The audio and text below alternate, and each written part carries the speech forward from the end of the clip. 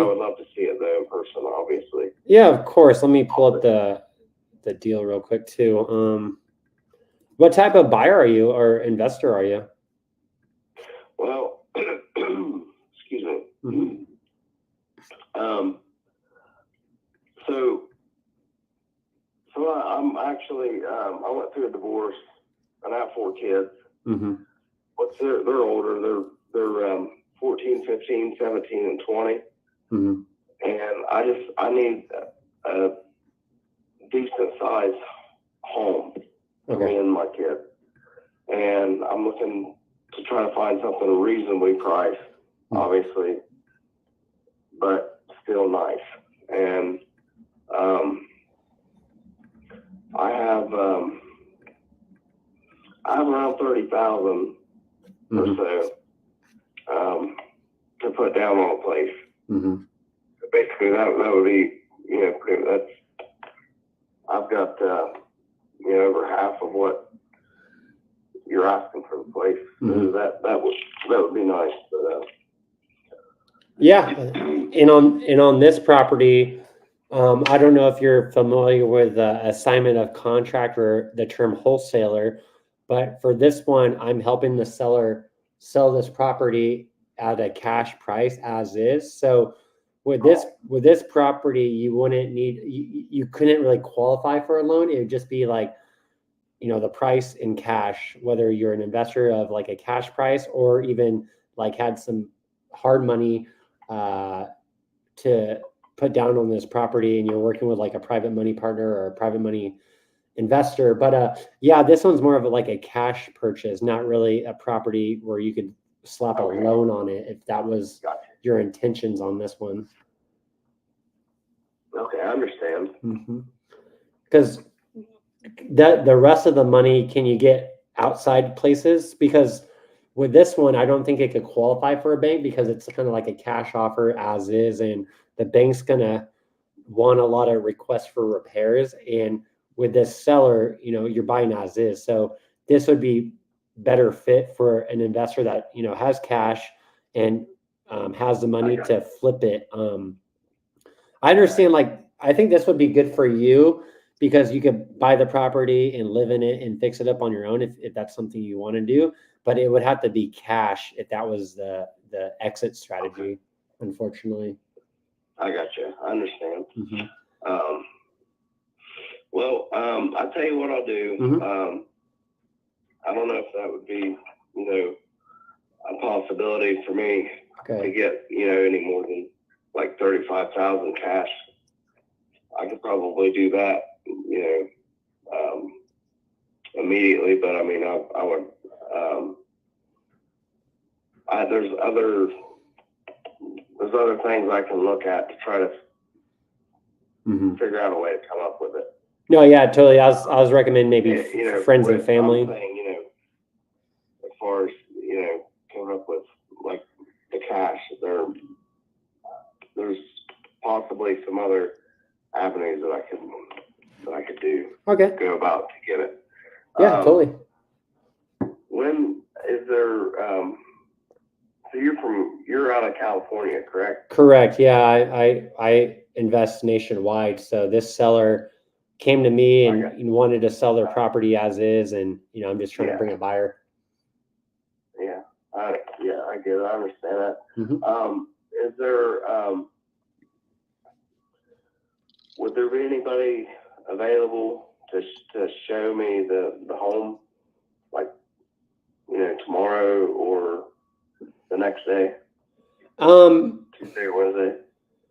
I don't think showing the property is an issue. I don't want to waste the seller's time or your time because with this one, it has to be cash. So I would say maybe figure out if buying it cash is doable. Then if so, then I could definitely get you in there to walk it. I just don't want to waste your time or the seller's time.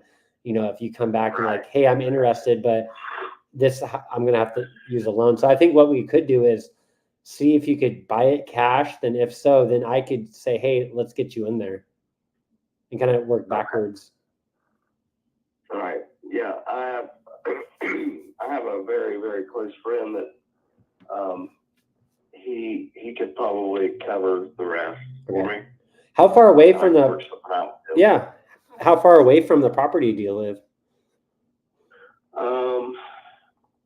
Probably 15 minutes. Okay. Because I do know we had some walk, so not too far. I know we had some walkthroughs over the weekend, and the photos the seller took to send to me that you saw on Facebook, I had the buyer walk it, and it's, it needs a lot more work than what the photos show. And just to let you know, the land, I think there's a lot of acres on it. Wait, no, this is a different one. Sorry, I was gonna say the land is on a hill, but that's a different deal, so disregard that one. But yeah, I think they had a walkthrough, and the photos don't really match the condition, so it does need some repair. The Pomeroy one. Oh, the Pomeroy one's on a hill too. So the land, 7 acres, but it's on a hill. Just to let you know, he's about 15 minutes away, but he would need a loan. But he said that he might be able to get some money from his friend to buy it cash. Maybe do a drive-by first. Maybe just drive by the property, see if the hill is. Yeah, that'd be great. I'm pretty sure that my like I said, I grew up with this guy. We're very close friends, and he's very well off. I'm sure he would work something out with me to get it done. So or even he could buy it with you too, like be on the deed too. You know what I mean? Right. Like 50-50. Mm-hmm. Yeah. But yeah, do you have any? So, where exactly is it at in Pomeroy? It's off Kerr Street. I can send you the address real quick. I'll text it to you right now. Let's see, copy. Let me text it to you. And I will whenever I get tomorrow when I get back in town. Okay, I got your message. When I get it back in town tomorrow, I'll do a drive-by, kind of take a glance at it, or whatever. And, but yeah, I'm very interested there. Okay. So, anything for? And I'll get back to you. I'll talk to my friend. Okay. Yeah, just do a quick drive-by. Don't knock on the door or anything. Just just be a looky-loo. Because there's tenants in there, so I don't want to disturb them. Right. Yeah, I understand that. Nice. No, yeah, I'm not going to go. Okay, cool. Yeah, that sounds good. All of them, but I'll take a little glance at it. So, yeah, and I think I sent you this is the updated photos. Let me pull this up real quick. So I sent you a link with the updated photos as well, right after that message. Right. So you need some work. So it does need some work, because I remember the Facebook photos look a lot better than these. So just to let you know, it's going to need some work. So I sent you the updated photos. Okay. So all right. Check those bad boys out first too. Okay. Awesome, man. Appreciate it. Yeah, let me know how the drive-by goes, and talking to your buddy. Then, if you guys are still interested, I could definitely schedule a walkthrough. Okay. I'll let you know tomorrow evening. Sweet. Sounds good, Matt. Appreciate your time. All right. Thanks. Talk soon. Yeah, thank you very much. You're welcome. Bye. Bye. Yeah, the whole thing is on the mountain. 7 acres. I thought I was just looking at 2 acres on the industrial side. I thought it was a different property. I was thinking the Texas one for some reason. Yeah. No. So it's actually 7 acres, not 2 then, on industrial land. Yeah, I just gotta fix that. Okay. And I'm not sure, because I increased the price on Facebook to $60K just to give the lady more money. Yeah. So I don't know what price he has in mind too. True. All right, that makes sense. Okay, so at least he's an interested buyer, but they all want to slap a loan on it. No, it just can't. It can't qualify. No bank will qualify for that. That house probably has mold. He's better off just getting hard money from a friend. Huh. Yeah, there's no bank will slap a loan on it. Yeah. Yeah. Glenn, do you ever get that? Or like, Well, you know, like, of course we post in Investor Live, of course we post on Facebook Marketplace, but even on the deal, we'll say, hey, this is a cash assignment, cash only. You still get these people that are interested. Then of course you gotta say, what type of investor are you? Then do you plan on getting a loan? And they say yes. So it's like, this won't qualify for a loan. This is a cash deal. well, hard money loan and private money lender is a cash. Correct, yes. But they want to get a loan, like a bank loan. Well, ask them what hard money lender is a bank. So what bank? Are you looking to get a conventional loan? I think so. Like FHA, VA, USD, just put it on the table, and if they say yes, they say, yeah, that's not going to be a deal for you. It's not. If it's in a bad condition, it's not going to pass inspection. Correct, yeah. Yeah, but so all these conversations are based around a retail loan. I'm like, hey, this is a cash deal. This is in the Yeah, it's not going to work for you. Just tell them the reason why it's not going to work for you, it's not going to pass inspection. So it's not even worth your time. Yeah, oh yeah. 97% sure, without even knowing the details. Yeah. Now, I'm not perfect. Nobody's perfect. I might be wrong, but don't go that route. Mm-hmm. Because you have tenants. That person getting a conventional USD FHA VA loan, there's inspections and there's an appraiser, and those people have to go in. Mm-hmm. Do you know what I mean? Definitely, yeah. Are you it's sure? Like even say it on the post, though. You know, it's like some people don't like to read, my man. What can I tell you? So I'm gonna call. Trying to call a seller. There you go. I'm getting another Red Bull. Yeah. Hey, Edward, this is Corey. How you doing? Oh, I'm okay. Hey, I just want to follow up from you from our conversation from last week to see if you were able to send that contract over to your attorney for him to review it. But I was so busy today, man. I didn't even think about it, bro. No worries. Do you want me to help you out with that? I can, if you want to shoot me over your attorney's email address, if you have it on hand, just shoot me over a text message with it. I can send it to you and him together. Well, let me call you. Let me try to find it. If I find it, I'll call you. Just call you back. Okay, perfect. It's that same one that you started in your top of your email last week. I'm on the phone right now with on my other line right now. Okay, sounds good. All right. All right, talk to you later, everybody. Corey, I have a question for you, bro. Yeah. What this guy? So okay, this guy have an attorney? He says he does. I think they're just dragging their feet, to be honest with you. Let me ask you this question. Did he provide you proof that he has an attorney? No. Okay. 99% of the people that tell you they have an attorney, they do not. Yep, I agree. Attorney doesn't cost $20 an hour. It costs $500 an hour. Yep. You can kind of, I'm not judging the book by its cover. This guy does not pay for an attorney. I'm just saying, I agree. I'm not judging anybody. This guy does not pay for an attorney. Unless I agree 100%. Unless an attorney is a family member. I had that situation. The guy shows the house, the sister is an attorney, she works for free. Yep. Fine. Yep. Smokes. Yeah, I think he's just I spoke with him last week and gave him exactly everything he wanted, pretty much, and it's right in my backyard and right in Raleigh. And so I even want to give him $1,500 more than what other people have given him, and I'm really confident in this house, and let's do it. And I need to talk to my sister. So he talked to his sister. His sister was good with it, and then he's like, okay, well, my sister wants the attorney to review it, and the attorney was off on Friday. So I'm like, well, you want to talk to my attorney, the person who's going to do all the closing paperwork and stuff, and so it's just kind of been dragging out. But I doubt it. I know he doesn't have an attorney, or like you said, 99% of people don't. They just cannot afford it. Or if they could, they're not going to do it. I've gotten attorneys a couple of times. It's expensive. Out of all that time, I actually had that happen one time where a seller actually did have a legitimate attorney, and I actually did talk to the attorney directly. Awesome. That's only one time out of 1,000 people who said that.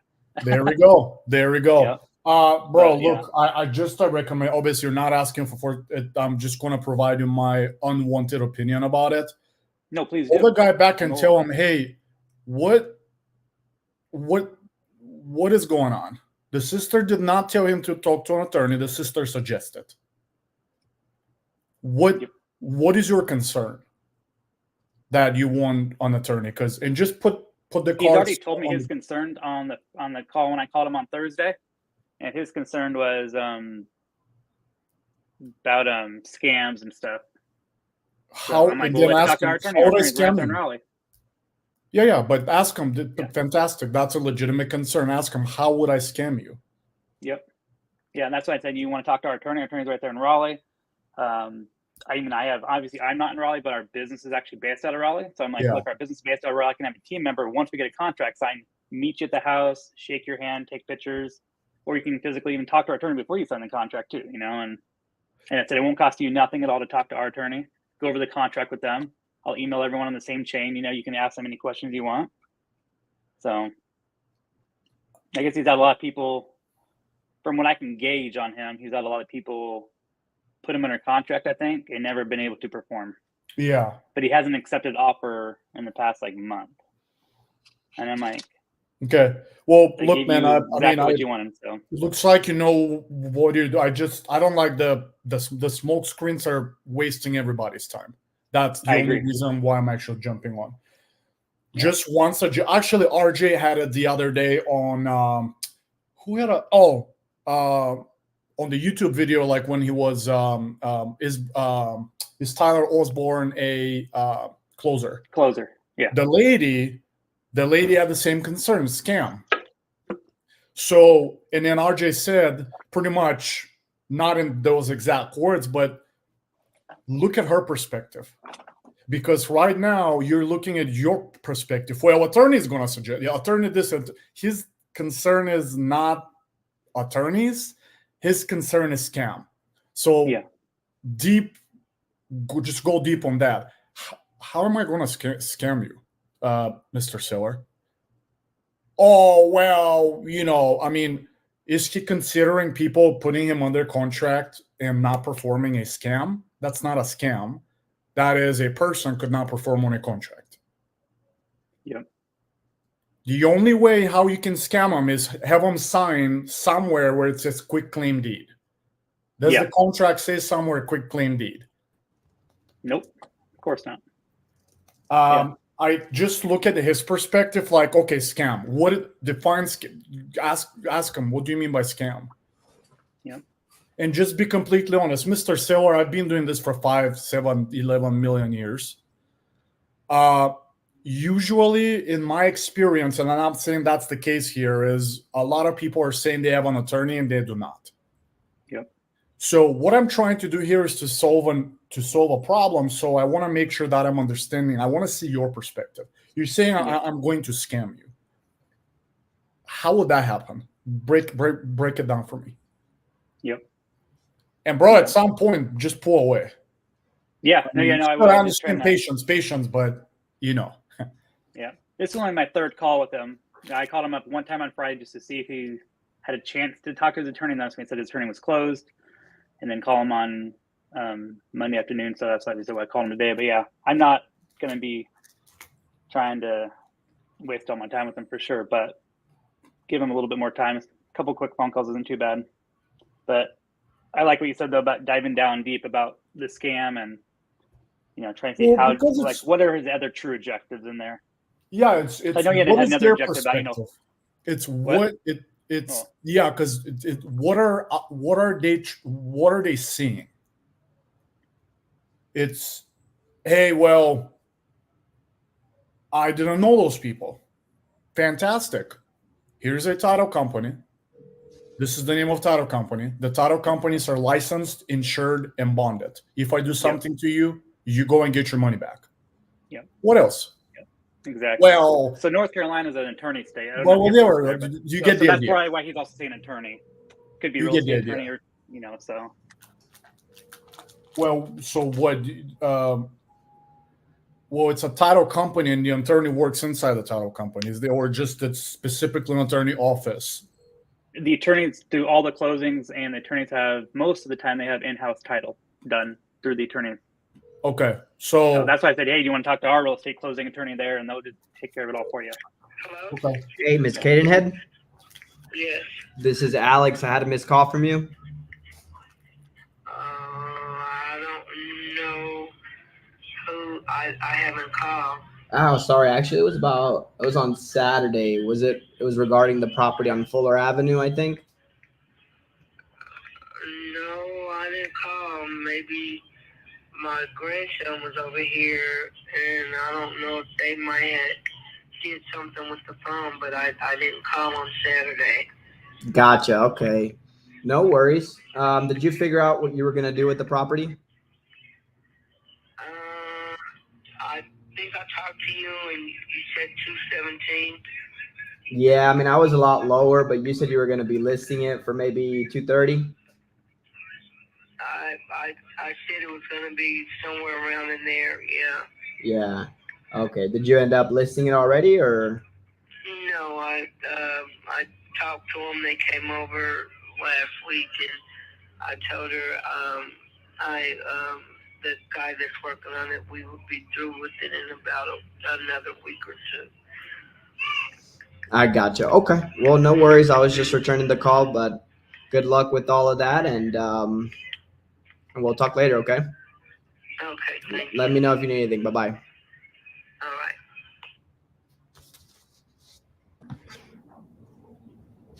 Was that just like not a deal? Move on, Alex. Yeah, no, I've been dealing with that lady for a while, and I made an offer, and she's firm at 230 minimum.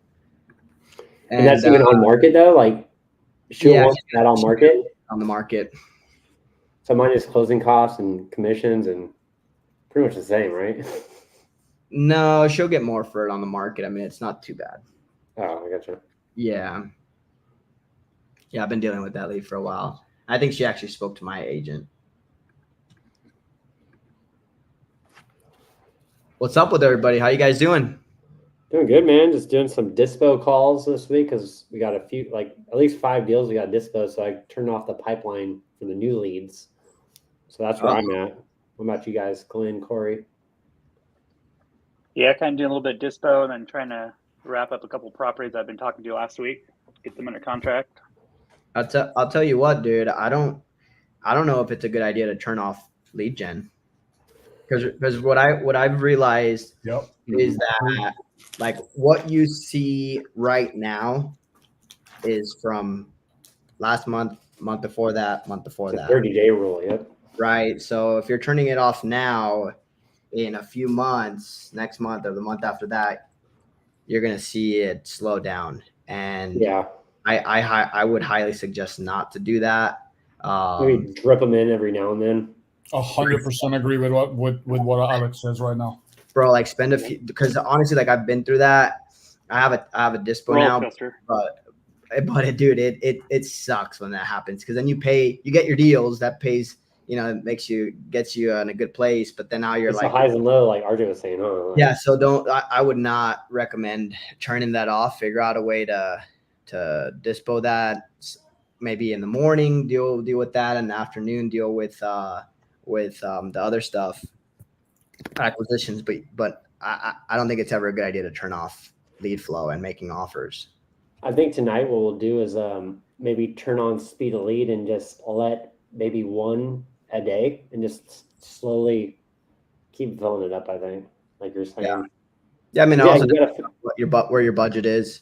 Mm-hmm. You got to feed the pipe. Like the budget's fine. I could blow it all in one day. That's fine. It's like the dispo requires so much of my energy, so I don't want to buy more leads and I can't get to them. I can't close on them.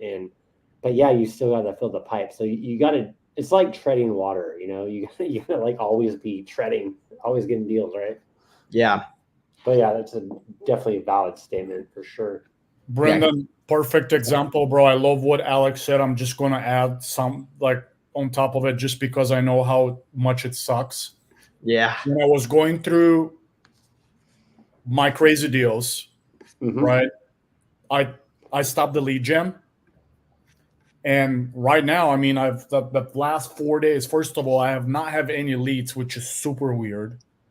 But the last 4 or 5 days, I only looked up one deal, and that's the one that I just made the phone call with the realtor. Mm-hmm. Bro, have got to do her thing. Someone has got to generate leads for you. Someone's got to do it. Someone's got to do it, bro. Gotta Do have not it. stop. Definitely. Yeah, I think I'm going to turn them on later today. Just let them come in and call them tomorrow once I get some new ones. Yeah. Yeah, bro, because you'll suffer in a month or 2 or 3. Like, Well, yeah, it's just like have you guys read Jeb Blunt's Fanatical Prospecting or Mm-mm. Prospector? That No. is like the Bible for sales. Like, it's a great one. It's like there's all these fancy ways to get leads, marketing, social media, but what closes deals is picking up the phone, right? He still believes the phone is the best tool a salesperson has, right? But he says a lot of people won't pick it up because it's too heavy, right? Like Yeah. there's always an excuse not to make a phone call. But he also says in the book, there's like a 30-day rule where like you got this high from these deals, right? You're working these deals to close to get some good quarterly results, right? But then Jeb's like, okay, well, you got all these deals. Are you still feeding your pipe? It's like, no, I'm too busy. He's like, you'll run out of that steam. Like those deals will disappear and you won't have anything because you took a break during those 30 days. So the 30-day, the things you do now will pay off in 30 days. Yeah. Pretty much, right? Yeah, exactly. And that's something I always preach to. It's like, you have problems right now, you have any kind of issues and anywhere in life, I just think picking up the phone is going to fix all your issues. 100% agree. Making offers is going to fix all your issues, bro. Yeah. Like, obviously in health, maybe not, but I mean, like, if business is struggling, if all this stuff is struggling, and we tried making up all these different type of stuff, but realistically, just pick up the damn phone. Mm-hmm. Yep. Make offers, make a call here, pick up the phone. Oh yeah, definitely. And I've been treating the follow-up, like, hey Alex, I don't think I'm a good buyer for you. You kind of want a retail price. I'd suggest getting an agent, blah, blah, blah. I'll put them in like a 1-month follow-up. But after talking to Caesar, there's a lot that could go wrong or right during that 1 month. So yeah, I don't want to call them before that 1 month, but I at least want to send an automated text to them. Because if I call the 1 month follow-ups a lot closer, I don't have time to work the good deals, right? Yeah. So a text message is something automated that doesn't take any of my labor. So that's what I'm trying to do is like, if I put them in a follow-up, I want to add a task in there. Yeah. To send an auto text. But also when I get them on that 14-day follow-up or the month or the 2-month follow-up, I'm treating them as a new lead again. Like trying to like do the formula all over again. Yeah, that's what this lead I'm calling, because she takes it back to my drip campaign. Mm-hmm.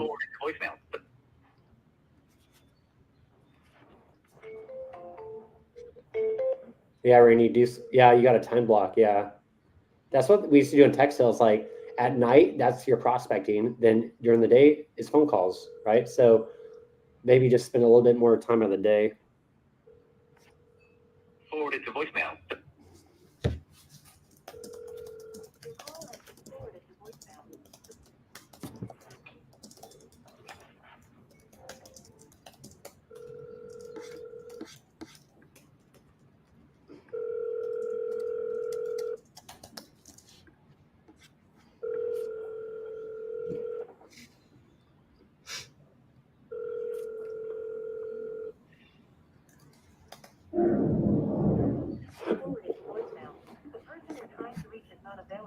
At the tone, please record your message. When you have finished recording, you may hang up. Hey, Max, it's Brandon Clark. I was calling about a deal I have in your area. Just seeing if you're looking to buy any more properties. If so, give me a call back, 760-823-8311. Thanks.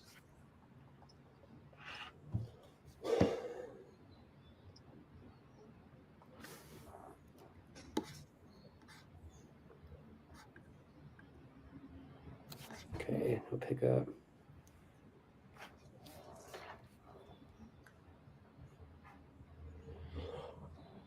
For you guys, what things that you learned last week that you're implementing this week? Anything changes, or are you taking anything away, adding things to your flow?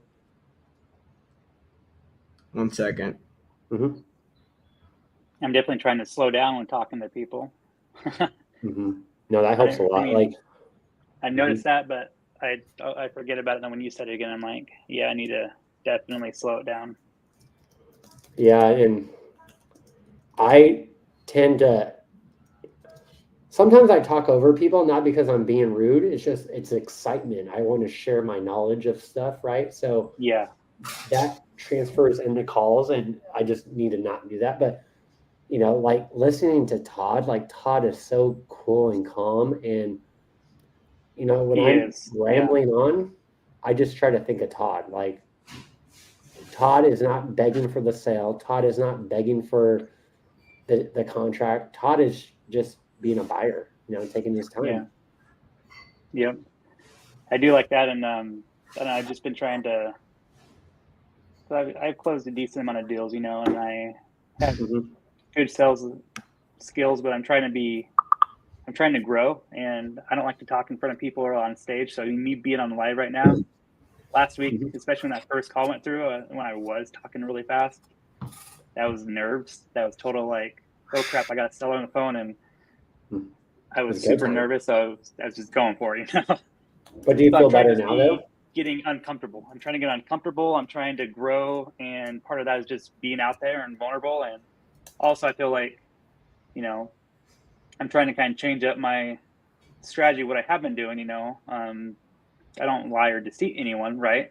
But then, like, if they ask me if I'm a wholesaler, now I'm saying, that is one of my exit strategies instead of, saying, I'm an end buyer, I'm going to be the one buying your property. Ask me that question. Yep. Go ahead. Sorry. I was gonna say, Corey asked that. Like, let's just say I'm talking to you. You're the seller, and I get the vibe that you know what you're doing. You sound like a seasoned investor. You probably know way more than me. So ask me that same question about being a wholesaler. Yeah, Brandon, you a wholesaler? You trying to wholesale my property? It just depends. Like a lot of the deals I work, if it's a good deal, I'll buy it. But if the numbers don't work out, I also bring other partners to buy the deal. So, if it's not a good fit for me, I'll still try to wholesale the deal so I could, sell your property, being transparent with you. I just say that. No, that's super smooth. I like that. I really do. And I'm trying to be super transparent, but sometimes, especially on like the phone calls, I get like tongue tied up and don't try to sell.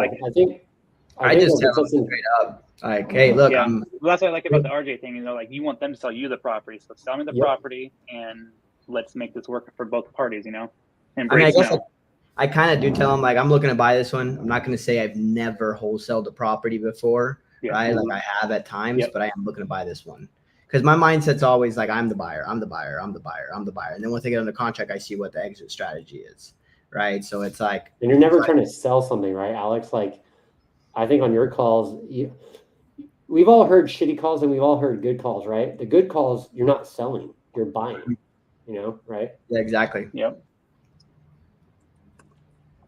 But yeah, like Alex says, like, put yourself as a buyer, because if you own real estate like I do, we own a few properties, but at least change your mind a little bit, right? So even if you don't buy real estate and you don't have any properties on your belt, just pretend that you do.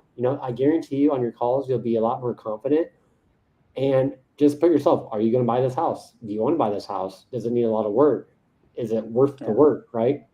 Yeah. Would I buy the house? Like, Would I buy this house if I was the one buying it? And that kind of helps shift your mindset too. One other thing that I have to add on that, because I was actually guilty of that big time, like when I started, I literally had a note on my desk that was saying, you have the money. That's a good one. You have the money. That's it. Yep. Because it's so easy to buy the house. It's so easy to fall we all back have access into to private money, hard money sale. lenders immediately at our fingertips if we wanted to buy it. That's right. That's it.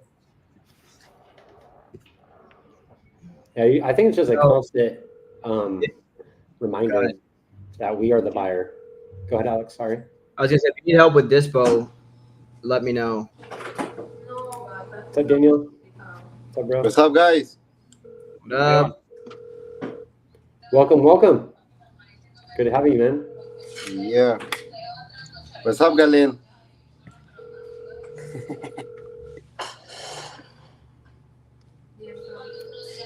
What are you working on today, Daniel? So I'm calling some old leads that I have here in property leads that never pick up. Damn. Last week I have to. Refunds on those ones? No, on this one no. Oh. Hey, Marcos. ¿Cómo estás? Soy Alex, hablando de la propiedad en la Lawn Avenue. Sí, por teléfono. ¿Pueden dejar? La propiedad que tiene ahí en la Lawn Avenue. Vi que habló con mi socia Cristina y quería ver si estaba interesado en venderla aún. Que no sé cuánto me da, cuánto me vas a dar. Por eso le hablaba para ver si me podía decir un poco más de su situación y de la casa. Pero ¿cuánto usted está buscando por la propiedad ahorita? Mira, déjame hablar con mi esposa primero y luego yo les hablo. Ok, listo. ¿Para cuándo quieres que le regrese la llamada? Para la otra semana. Para la otra semana, ok. ¿Y para cuándo quieren vender la casa? No, es que no sé, que no la quiero vender, pero depende de lo que me den, a ver si me conviene o no. Por eso le dije a la muchacha que cuánto me ofrecía ella. Ok, entonces no están interesados en venderlo ahorita. No están bien, no están. Pero o sea, es que como tengo dos más, Ajá. pues depende si me da un precio, a lo mejor sí, pero quiero a ver cuánto es lo que ustedes me ofrecen, entonces yo decido. Ok, entonces es una casa de renta, la renta ahorita. No, yo vivo ahí porque tengo, estoy arreglando, estoy poniendo la luz, le falta el cable donde va el medidor, los cables nuevos y todo. Ok, entiendo.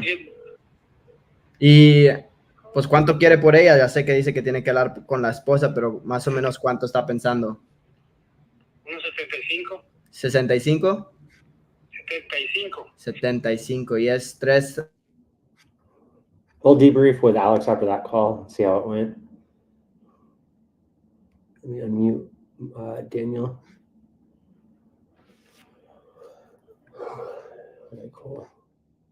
Yeah, we'll ask Alex after that call goes.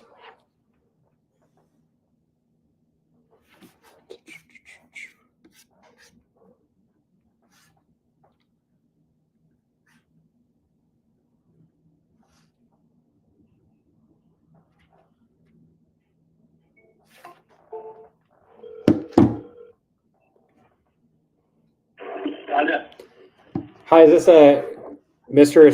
Saprov? Yes. Hey, this is Brandon Clark. I was calling about one of my deals that I have in I think it's Pomeroy, Ohio. Are you buying it out that way? I'm sorry, I am Pittsburgh, no Ohio. Habla en inglés? I'm Pittsburgh, Pennsylvania. Yeah, Facebook. And are you buying in Ohio? Sorry, no, cancel, okay? Do you speak Spanish? Ask Brandon. I was gonna say if that was Spanish, I was gonna have one of you guys call. Like, it sounded Spanish, and it for a second sounded like Indian. Yeah, maybe Indian, more than Indian. More Indian, okay. Yeah. Did you get some of Alex's call? Like, I didn't hear. Well, I couldn't translate. On the Alex, the guy, he wasn't like, he's no motivated. He's looking just like for an offer to see what he can get for the property. Oh, I gotcha.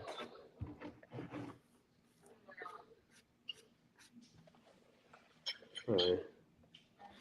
So no English on that one, maybe. I gotta head out, guys. I'll try to jump on later. Sweet. See you, bro. I'll be on for probably 2 or 3 more hours. Okay, cool. See you.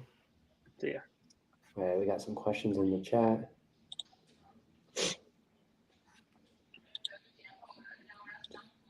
What's a good number of leads to get in 1 week?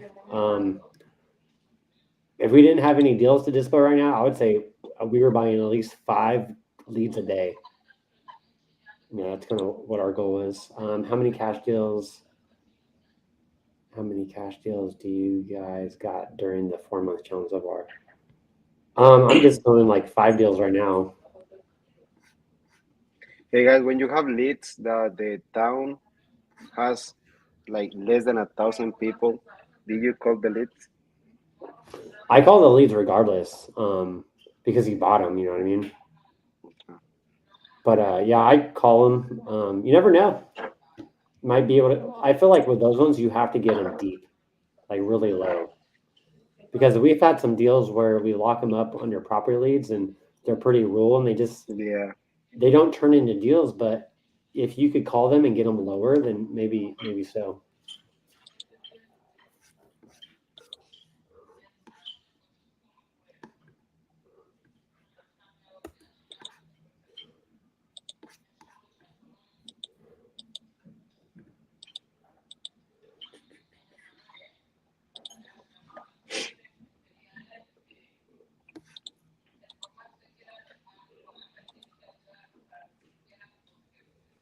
Did you move the deal that you had in Davenport, Florida, the sub 2 deal? Yeah, I think that was a long time ago. Mm-hmm. Yeah.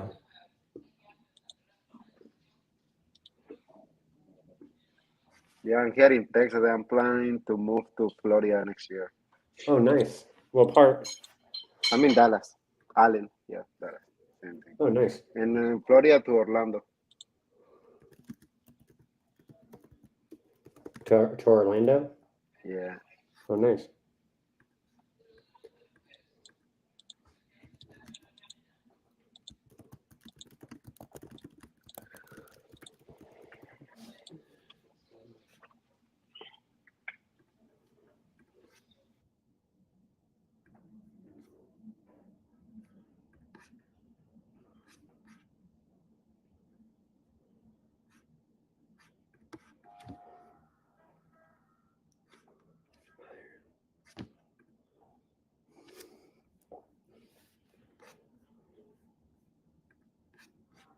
So hot buyer flow.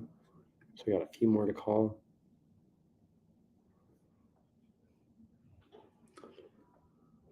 What's up, Nick? Yeah, if you guys got any questions in the chat, drop them.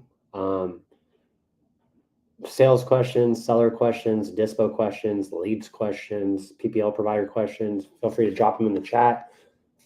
It's probably gonna be a little slow today with dispo calls, but yeah, if you guys got questions or topics want to talk about, drop them in the chat. Okay, who am I calling next?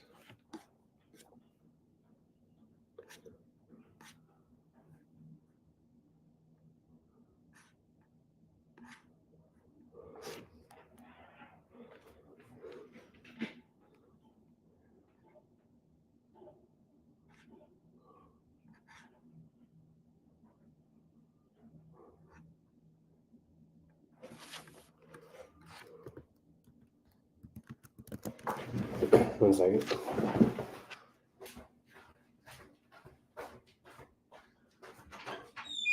There's a guy that said he was going to do a drive-by. It's like something about saying you win. Oh, that's this way.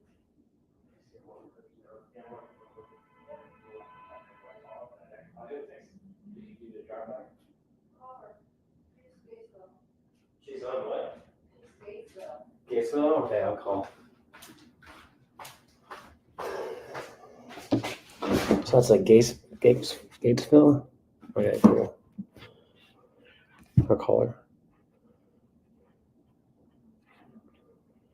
PHU.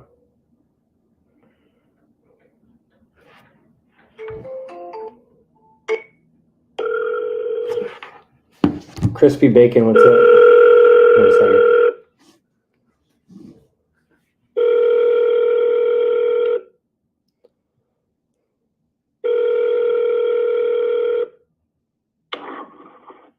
Hello? Hi, is this Miss Nguyen? Uh-huh. Yeah, hey, this is Brandon Clark. I had that deal in Gatesville, Texas we were talking about. Yes, uh-huh. Yeah, just curious, did you do a drive-by about the property? And if so, were you still interested? I'm actually heading up to Gatesville right now, so when I do, I will drive by. Awesome. Is that a duplex or a house? Because don't the area got a bunch of duplexes. Is that a duplex or a house? No, it should just be a regular single-family home. Let me pull it up. Oh, okay. Yeah, because usually we like to do like duplex, do less you know what I'm saying, exposure, Mhm. like yours, that's so that's the amount that the lease you would sell it for with 95. Yeah, we're helping the seller out. I'm a wholesaler, and the seller is moving out of town and just needs to get out of the property. So like that price is pretty firm. Mm-hmm. And all right, let me drop by and I'll let you know. Well, and you say it's going to cost 50,000 to fix it up? It's going to cost. Let me see. Rehab costs. We'll need a full remodel. So let me see what So is it the house gutted out? Not gutted out. You can see from the photos, probably around $40K for rehab. Uh-huh. You know, like the bones are still there. The good bones. It's just kind of dated and kind of. It looks like the renters kind of put a lot of wear and tear on the property. So it's not a full gut job per se, like a fix and flip. It's more just like getting the renters out and kind of like redoing the floors and maybe the kitchen's hardware and like the bathroom hardware. But it's not like a HGTV, you know, full gut job. It's and you just want to get cash out. You don't want a whole like a note or anything like that, correct? No, so this one would be a cash purchase assignment of contract. So this would just be a cash purchase to help the seller, and that'll pay off the loan and give them, you know, out of the property. I got you. Yeah, we're not. I think I'll let you know, but I think for 95, that's a little bit high on that area. But yeah, I think I was talking to the seller and said, hey, like, I'm gonna try to help you at that price, and he said, like, if we can't get our price, we'll probably just keep it, unfortunately. So they're that type of seller. Oh, I got you. Okay. Yeah, just let me know how it goes, and I'll check back in tomorrow. Right. Okay. I'll check it out. Drive by, check it out, and I'll let you know because it's not. Put it this way. A lot of houses living still in Gatesville. There's no way they can sell it now. Okay. Now, there's a lot of people that try to leave, but they got a lot of bad tenants. So that's the problem. Oh, I gotcha. We have a lot. We got about 100 units in Gatesville, and we don't want to deal with people living. After a while, you know who they are, and there's no new people moving in now unless they start moving in from where you're at to come over to mess up the election or whatever they need to do. But you know, because they're going to give them $20,000 to relocate to a red state, right? So and things like that. Then hey, that's what happened to the last 2020 election. A lot of them moved to, you know, battleground states and stuff like that, so they can get the money, and then afterwards they just leave. Right. But yeah. And this one's vacant, so there's no tenant in that one anymore. So this one's vacant. Yeah. Let me drive by and I'll let you know, but I can tell you this. If it for rehab that much and all that, now that there's a rehab, and a lot of the people in Gatesville will not have the money to buy it and rehab. You see what I'm saying?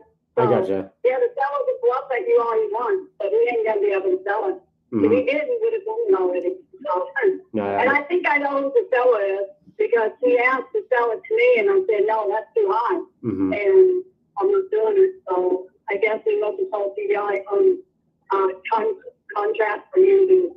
So yeah, that's one of the reasons.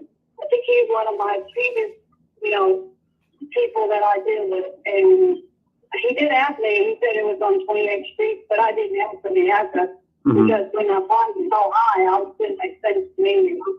So. Yeah. Just let me know what you guys think. You know, after you drive by, and if that's something you want to see the inside, and you think it might be a good deal, let me know. Then I could always schedule a walkthrough. You know, if not, definitely let me know as well, because I do get more deals in that area. So I would still love to have a connection with you. Right. There's a lot of area that a lot of people are buying. There's one company, SWE or something in Houston. They buy tax lien on these properties for cheap because people will walk off, and then they sell it on the finance for the people engaged with it. But they sell it way too high, and these people don't have to worry about to fix it either. So let me drop all the property, and I'll text and call you back. But I appreciate you send me for me to look at it. Yeah, of course. Yeah. Yeah, sounds like a plan. Well, Thank you. Do you have anything in Houston? No, right now we have I do get deals in Texas every now and then. A lot of times I'll get some in Florida. Are you buying out of state or mostly just Gatesville in that area? No, I want my lesson. We used to have it in Little Rock, Arkansas, Lawson, Oklahoma, and some other places. But there's no such thing as, what do you call it? Passive investment in real estate. Right? If you don't get the right man, and they never teach that.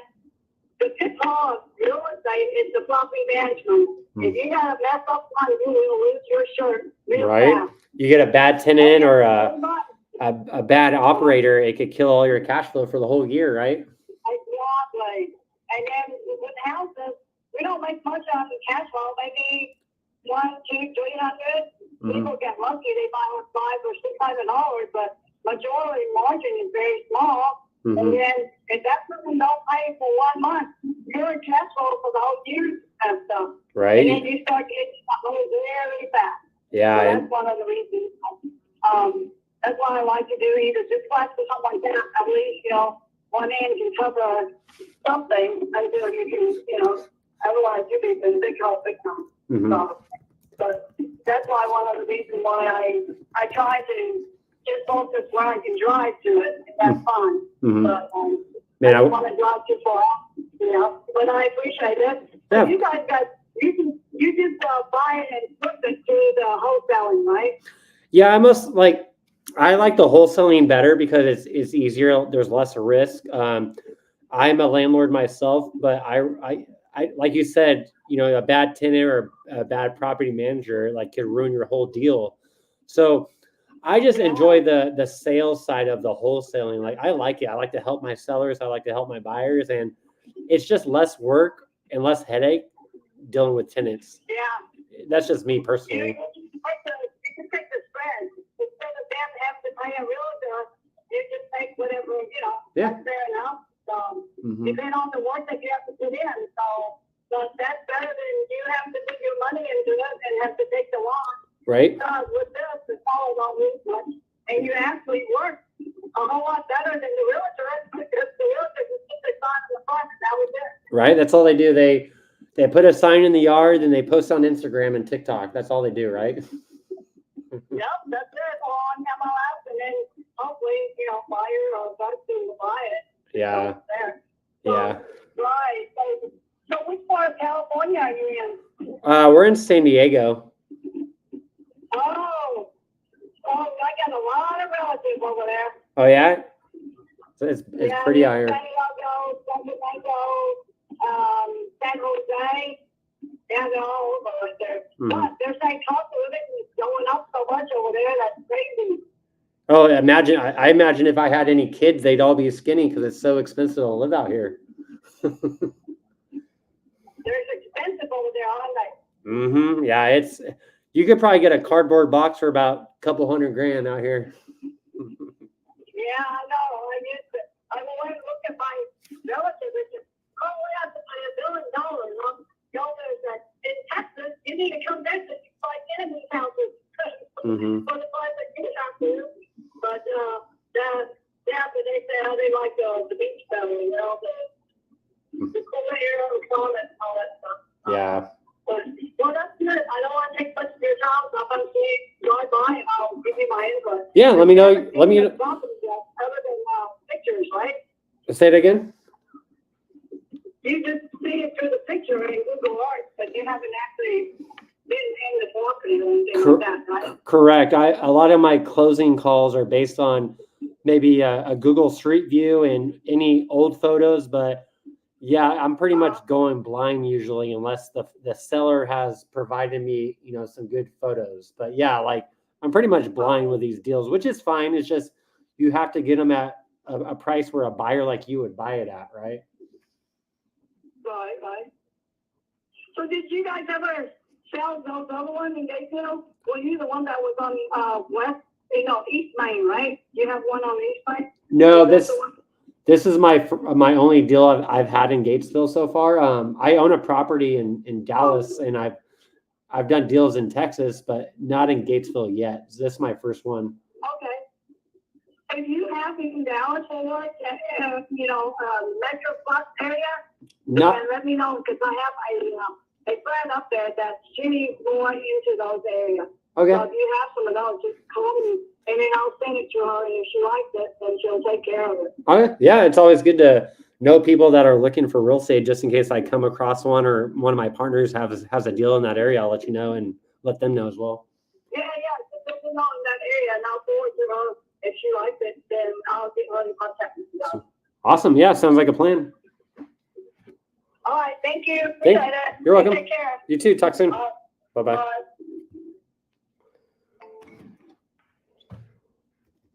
She seems like an OG buyer.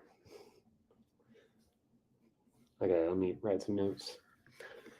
Duplex buyer, but taking a look at it. But yeah, to go to Chris's Crispy Bacon, his question was, are you guys cold calling? I don't mean making PPL like traditional cold calling. So we eliminated cold calling in general from our business. We just do PPL because for me, we have the money and we figured it's less work on our end. We kind of want our time back. If we didn't have money, maybe we'd diverse a little bit, some PPL, then some, data to call. But for my business, me and Kathy, we're just doing PPL because we kind of want our time back, and we only need a few deals a month to be really comfortable. 3 to 4 deals a month, that's a good, 30 to 40K, we're happy with that. So we're not necessarily wanting to close a lot of deals. We just want to close a few good ones, and just doing PPL allows us to kind of get our time back. What do you guys think, Alex, Glenn, Daniel?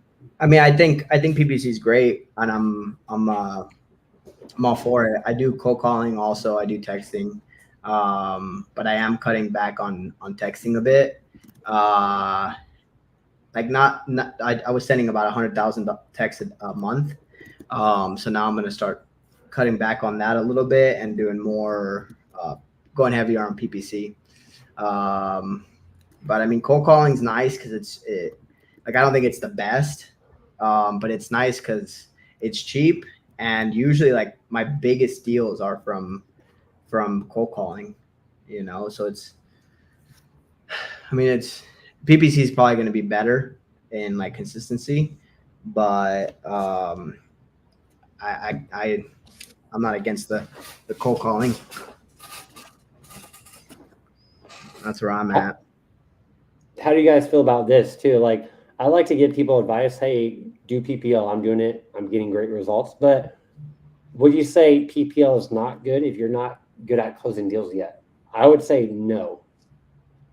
If you're not closing deals, you're not good on the phone, you're not a closer, maybe do the free versions like pulling data and cold calling, because I feel like the PPL, you need to be a closer, right? Because those leads will kind of go to waste. I could be wrong, but what do you guys think about that?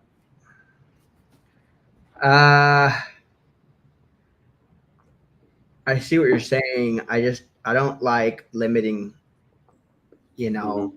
If they got the hustle, if they got that, just go in, waiting to be better, waiting to be waiting for the right time. I kind of think just go in. No, I just mean I see your point because it isn't cheap. Yeah, right? If you came to me, Alex, and you're like, Brandon, I see you doing PPL, it works for you. It might work for me, and I say, hey, go do it. But then if you spend all these money, let's just say you spent $5K. Yeah. I could have closed those deals. Alex, now can close those deals. But if you didn't have any closer experience, you're probably going to get discouraged. Hey, I spent $5,000 worth of leads. I didn't get nothing. Yeah. The leads are good. It's just, you're not a closer yet. Yeah, I definitely I definitely got to give my take on that. First of all, I completely agree with Alex. Mm-hmm. Make the decision to jump in this thing. It's not let me try this here really quick and then you need to spend money. You have to spend money if you want to open a business. Yeah, because it's just going to be so hard trying to get it in these other other free, cheap ways. That's It's gonna right. be so hard. You're trading your time. You're trading your time.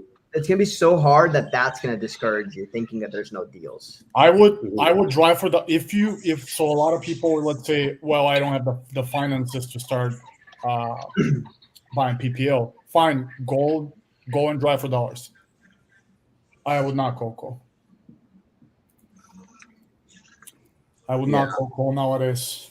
I mean, cold calling's made me well over 100,000. I spend like $2,000 a month. Yeah, maybe a little bit more, like maybe 2,500 a month actually, because of the dialer. Where are you getting your data? Because of course, PropStream's late to the data.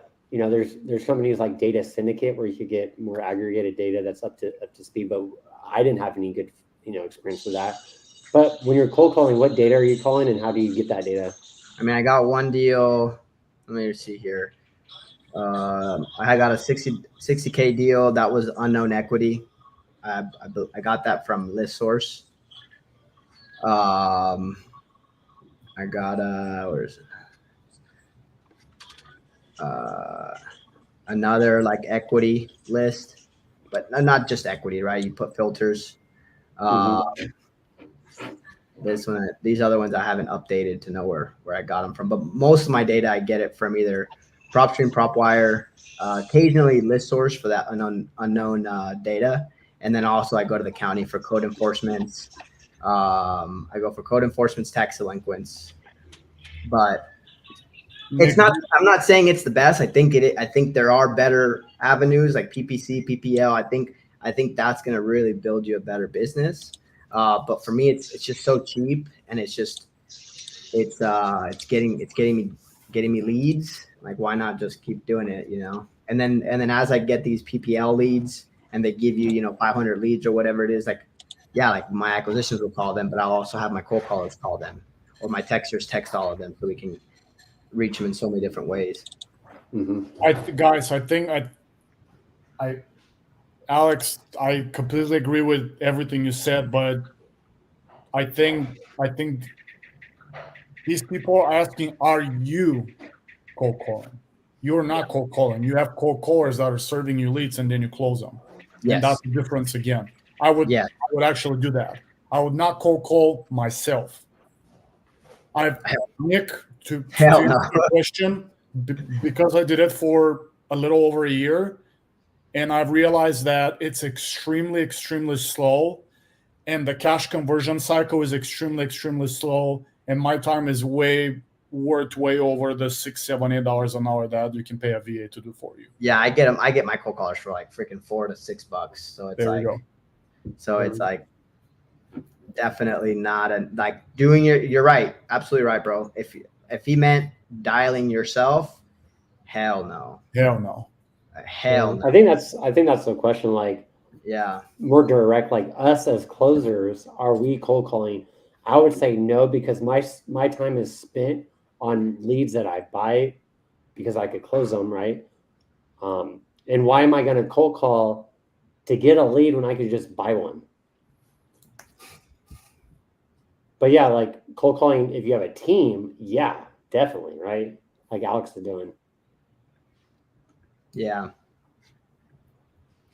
for sure. Like if it was just you, Alex, just you, no team, and you're just a closer, or maybe you aren't a closer, what direction would you go if you could start all over?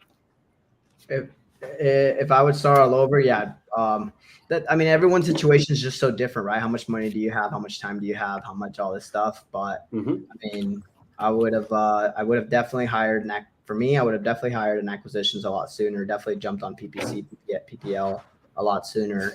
That kind of stuff.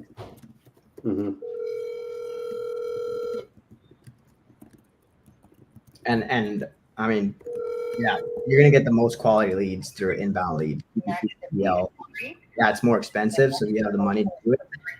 But the cool thing about PPL is that you do get those refunds. Yep. Man, those realtors are hilarious, bro. Yeah. Dude.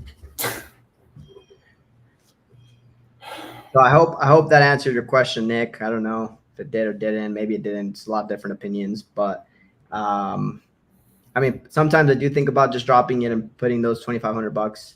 Maybe this is gonna confuse you more, putting it into PPC, but I mean that's just to show you that PPC is better. PPL is better than cold calling for sure. Yeah.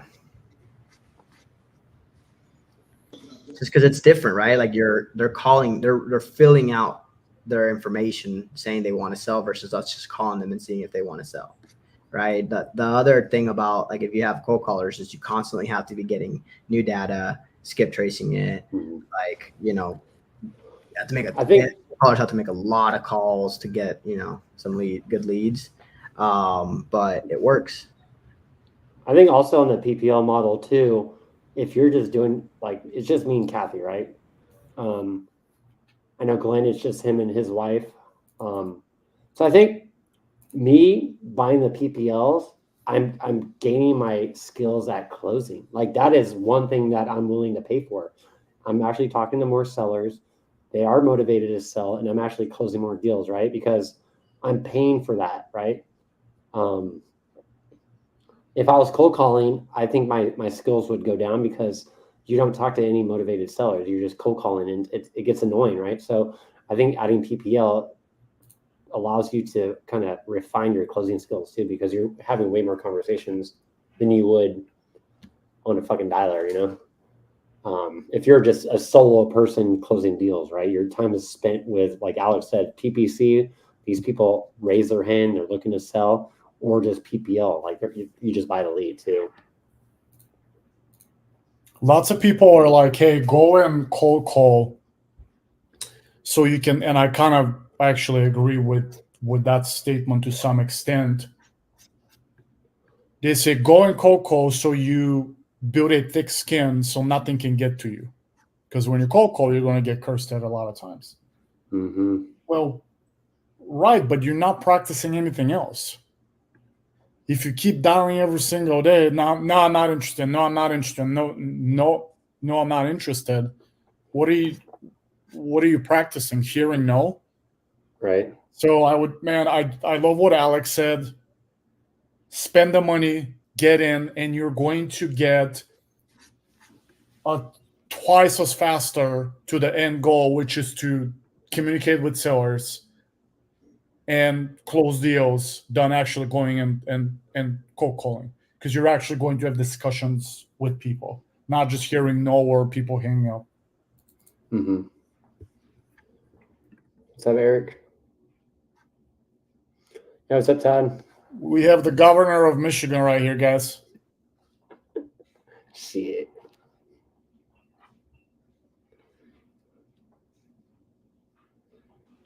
Hey, Galen, what happened with the old lady on Arizona on the RJ call? She gone. I got a text actually. RJ let him know that she's gone. It's a really, really sad scenario, but she's asking for too much, and I told her that there's no possibility for her to get that. Gave her some options, but she stopped responding. I hope it's for a good reason that she stopped responding.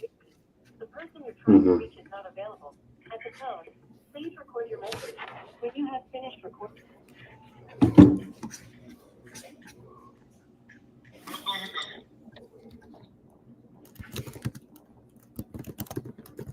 What's up, Todd?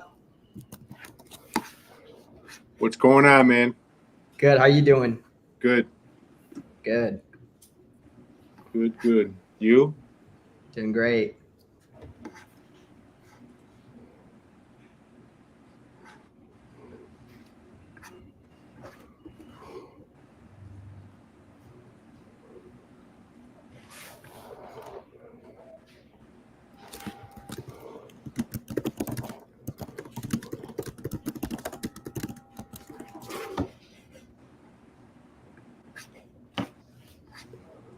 Let's see here.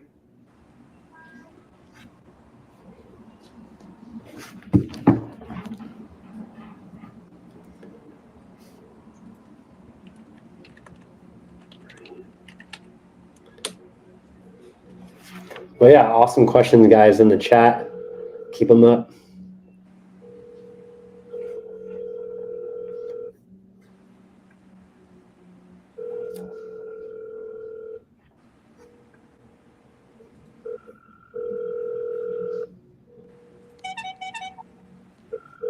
Has been forwarded to voicemail. The person you're trying to reach is unavailable.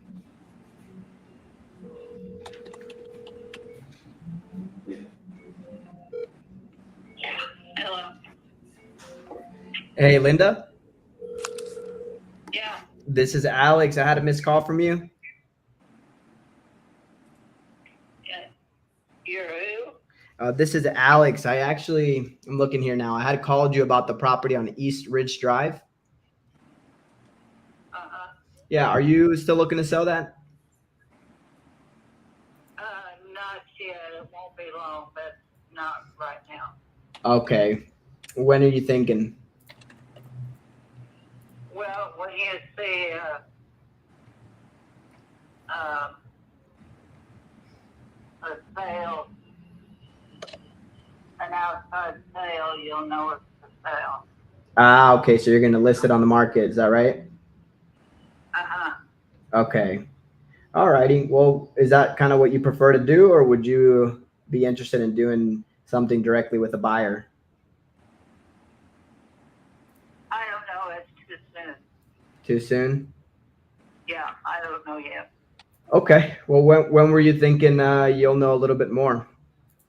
I don't know, sir. When I know, I'll know. Okay. All right. Well, I'll just give you a call back in a few weeks.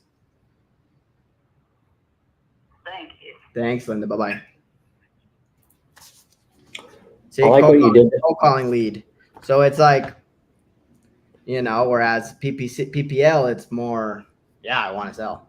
Was that a cold calling lead? Cold call. I mean, I didn't cold call it. My cold caller submitted it. Yeah, that is not a lead, man. I know. Companies, bro. That's why. Here we go, guys. That's why I'm not going to hire a company. That's not a lead. That is not a lead. No, I agree. The one thing that Alex did good there right now for you guys to watch is, I think any other wholesaler would kept digging and digging and digging. Alex knew when to kind of say, hey, well, let me know when you're ready or whatever, right? Like that was basically a no from Alex to get to the next lead, right? Alex didn't spend that much time on that lead, because any other wholesaler could have spent 30 minutes talking to that lady and wasted time, right? Alex knew when to get off the phone, right? Yeah, well, it's what Glenn said, right? It's not a lead. They're not looking to sell, I mean, also with cold calling, like I'll go through like all the leads and I dead so many of them, or I refer them to agent, like I won't even call them based off of the notes, based off the recording. And I'm just like deading a bunch of them because I can just tell it's not a real good lead. And as much as I talk with the agency and, sometimes they just send garbage.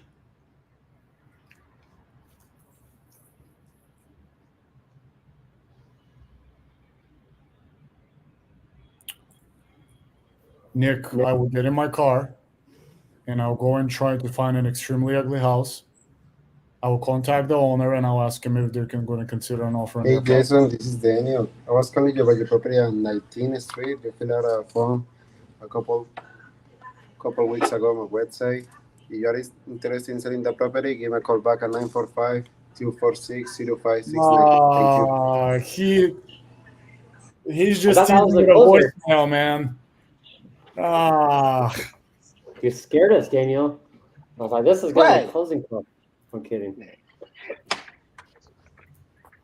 But yeah, let's go back to so Nick, I'm assuming your strategy is sub 2. That's why you want Vulcan 7, so you can pull expired listings and reach out to agents, right?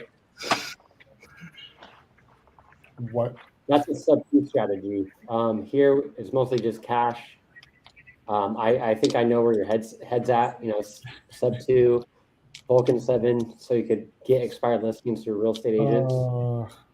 It's just that's a sub 2 approach, man, and we're mostly just cash. So I think that's a strategy for a sub 2 play. Here we don't do sub 2 plays. We do sub 2 deals, but that's on our tip of the spear.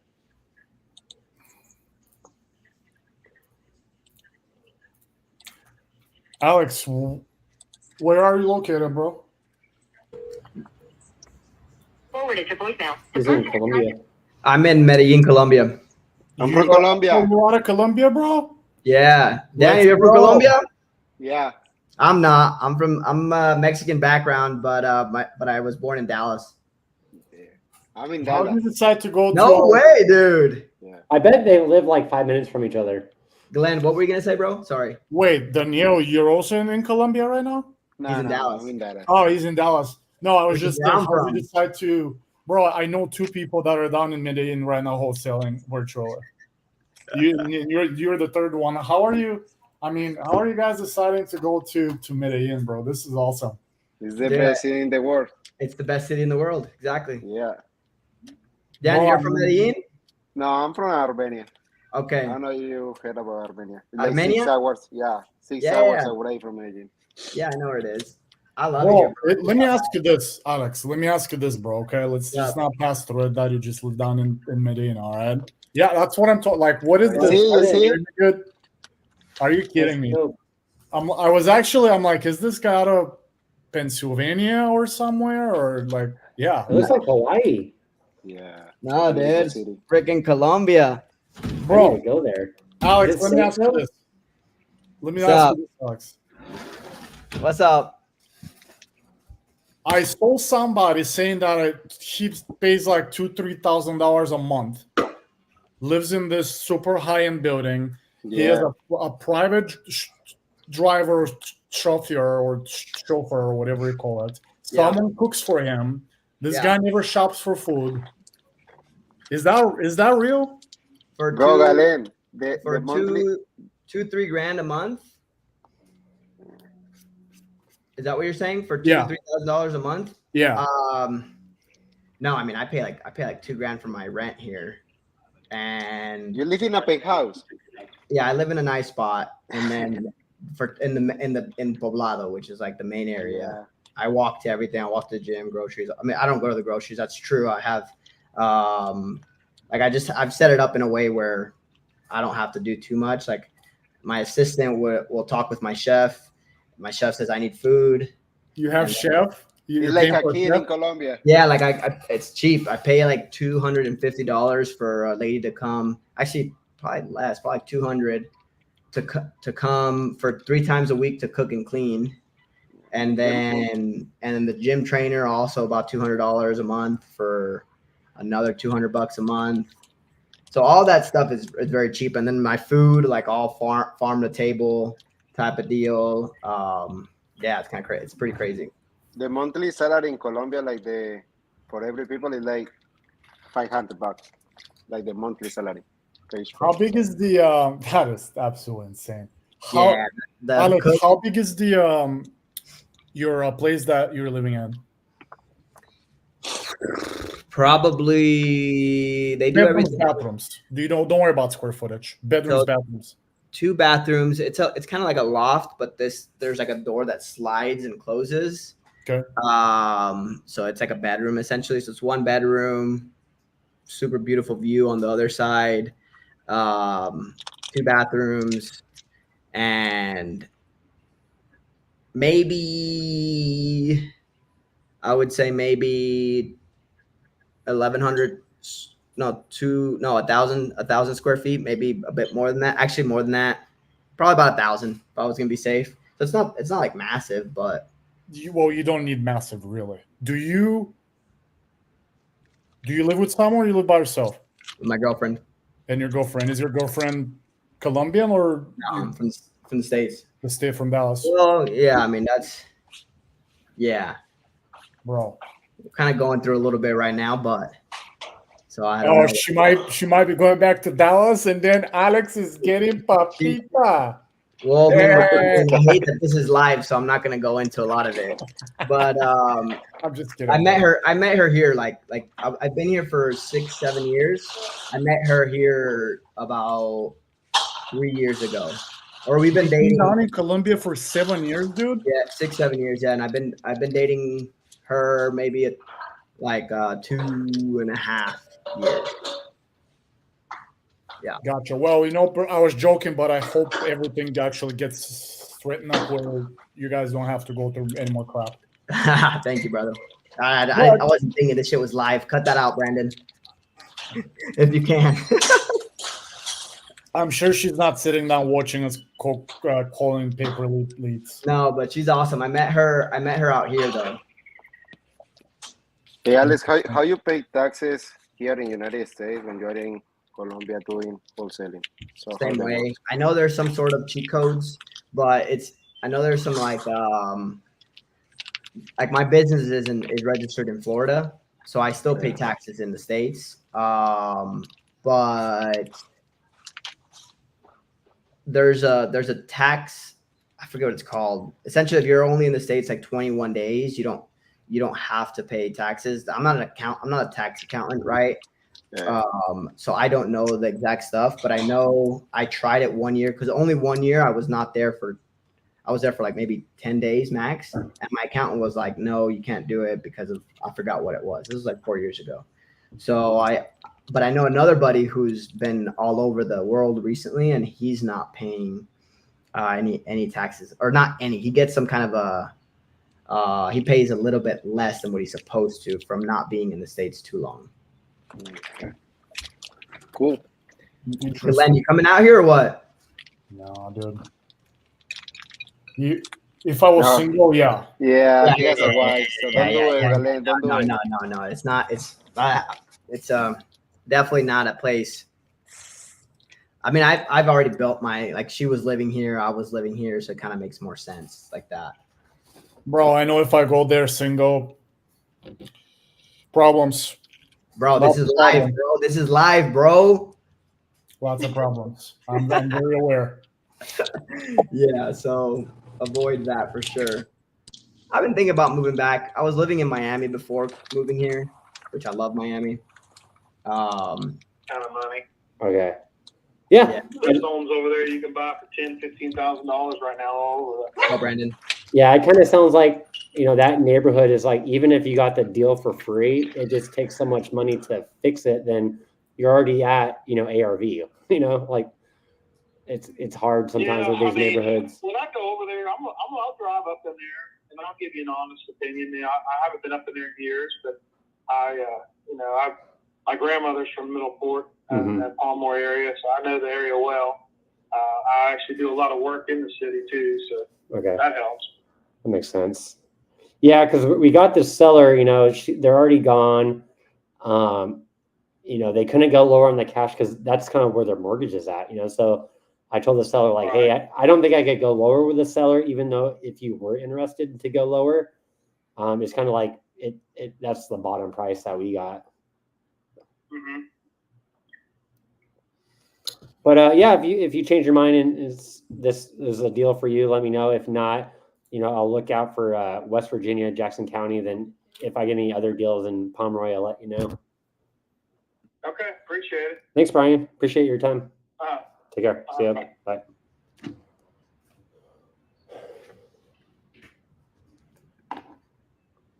Yeah, it's always good to get good feedback from buyers. Like, you think your numbers look good, but then you have a local buyer like, hey, nothing's selling in that area for that price. Like, it's a shithole.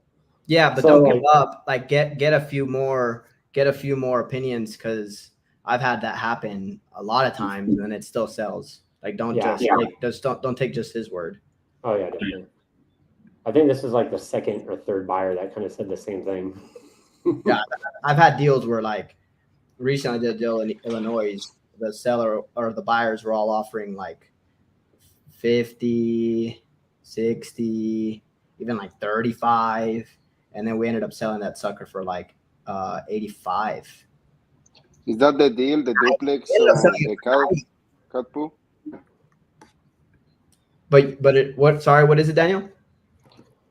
For Brandon, is that the duplex, Brandon? No, this is just a regular house. Yeah. So this one's kind of hard to move. But like Alex says, just don't give up, keep going. Like, you just need one buyer.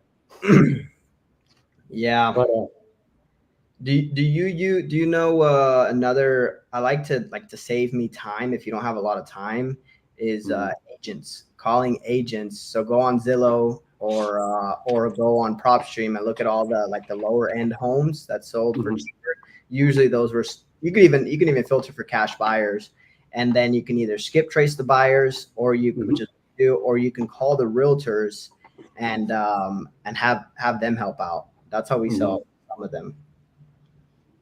Yeah, that's a good strategy. Like bust out the phones on realtors, and they'll usually have buyers. Is that something you add into your normal flow, or is that something you add if shit's not moving? You're like, okay, I need to move this deal. This is a strategy for like nothing's moving.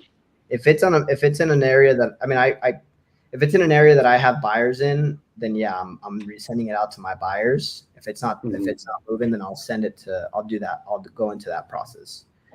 Okay. Another tool I like is called LandGlide. And LandGlide, it's like you put the address, right? And then it shows you a map, and it shows you like the boxes of each home. It shows you who owns those homes. And then I have my data manager scrape all those LLCs, and then he'll skip trace them, and then we'll call them. But I think a really effective one is definitely, both are effective, but I think that the calling the realtors in that area for houses that look kind of similar. Hey guys. David. So Dave, what's happening? Yeah, not much, man. So you had a question about a deal you just need some help with, or what? Yeah, just a quick one. Want to get your guys' thoughts. I just got a deal on iSpeed to lead. And it's a tricky one. I didn't realize the size of it. It's a condo which is like 800 square foot, so it's pretty small. It's in Houston, Texas. Comps are around for the same size, around like 130. So I spoke to the lady, and they had an issue with a fire above it, which caused some damage, and basically the insurance has gone pretty expensive. So the insurance and stuff now is like, with the service charge, $1,300 a month, right? But the housing company is currently refurbing the condo, so they're going to do it up to sell. So that's covered, and she'll pretty much, she says, I want 60, and I'm like, what would you take? She'll pretty much take anything for the property, but I just don't. This is like one of my first deals, so I don't know if you guys have any thoughts on that kind of thing. Is there a buyer for that, or is that like too shit? I would say, in my perspective, like condos are kind of hard because it's hard to do value adds, and the HOAs sometimes kill the deal. Yeah, is there HOAs? Is there any strict rules on their HOA? I didn't ask that, to be honest. Because a lot of times with condos or anything that has a HOA, you want to look at the rules to say, if a buyer's going to buy this deal, they're probably going to want to do an Airbnb, because usually if you're going to buy a condo, you're to leverage it, it's probably Airbnb, right? Because condos is hard, right, to do. Yeah. To do rental properties. I'm just assuming, but look up the rules in the HOA to see if you can do Airbnb, because even if you do lock it up, a buyer is going to want to buy that because of the Airbnb, and if they can't, they'll probably look away. Yeah. But as far as condos, I don't have much traction. Alex, do you work condos, or maybe Todd? I'll call them and see if occasionally, like, I can't think if I've done a condo deal, but I know people that do. How much are the comps in the area on condos? They're like 130. So 130K. Bro, I think if the numbers make sense, like, why not? Yeah. If the numbers make sense, why not? And how much does she want? Like, comps are 130. Yeah, I reckon she'll probably take like 30, probably. She's down to go down to 30,000. Yeah, she's desperate to get out because she can't afford this like $1,300 a month. Dude, if you're getting it for 30, like, for 30 is a deal. In Houston, it is in Houston. Yeah, it's in Houston. Yeah. Oh, bro. Okay. Bro, I mean, it's probably tiny. Is it super beat up? Well, this is the thing. There was a fire above it, so it got all damaged, and they're currently the housing people are renovating it right now. For the insurance. Yeah, I would lock that up and just see what you can get from the buyer. They're just covering it, dude. They're gonna fix it all up at 30 grand. Shoot. That sounds like a deal to me. But I could be. I would say what Alex said. Like, send her a contract, let her lock it up, and then figure out what to do with it. Yeah. Because you always want to control the contract. Like Alex said, like $30K, jump on it, right? Yeah. Because the insurance is covering it, right? They're gonna fix it all up already. The insurance is covering the renovation. Yeah. Well, so it's gonna be like a new apartment. Pretty much, yeah. I mean, would you like if you're looking at it as an investor, would you buy it yourself? The thing I'd be looking at as well though is the extra like 1,400 per month on top of whatever you're paying. That's what I was concerned about. So what is that on top of money? What is that? The insurance has gone up for the whole building. They're getting quotes for the whole building like 150 grand for the insurance. There's 30 apartments, so it's like $3,000 a year for the insurance. And then it's like 700 a month but that covers the utilities and stuff as well. The 700 a month actually, so that covers all the utilities and stuff. Hey, how much is the HOA monthly? That's 730 is included in that as well. How much can we rent it out? What's that, Daniel? How much is the rent in that area? Yeah, I don't know. I haven't checked that. Yeah, what I would do also, like when I'm comping properties, like especially condo, there'll be other comps for that community. You might have to go back a year, maybe 2, but try to stay in that apartment building, because if you go out, you don't need to. There's enough comps usually in that area, and depending on the comps, the rehab is already going to get finished, right? Yeah. So if they're buying at 30, the rehab's already covered by the insurance company. It's just a buyer would have to come in and say, hey, is the HOA okay? And is the extra insurance okay? And if it's still a deal, but like Alex said, I would just lock it up, because you could always figure that out after the fact. And you could always say, hey, even at this 30, my partners still don't feel confident because the HOA is high or the insurance. There's always ways to pivot, but the main objective is to get that contract. All right. I'll pull it back and lock it up then. Thank you guys. I appreciate your help, man. Yeah. Yeah. Welcome anytime, man. Here to help. All right, lads. I'll see you in a bit, yeah? See ya. Thank you. Okay, let me call these other buyers.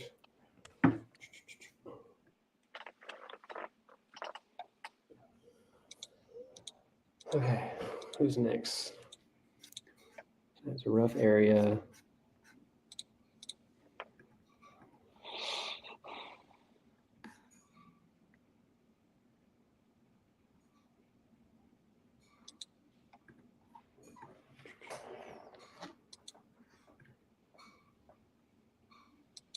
But yeah, 30K, that's cheap.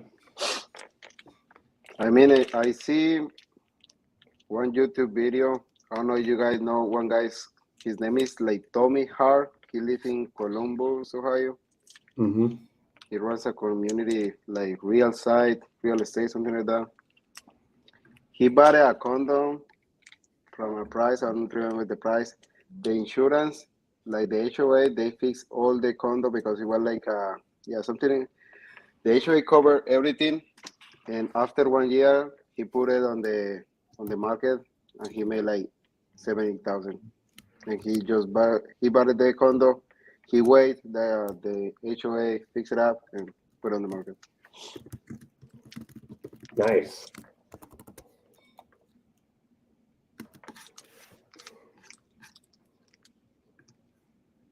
Yeah, I haven't done any condo ones, but typically the ones that kill the deal is the HOA, like you guys are talking about. Yeah. But you comp them just like any other property. It's just harder to add value like you can with a single family home. Like if the highest comp in that apartment complex or that condo is 500K, like you're not going to go above 500K. Like that's the comp, right?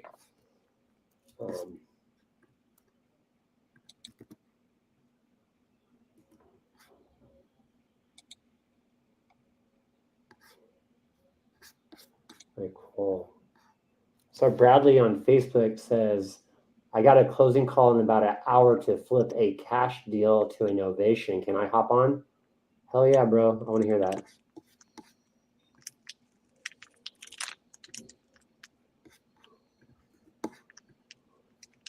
What's your rule doing an ovation? I don't understand, like, how you run an ovation, like how you underwrite an ovation. So to simplify, I just say if the property doesn't need a lot of work, like it's ready to go, maybe $5,000 worth of rehab, maybe paint some floor, or even less, and you still got it at a deep price. Kathy usually runs the numbers, and if it looks good for novation, she'll send it to to my buddies, and they run the numbers based on novation. And if it looks good, they take it and run with it. I don't do it, so I just feel it out. But at novation, you still got to get at a good price, because what's going to eat away against the margin is the real estate commission, the closing costs, maybe the rehabs that come up. So you still have to get a deep enough price because you still have to factor in those three things.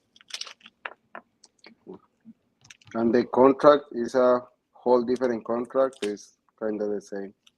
I'm not sure. I think it adds a option to novate. I know Alex went into that, like the power of attorney, so you're able to novate it on the back end. But other than that, I don't know. I just get a property, and if it smells and looks good for novation, I'll send it to my buddies. Chris, the other guy, Chris Deals, he was on here the other day, and he does a lot of novations. My buddy Brad does a lot of novations too. So, I have a few people I could send novations to. They run it. I don't touch it. So, which is good for me. Yeah. But think of it as a cash deal that you still need to get deeper, but you're bringing a retail buyer. But it still has to be deep, though, at the end of the day.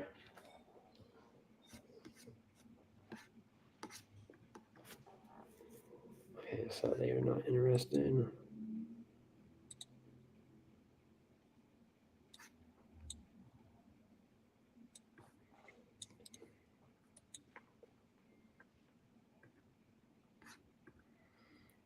Okay, Gatesville. Call some more buyers.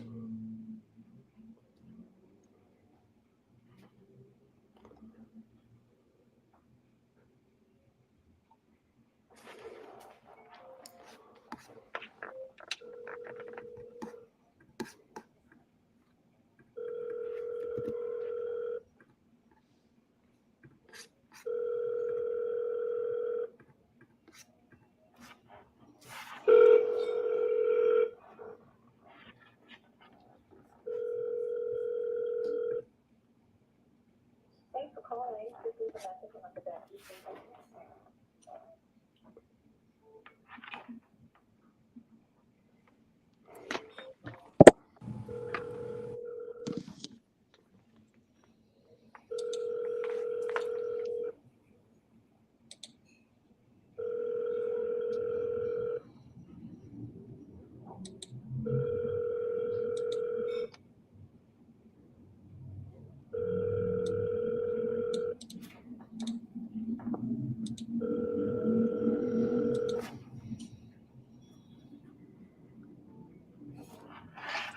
No pickup.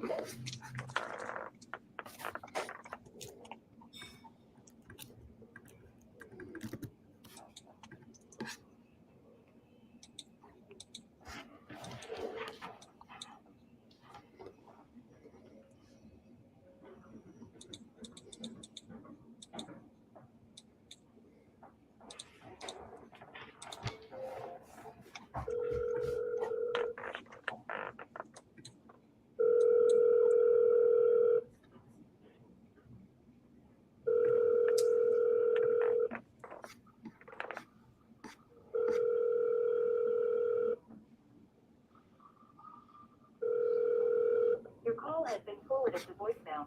The person you're trying to reach is not available. At the tone, please record your message.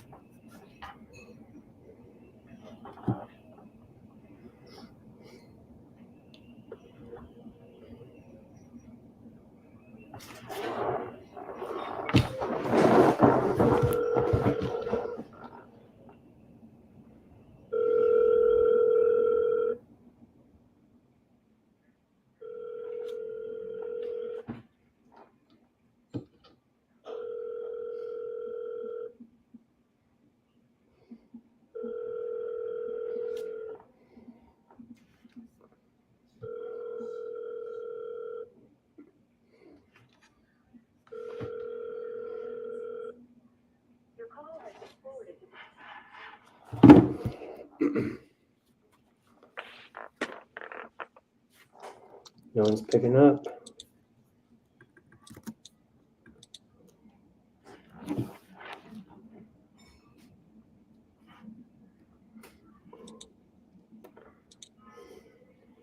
Alex, do you have cold callers calling your dispo buyers too, or are you doing something different? I'm gonna call.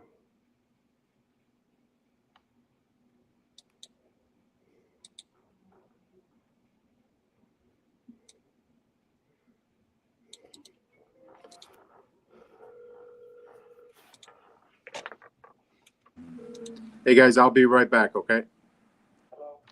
Hello, is this L&T Holdings? Yeah, my name is Brandon Clark. I got a deal in Gatesville, Texas. I was just calling local investors to see if they're picking up any deals. I'm sorry, you keep breaking up. Could you hear me now? Not really. Say it again. Yeah, my name is Brandon. I have a property in Gatesville. It's an off-market fix and flip. Are you picking up any more deals? Who are you looking for? I was calling down local investors, online. So just seeing if you guys are picking up any deals, any more properties, personally. I think you got the wrong number because I ain't looking for nothing.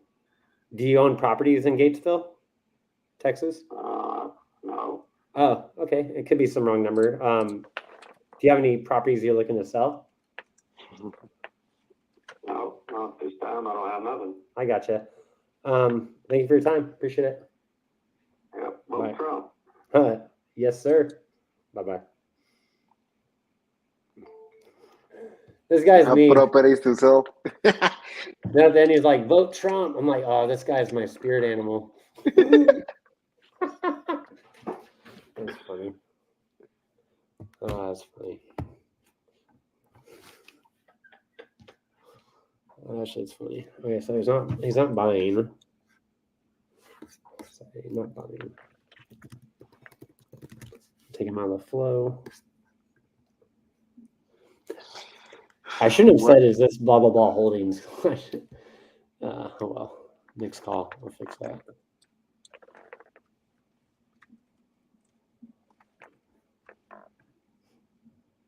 What's the city of that deal? Gaddisville? Gatesville. Gatesville. Yeah, Texas, I guess. So he's not buying. I took him out of the flow. You also can call people that buy houses on Waco. I don't know. Waco is like. Oh, Waco? Mm-hmm. Waco, yeah, that's it. It's close, so maybe investor can go to that city. True. Like if there's no buyers in that area, go out a little bit more, huh?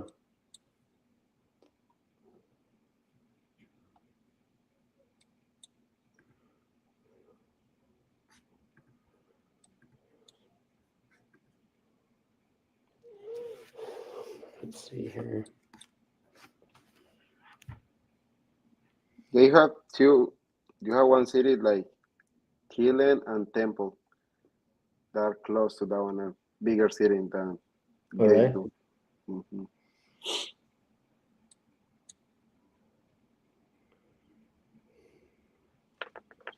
Yeah, I'm just trying to cold call these buyers from Investor Lift. So yes, I do cold call, but it's just buyers though. Mm-hmm.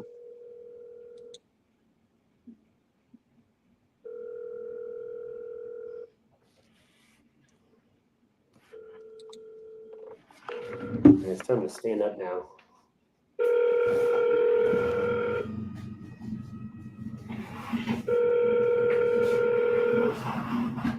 This mailbox is not currently accepting messages because. Oh, that's better. Sweet.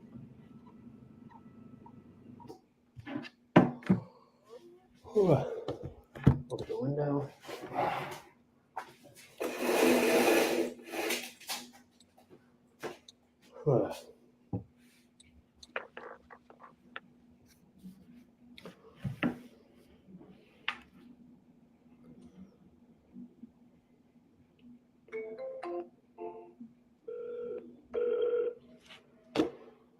I Sorry, you've reached Marilyn Lambert. I'll get back with you as soon as I can.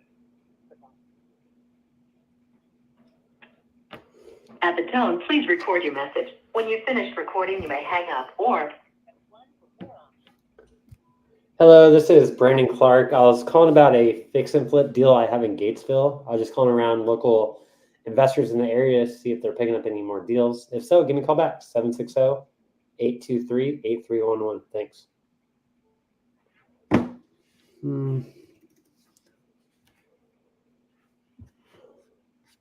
Text this person.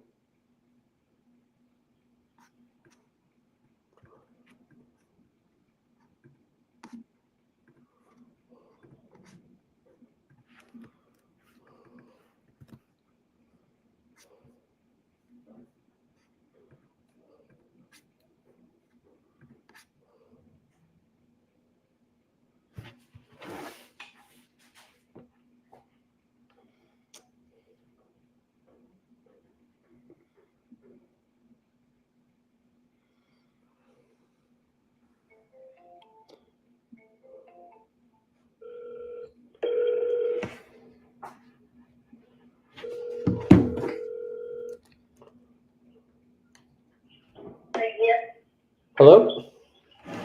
Here? Hi, I was trying to get a hold of Timothy. He's not here. Can I help you? Yeah, of course. My name is Brandon Clark. I'm a real estate investor. I have a deal, a fix and flip in Gatesville. I'm just calling around local investors to see if you guys are picking up any deals in that area. No, we're not at the moment. Not at the moment. Are you picking up any deals in anywhere specific? We have people that we deal with local. Okay, awesome. Thank you for your time. Appreciate it. Bye-bye. She basically said, fuck you, I don't need your deal. Yeah, fuck you. Okay, so has people send her deals. I should have said, well, I can send you deals.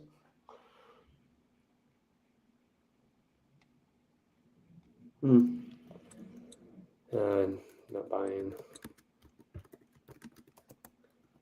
Has people.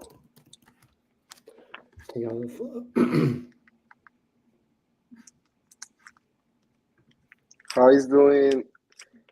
Is people doing wholesaling in California, like in San Diego and that? Like the real estate like crazy? Yeah, like RJ says, like in markets that are like Arizona, Florida, California. Well, not Florida, but like California.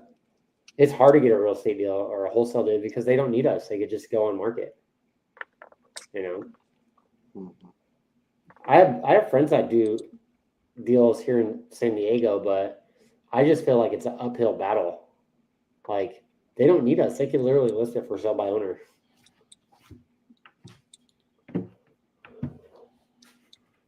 Okay, let's keep going.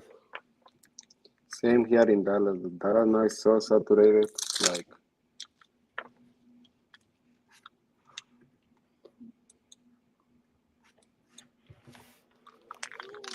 Yeah, it'd be nice to get a deal in San Diego. I have one right now in Carlsbad. That's a cash deal, but it's in escrow right now, dealing with the banks and the liens, and we're just praying to God it closes so we can make $15K and buy some leads.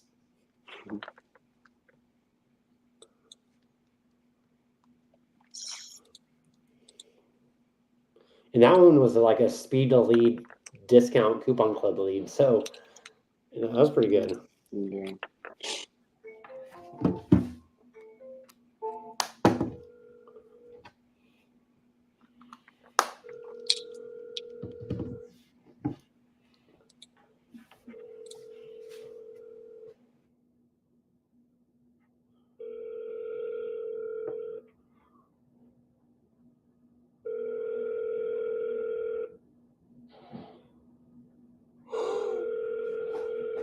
yeah. Hey guys, see you tomorrow. See you, bro. Close some deals. Hell yeah.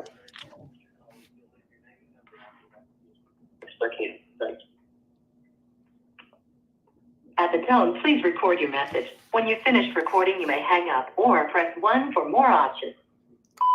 Hello, this is Brandon Clark. I was just calling about a fix and flip off-market deal I have in Gatesville. Just calling around local investors in that area to see if anyone's looking to buy.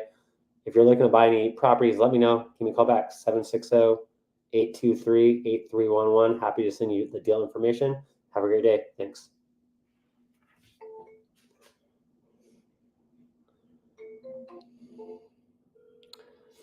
I feel like I need so much work on the dispo calls. Like, they're just not as good. I just need to do more, I guess.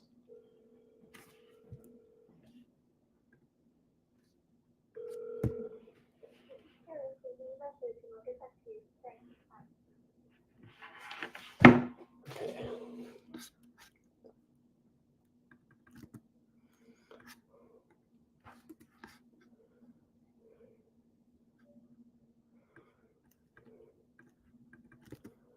Let's see here.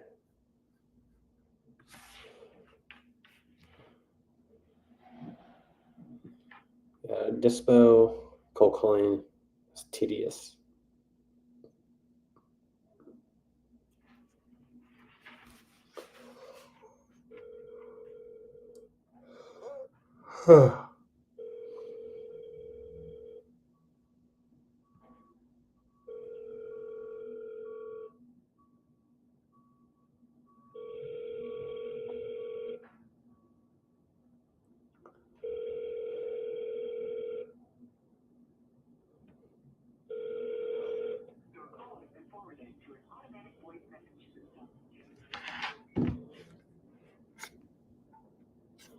Okay, no pickup.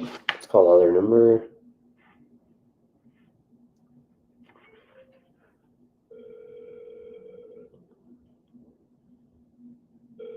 On this Gatesville, we're not getting any traction on investor lift. Well, it's not on investor lift because there's another wholesaler on it.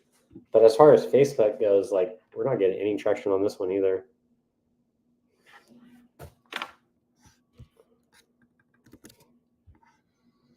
So you just got to keep calling buyers in that area. We pulled data from, was it not Facebook, Investor Lift God Mode, and also what's the one that Randy has? Investor Base. Douglas.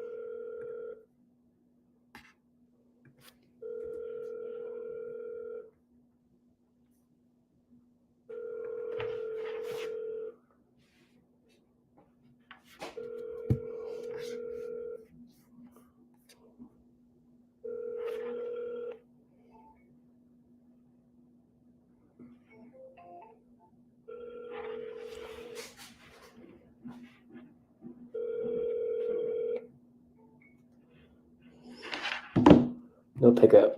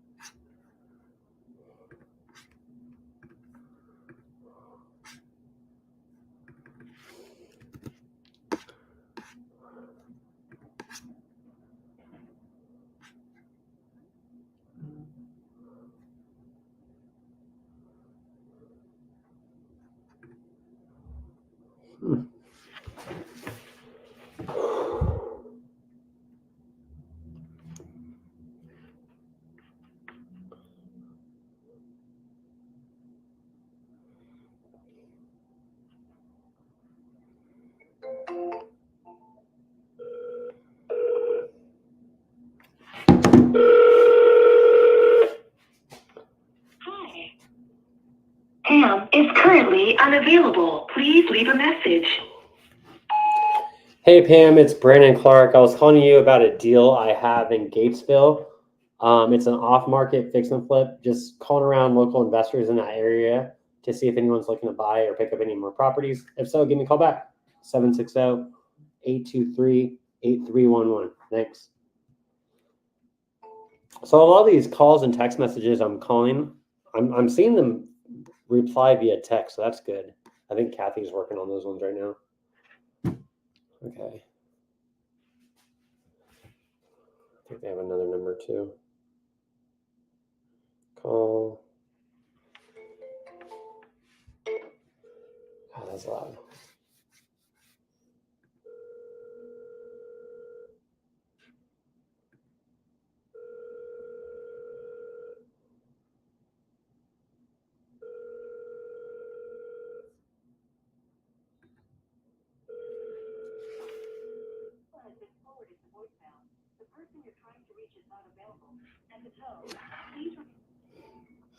I think some buyer replied and they said they stopped working with wholesalers because they inflate the ARV and the rehab is not accurate. Yeah, I see that. Okay, no pickup.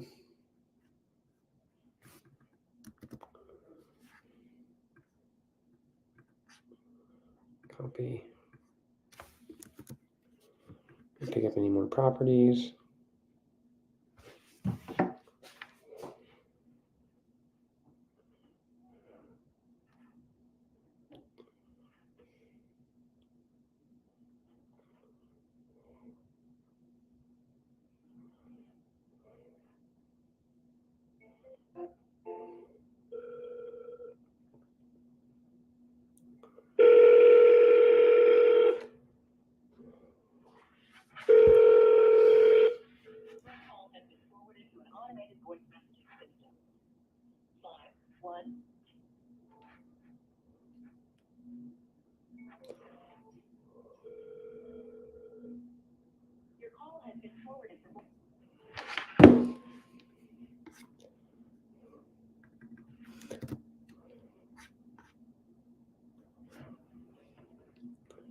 No pickup.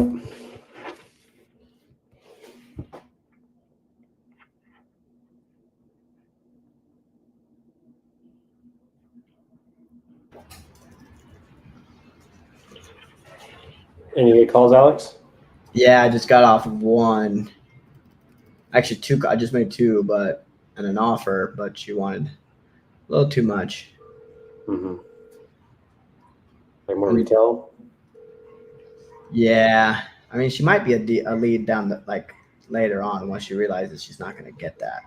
Yeah. It wasn't like a shutdown on the offer. It was like there's definitely pain there, but I offered 55. She wants 130. Ooh. What's the ARV? It's at 170. Yeah, that's hard. A lot of rehab costs, right? I mean, I just started low, but I'm gonna call her back and come up with some more. Mm-hmm.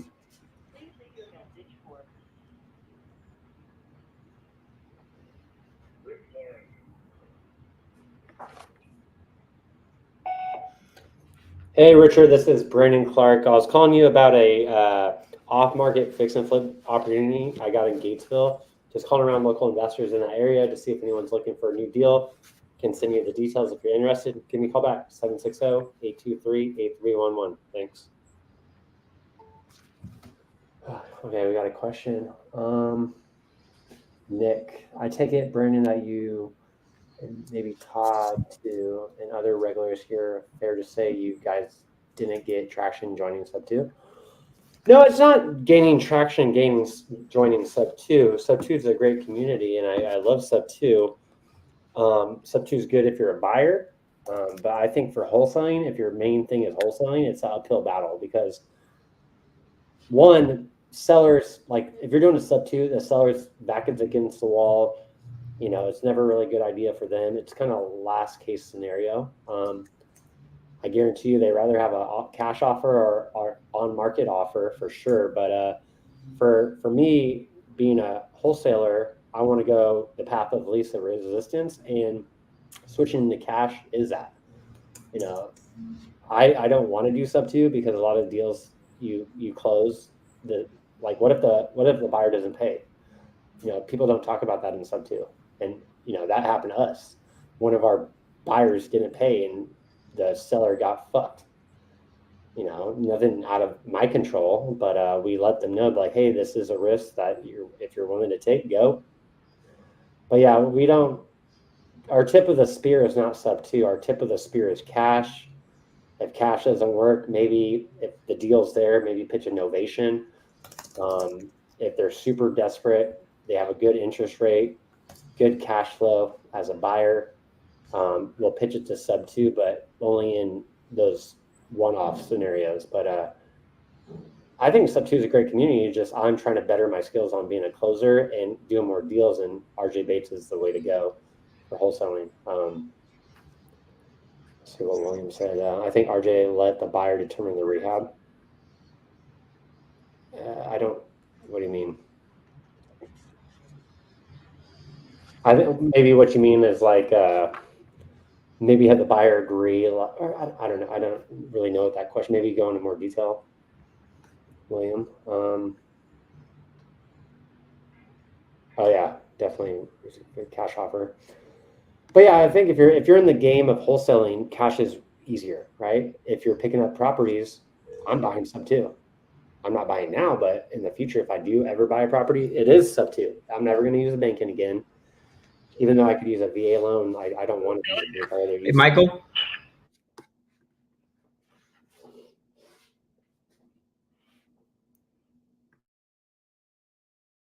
I thought you had a call. But yeah, Nick, like I was in sub 2 for a while. I got a few deals. It's just an uphill battle to make sub 2 your acquisition strategy. It should be the last strategy for wholesaling. You know, cash is easier. So if you're trying to make the switch, I would just recommend watching a lot of RJ Bates' videos and learn how to comp and underwrite, because a lot of times in the sub 2 community, no one really knows what a deal is. They're just talking to agents and getting deals under contract, and it's just harder, you know, if you're trying to run a wholesale business. Right, it makes sense to switch strategies from sub 2 to yeah. You know, I'm trying to be a wholesaler, so cash is always easier and always best for the seller. Of course, there are some times where sub 2 can work. Doesn't mean you have to go that route, though. Okay, let's keep calling. But good question, Nick. Appreciate that.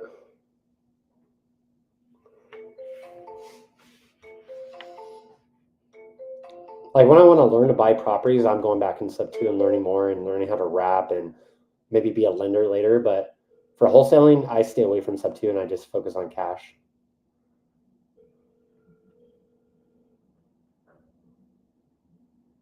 And you'll have way more deals too.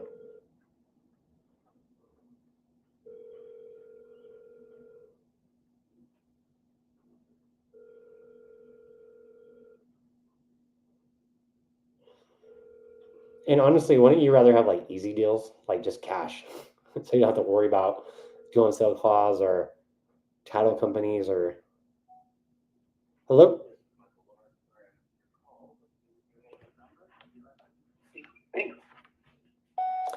Hello, Michael. This is Brandon Clark. I was trying to get a hold of Richard Lawrence. Maybe you guys are related, but I have a deal in Gatesville, Texas. I'm a wholesaler. It's an off-market fix and flip opportunity.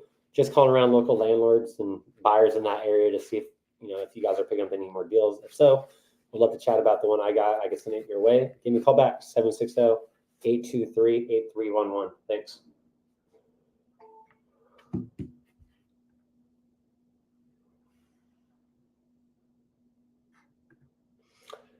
And I feel like if your main acquisition strategy is sub 2, talking to agents is the only way, because you have to have low equity deals. You know, if you go seller finance, those are hard to move. If you got a good sub 2 and they're desperate and you could help the seller, then yeah, that'll move. But I feel like everyone's doing the same thing, talking to agents, pitching sub 2, and in the back of their head, they're not thinking about what if the buyer doesn't pay? Is this the right thing for the seller? It's just, I just switched my mind totally. Like I just switched to cash. We could do sub 2, we could do seller finance, but it's our last resort usually. Yeah, sub 2s, there's a lot of risks. Like why, if you could do cash, if you do novation, it's a cleaner break for the seller.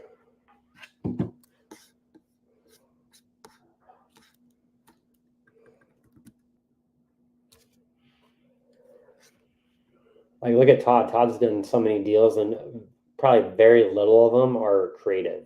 They're all cash. In and out, super quick. Are you picking up any more properties? And yeah, great questions, Nick. Appreciate it. Okay, this person.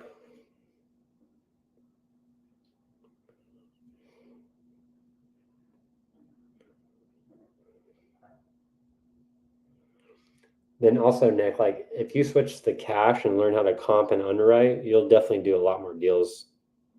Because with sub 2, you're basically begging them. You're begging them to do the deal with you. With cash, you're saying yes or no to their purchase price, then providing a solution, which can be sub 2. You're not pushing sub 2. You're providing an option if that's the right way to go. But a lot of times, if your main acquisition strategy is sub 2, you're pretty much begging them to sell you the house, and you never want to beg to sell the house.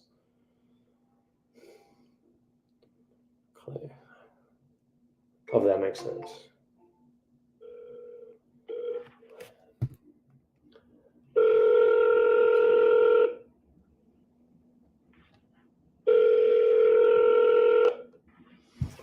And we've closed a lot of sub 2 deals, like probably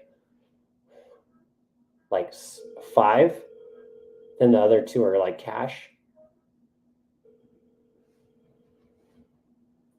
Like we do sub 2, but looking back, it's like we could have done way more cash deals, honestly. No pickup. Let me call the other number. Nope.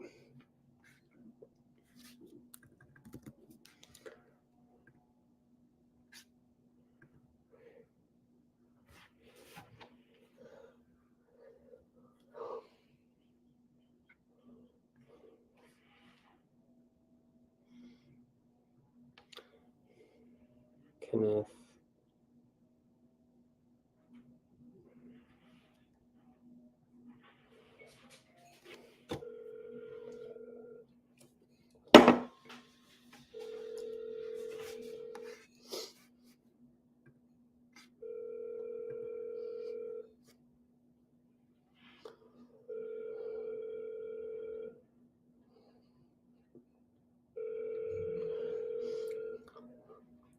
Another thing you could do, Nick, is go to FSBOs, look at ugly houses and call the sellers direct and maybe get good at negotiating. That's another free way to do cash. Like if you don't have the budget. RJ has a video of like calling FSBOs. If you have some money, I don't recommend it, but if you have no money for PPL, that is one strategy you could do. Call FSBOs, look for the ugly houses, get them down on price because of the condition and also the ARV, and just beat them up on comps, and then you can start learning what is a cash deal and whatnot, and that's a good like maybe start. Yeah, his FSBO videos are good. Yeah, great. Yeah, awesome, Eric.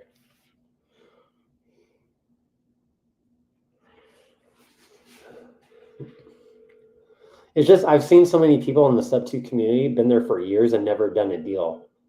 It's just it's kind of depressing. Nothing bad about sub 2. It's just you'll see a lot of people in there that waste time, and if they did more cash deals, they'd probably get more traction. Someone's calling me. Hello, this is Brendan. Doing good. How's your day going? Pretty hectic, to be honest. But honestly, Yeah, this is Adam. My name is Adam Williams from Leverage Solutions. Okay. I'll cut it short, not to waste your time. I know that you're a real estate investor, and we have been in the market for over 6 years now. We are a US-based company, lead generation company that provides you with cold callers, lead managers, acquisitions. But our operations runs from Cairo, Egypt. Actually, I'm calling you right now from Cairo, Egypt. Okay. Do you guys do PPL? Can you come again? I couldn't hear you. Yeah. Do you guys do any PPL, pay per leads? Pay per lead. I know. Yeah, we do that. Okay. Yeah. Send me an email, homeloanbuyer@gmail.com. Homeloanbuyer@gmail.com. Yeah, we have a PPL provider right now, but I'm always open to look at any other resources. Yeah. Can just to make sure that I got the right email. Mm-hmm. It's home. Mm-hmm. Home, like you live in a home. Mm-hmm. Yeah, I know. Home. Mm-hmm. Then loan. Can you tell me the rest of the email? I'm just trying to. Yeah, it's home loan, like you get a loan. Mm-hmm. Buyer@gmail. Yeah. Home loan. Mm-hmm. Yeah, buyer. Mm-hmm. @gmail.com. Correct. So, just before sending you the email, I need to know what you're looking to be seeing in the email, like. Yeah, just how much your guys' PPL leads are and where they come from and how much they cost and what counties you provide.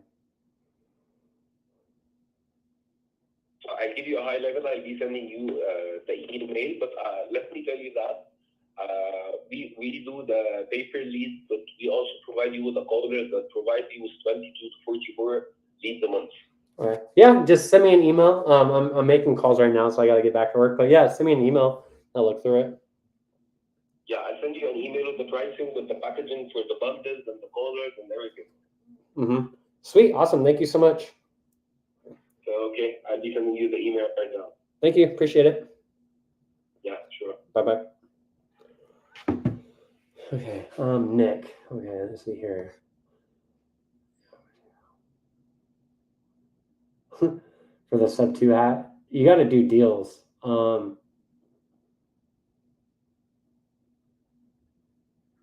No, yeah, at the golden ticket, they were just giving away hats. So I picked up like 3 or 4 hats.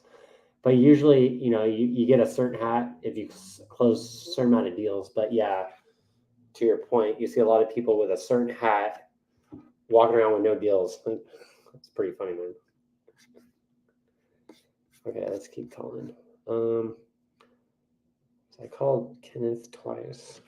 And we go to the next one.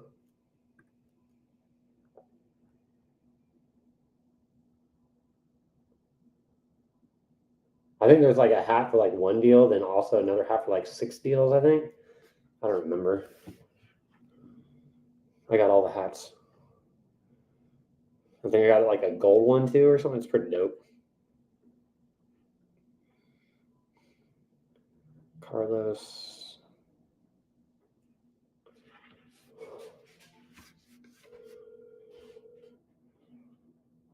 But Eric, what other free ways do you recommend for people low on budget for PPL?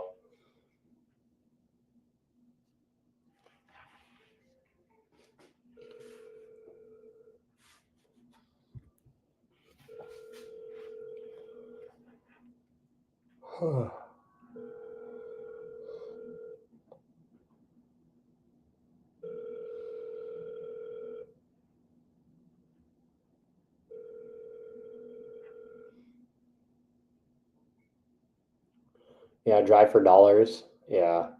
You'll never see me get in a car and drive around. Coupon Club. Yep. You could save money and buy the cheaper leads, like Eric suggests. Maybe go in on someone that could maybe split the membership with you, then just buy leads individually. Like if I was broke and Alex was broke, we could team up. Like, hey, let's get this discount club, coupon club. We split the bill. And like, hey, I'm going to buy these leads. You buy these. Maybe team up with someone. Call the next number.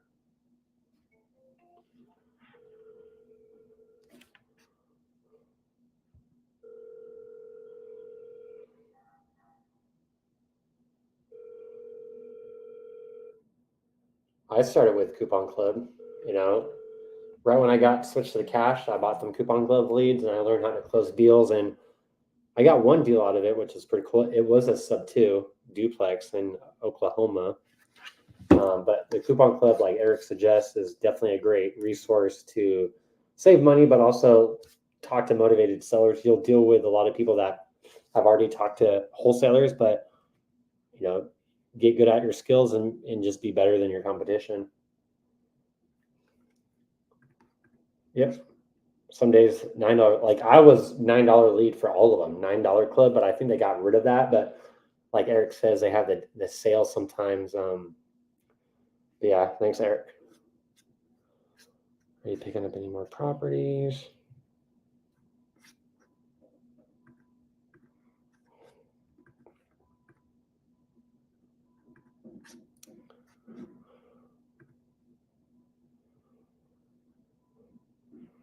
But yeah, it's all about teaming up, saving resources. If you don't have enough money for PropStream or Privy, you just reach out in the community to see if you could jump on someone's account and pay money. Okay, let's keep going.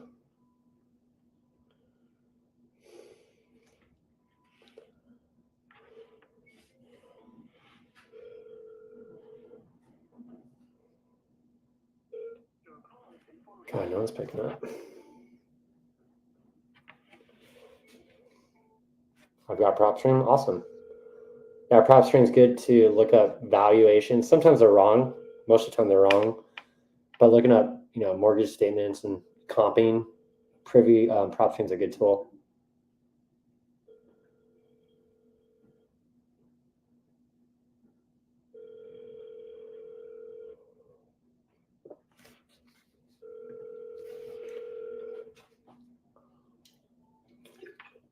No pickup. Keep going. Alex, how do you usually run your dispo? Like your cold dispo? I have a dispo manager, but he has a process. We'll send it out to our. It depends on where the deal is. Are you asking more like a different market that I don't have buyers in? No, just a general market. Like let's just say you're a seller. I looked up your deal in Colombia, right? I'm going to post on Investor Lift. I'm going to post on Facebook. I'm going to pull buyer data from Investor Lift, then also, Investor Base. So I'm going to cold call these buyers and say, hey, are you buying in the area? I noticed you picked up some properties in the past, and that's kind of what I'm doing. Yeah. Is that what you kind of send to your cold callers? Like your team? Give me a second. Let me open the door here. For sure.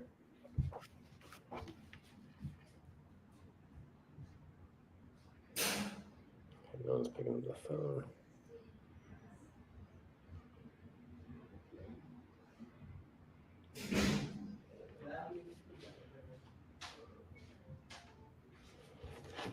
No one's picking up. About that. All right. So, what was the question? How did I go? Just like, what's your flow on the cold calling dispo? Like, so he usually, he'll first we send out like a blast text, send out our emails to our main buyers in the area. And then like you're talking about the conversation. No, just like I'm making a lot of cold calls like to people that might be interested and might be still buying in that area. Yeah. It sounds like what I'm doing, you send off to them to do, right? Yeah, Eric will do all of that. And he'll call, he'll pull list for cash buyers. He'll do the PropStream method I told you about, like look for the cash sales, call the realtors. But one thing that he does do you have a smartphone? What's that? Not the app, no. You don't have a smartphone? No, I just use Go High Level. Okay, so he uploads his buyers like data into smartphone and he rings them out on the dialer. So every person that doesn't answer, he just clicks a button. It leaves him a voicemail, and it will also click a button to leave a text, and it's still dialing other phone numbers as well. So he's leaving voicemails and texting all those on the dialer. So that's kind of how he goes about the cold calling. Oh, nice. Yeah, just to go a lot quicker, not have to text one-on-one. So it saves him a lot of time doing that. Nice. Hello, this is Brandon. Hello. Speak in Spanish?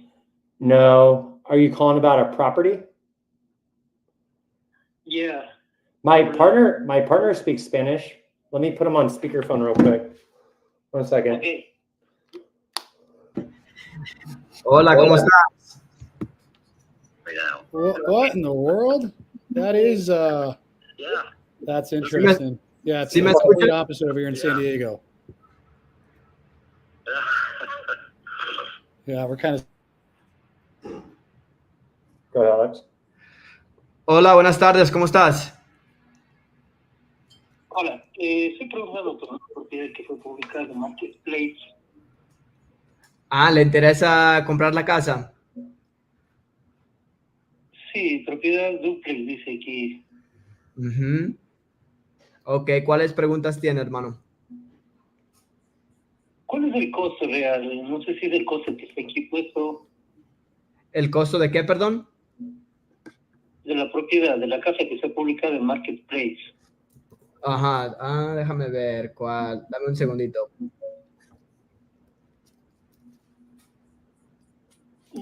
Duplex. Was that the duplex? Yeah, how much you want for that? So that one's 25,000. It's got cat piss everywhere on the one side. So cash only. He might be looking for a loan, but cash only. Ok, la estamos vendiendo solamente en cash a $25,000. Ok. Yo vivo en Nueva York. Entiendo que la propiedad está en California, dice aquí. Ajá. ¿Estamos bien? ¿Estamos bien? Sí. Ya, ok. ¿Cómo pudiéramos hacer para yo poderla conocer? ¿Cuándo le gustaría ir a verla? No sé, o sea, un día específico, no sé si me puede indicar o me puede enviar la ubicación a este número. Sí, dame un segundito, déjame hablar con Brandon. When can he go look at it? We're having a walkthrough Wednesday and Saturday. Is he a cash investor or is he looking to get a loan? Vamos a enseñar la casa el miércoles y el sábado. ¿Usted está buscando en comprarla cash, efectivo, o quiere comprarla como con un préstamo? No, en cash, money, efectivo. Excelente, ok. ¿Sí puede ir este miércoles? Es que se lo explico. Yo ahorita estoy en Nueva York. Bueno, de Nueva York estoy exactamente en New Hampshire, sino que yo regreso el día viernes de Nueva York. Pero podría trasladarme a California o intentaría buscar una persona que conozca la propiedad. Ajá. Sí, si quiere mandar a alguien este miércoles, está bien, pero también la vamos a mostrar el sábado. Ya, ok. ¿Sería posible mandarme la ubicación de Google Maps? A ver, un segundito. He's asking if you can send him the address. Yeah, does he have proof of funds? We could what's his name so I can put it down? ¿Cuál es su nombre? Adrián Calle. ¿Perdón? Adrián Calle. ¿Ariente? No, Adrián Calle. Adrián. Adrián Calle, ok. Y usted nos podría también enseñar, porque queremos solo enseñársela a compradores serios y siempre pedimos que nos puedan mostrar, ¿cómo se dice? Proof of funds. Dame un segundito. Like bank account, show bank account. Prueba de fondos. Le comento. Yo soy inversionista. Estoy ahorita en una sociedad con una persona que se dedica a lo que es el real estate. Él cuenta con toda la documentación, con social, información de toda la compañía, todo eso. pero el dinero lo voy a poner yo. Ok, entonces, ¿la está comprando para usted o no le entendí completamente? ¿La está comprando para alguien más? No, la compraría para mí. Yo la quiero para inversión. Ah, ok, entiendo. Pero sí nos podría mandar a nuestro correo a prueba de fondo para ver que sí son serios y todo eso. O sea, ¿cómo le explicaría? Sí tengo el fondo. Lo que a mí más me interesa es conocer la... O sea, ¿cómo? Mándeme en todo caso, no sé si puede mandarme mediante mensaje ese número, un email o un número de email y yo le puedo pasar el dato. Ok, sí, ahorita Brandon le manda el correo electrónico para que se los mande por ahí. Solo una foto está bien. Claro. Y sería posible también, eso le digo, la ubicación. Sí, se lo manda. Siempre lo que hacemos nosotros es que hay bastantes personas que quieren ir a verla y no estoy diciendo que es usted, pero el proceso que tiene la compañía es siempre los compradores nos mandan pruebas de que pueden comprarla, después le mandamos la dirección. Ya, no hay problema. Le quería preguntar si tal vez, no es casa móvil, no, es casa propiamente. It's a home right now, mobile home. No es mobile house. No, it's a duplex. Es un duplex, no es mobile home, no. I send you the investor list in the private chat. Sí. Ya, y una consulta, o sea, y tal vez tiene algún problema de taxes, está con deuda de impuestos tal vez. Is there any money out on it? No. No, nada de dinero se debe en la casa. No liens. Ok. Ya, una última consulta nada más.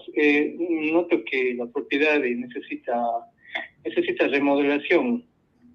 Remodelación, sí necesita trabajo la casa. En un lado de la casa huele a mucha, ¿cómo se dice? Pipí de gato en uno de los duplex. Needs a lot of work. Y necesita mucho trabajo. Sí, entiendo. Y tal vez se hizo ya, tal vez algún presupuesto, alguien se hizo tal vez obras de mejoramiento que tienen que hacer.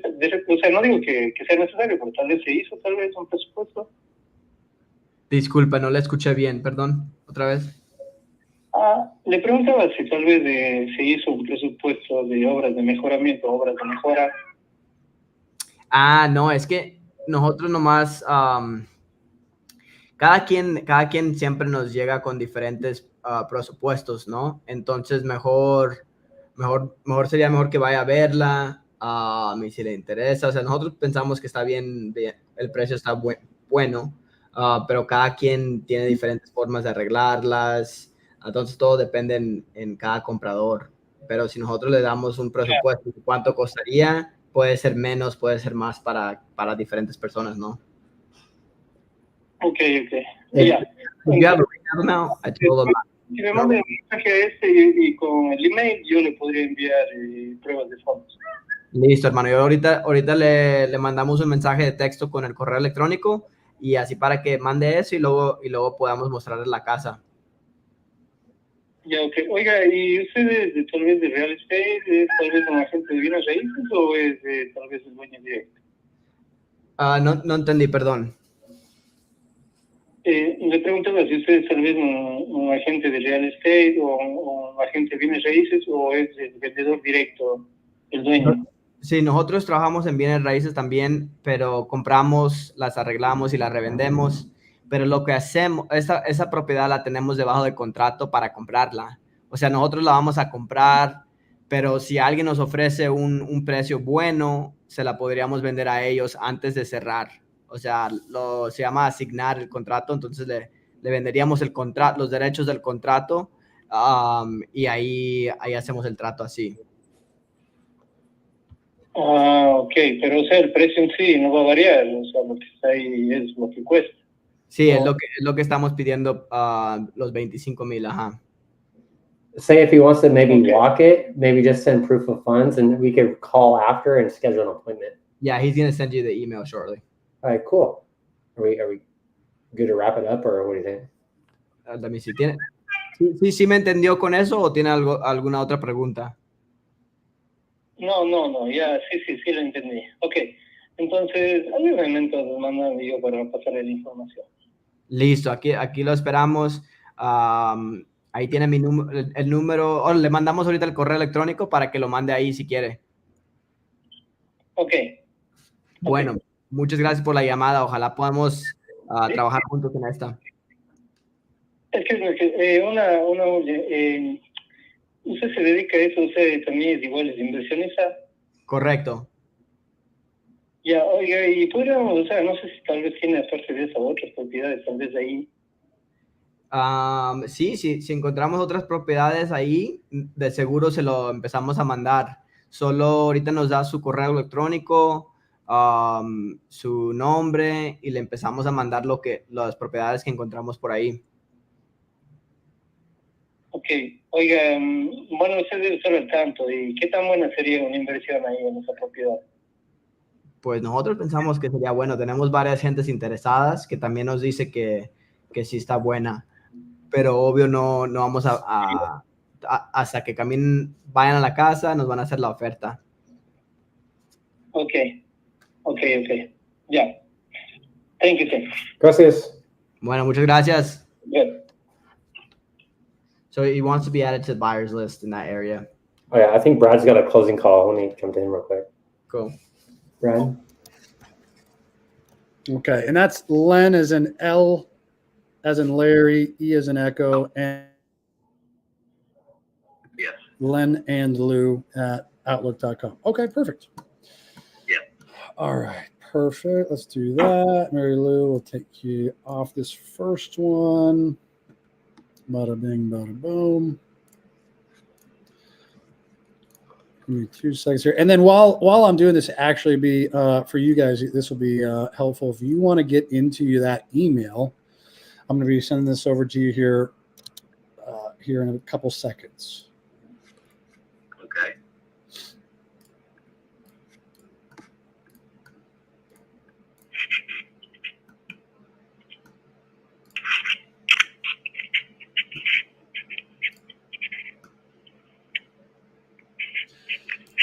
All right. Let me know when that came through. Okay. I got to get my glasses on. Oh, yeah, definitely do that. I need you to be able to read. We're just going to go through kind of the major points here so you guys kind of understand what's going on. You can see kind of what we're doing, and you need to see to be able to do that, Leonard. Okay. I'm still waiting on my email. Oh, it hasn't come through yet? I haven't found it yet. Refresh it. It should be in there.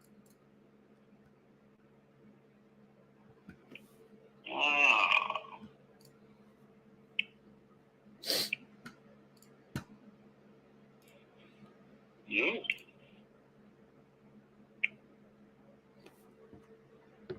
Check your, you know what? Check your spam folder, Leonard. I just went to my spam folder just in case. Oh, you did? Okay. And it's L as in.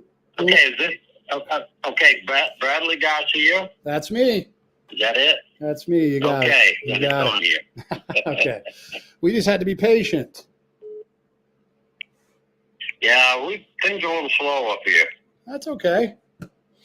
Sometimes that's a good way to do things. Let me know when you get into that first page where it says purchase contract for real estate.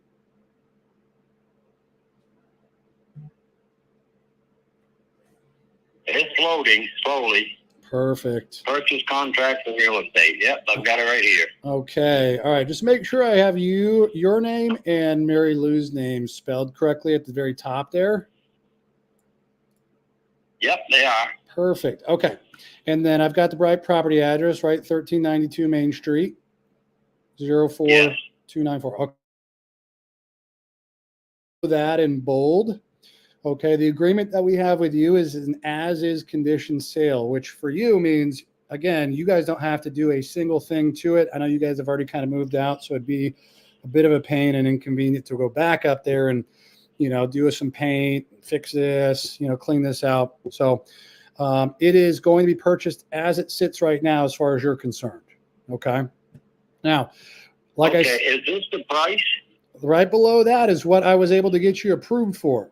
So this is net to you. You guys aren't having to pay anything out of pocket to sell it. No closing costs, no commissions. We're taking care of all of that. So you guys are going to put $63,657 in your pocket.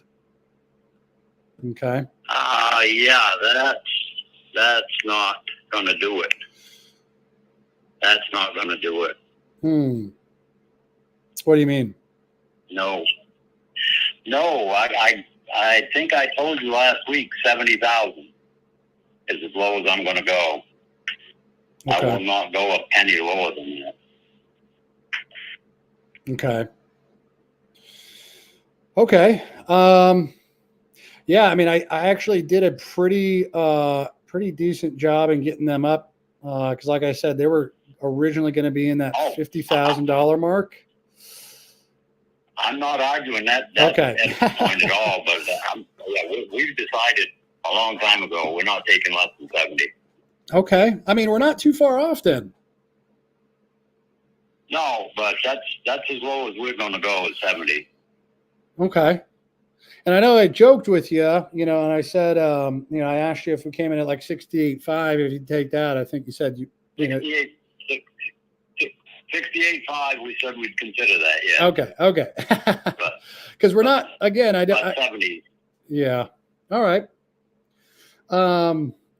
Okay. So here's kind of where this puts us, right? We got two options. We can either say, part ways, friends, and move on, which I don't think works out for either one of us. Or I can go back to my team and see if there's any way that they can come up on the price at all. Now, I will say they do a pretty bang up job of getting their highest and best on the first try, which is why they aren't, they aren't coming in at that $30,000 mark. They're coming in over double that. Right. So, if I go back, I'm obviously asking them for more money. They got to take the margin out of somewhere. So I would need to know a couple things. Number one, if we were able to come to an agreement, what your absolute, we're taking care of everything. You're not paying a dime to fix anything, clean anything. You're not paying any closing costs, commissions, or any other fees to get it sold. And we're going to make it easy for you. We're doing everything for you. Just knowing that, what your absolute just rock bottom price would be for us. We would probably take the 68.5, but I would not go any lower than that. I just can't. We can't do that. Okay. So not a penny less than $68,500. Right. Okay. Now, the second thing they're going to want to know is if they agree to give me more money, approve that to give to you guys, that we're moving forward today on it. Okay. Yes. Yeah. Okay. Yes. All right. Okay. Give me a couple minutes. Okay. I got to go work my magic in the back. Okay. I got to go talk to my manager. So, I'm just going to put you in a brief hold. You're not going to hear any hold music or anything, but I'm going to be right back. Okay. So I didn't hang up on you. It'll be quiet, but yeah, let me see what I can do. Okay. See if I can get you that. And so we can move forward here. I don't want to lose the deal over, $5,000. Okay. All right. Be right back.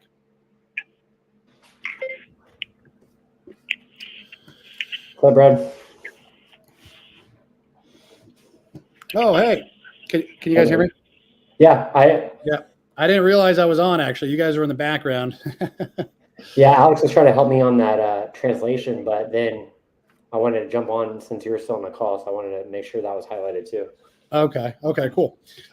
Yeah, this is this one is a novation. So, and I tried to get on. I wasn't able to get on to explain it to you guys, but the context is it's a JV deal. I don't do anything but JV deals now. And obviously you know that, right? I'm flipping cash contracts and novations, baby. That's the lane we're staying in. This one, the JV partner brought it over to me locked up already at 80,000. And so first call I got on there, Mo, what's up? Mo's one of my other, my partners, man. This guy, we're doing a couple deals with him right now. Yeah. All right. So first call I had with him was on Friday.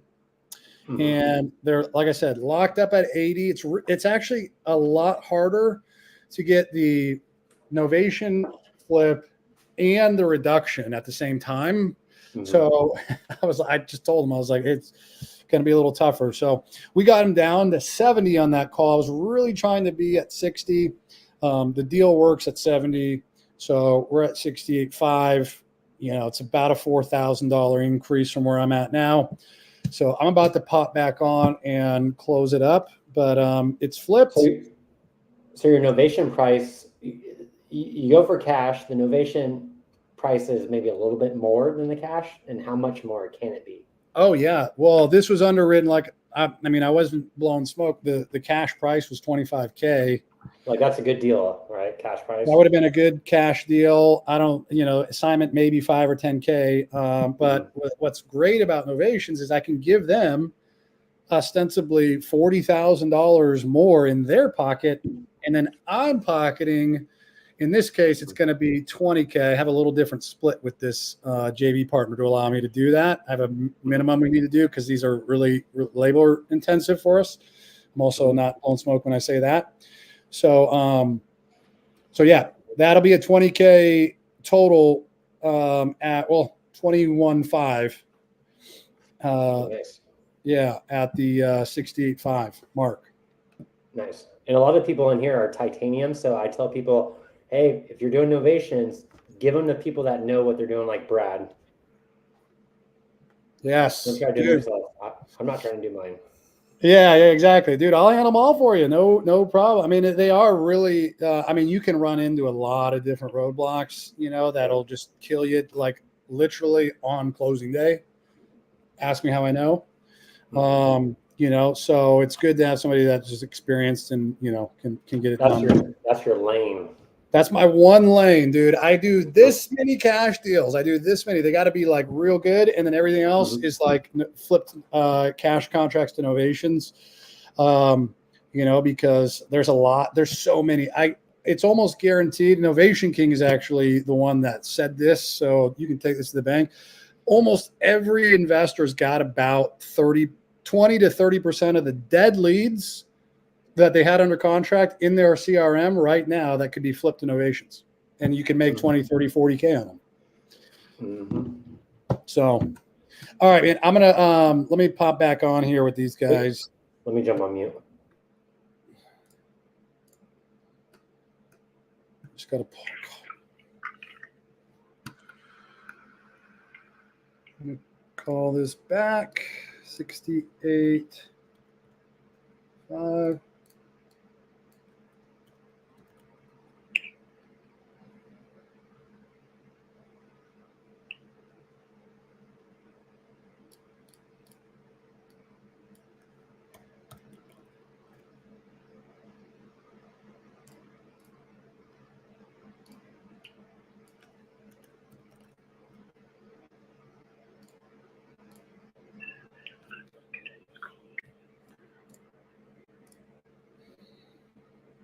Okay, Leonard, Mary Lou, you guys there? Hi. Hey there. Yeah. Oh man. Okay, my manager's on a sick one today. Holy moly. Not somebody must have woke up on the wrong side of the bed is basically what I'm saying. But regardless, I am a wizard and I do it for you. Okay, I convinced them not to lose this deal over that amount. I told them the situation, kind of where you guys want to be, and at the end of the day, we want to make this work. So you should have a new agreement in your inbox now at 68,500. Oh, yes, it is. Yep, it is there. Hot dog. Let's get this done.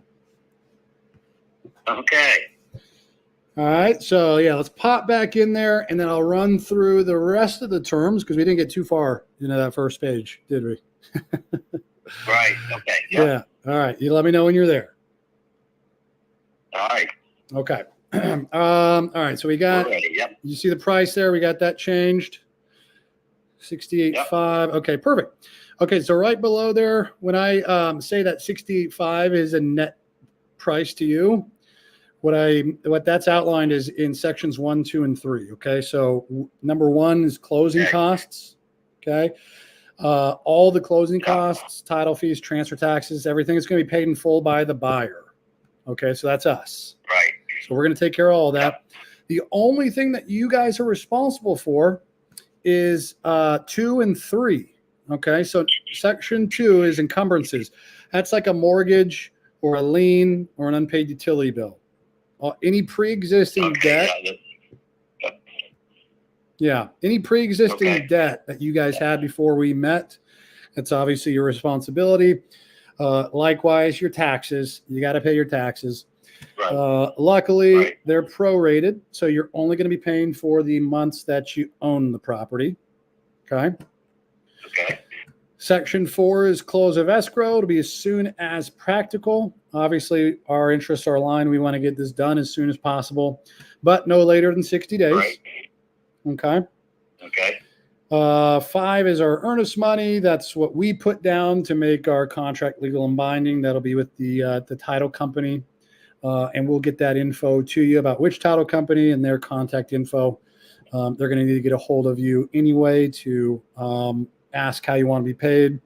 Forwarding address to an overnighted check or a wire. It's up to you guys. Okay. Right. Awesome. All right. 6 and 7 are inspection period and our continued access to the property. Obviously, we're going to need to get people in there.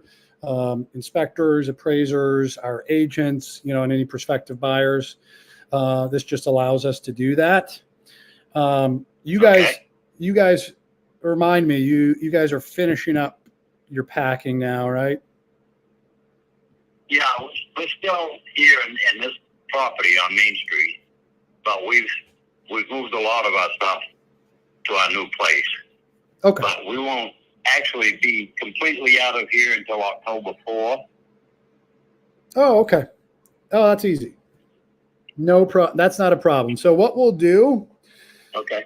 Yeah, what we'll do is we'll have what works out really well is having a lockbox put on the property because obviously you guys are maybe leaving soon. While you guys are be in and out. Yeah, exactly.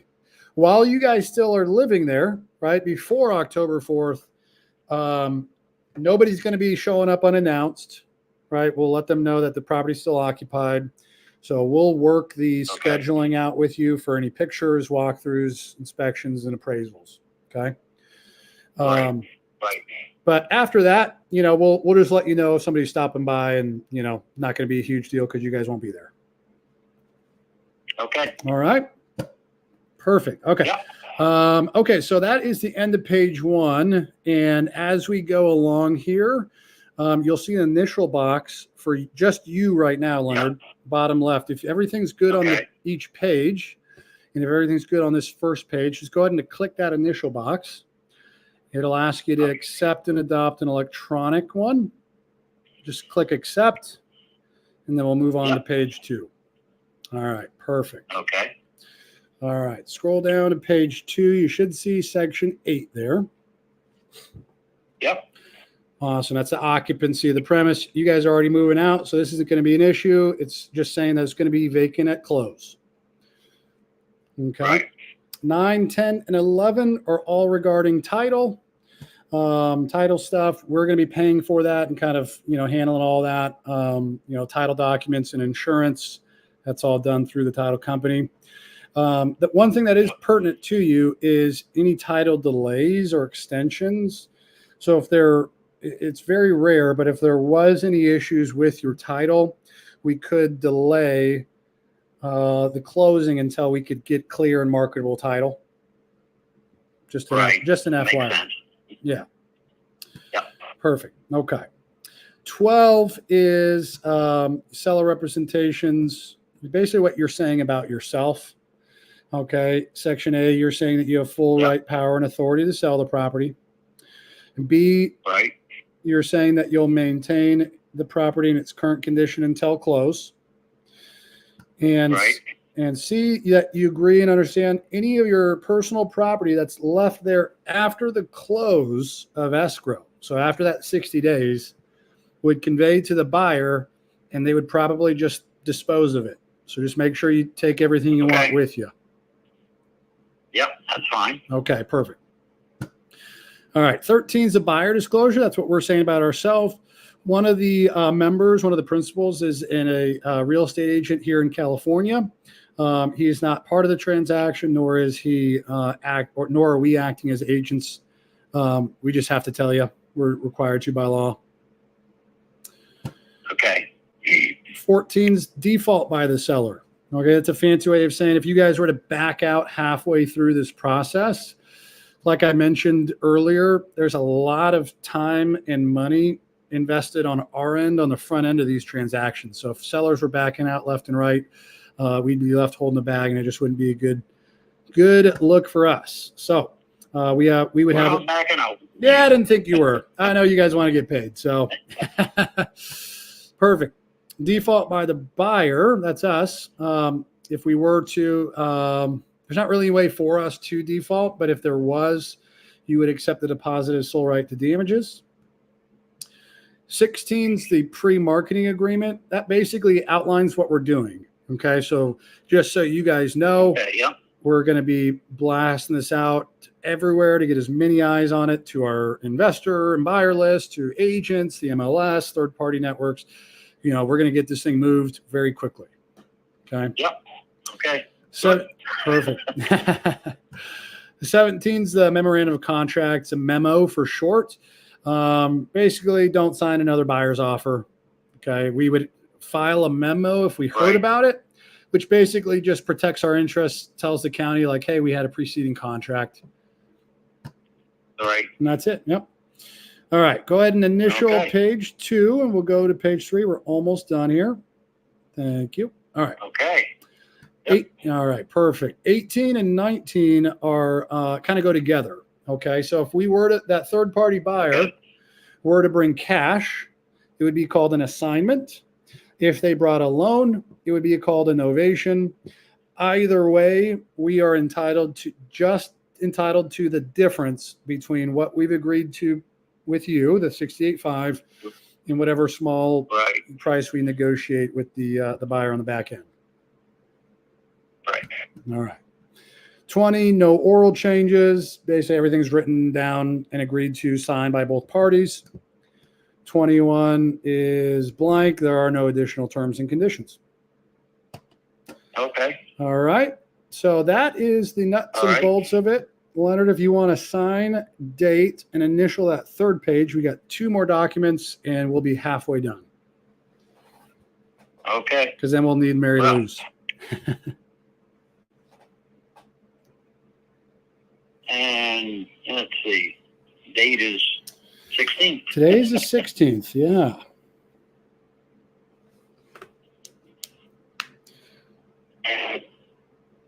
Signature, okay.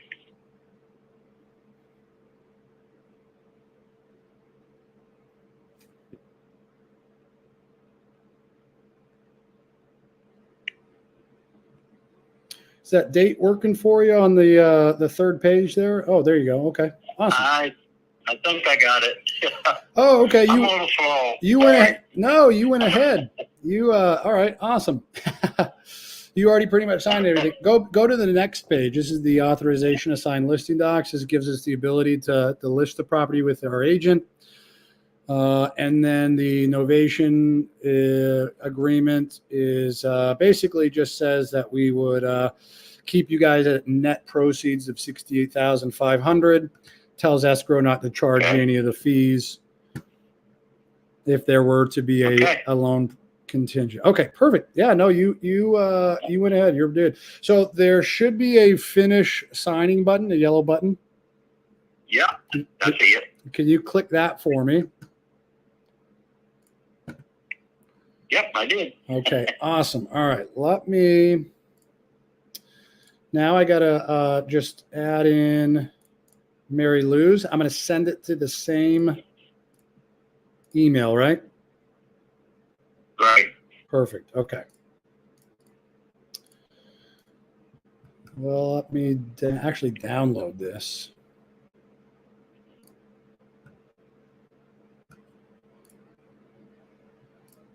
Perfect.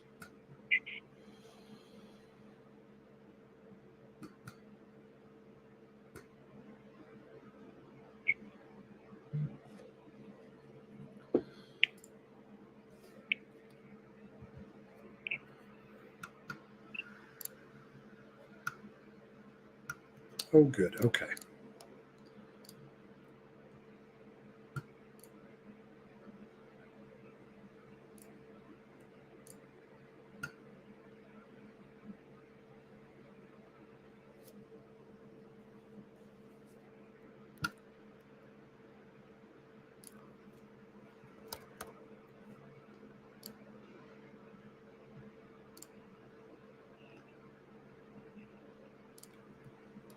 Now, is Mary Lou one word or two?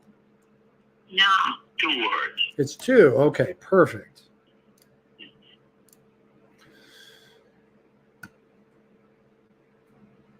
All right, and Mary Lou's gonna be much easier because it's the same exact thing. All you got to do is push the buttons.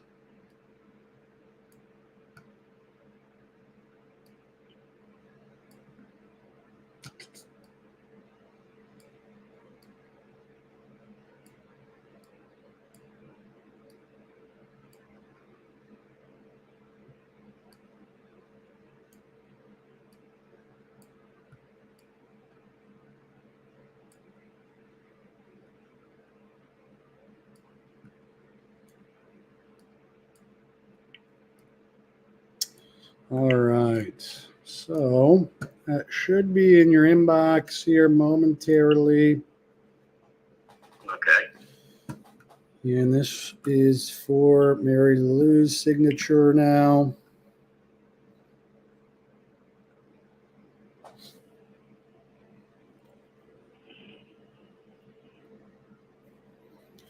And now that Leonard is a vet, he can kind of walk you through it real quick. Yep. As soon as it comes in. Yeah.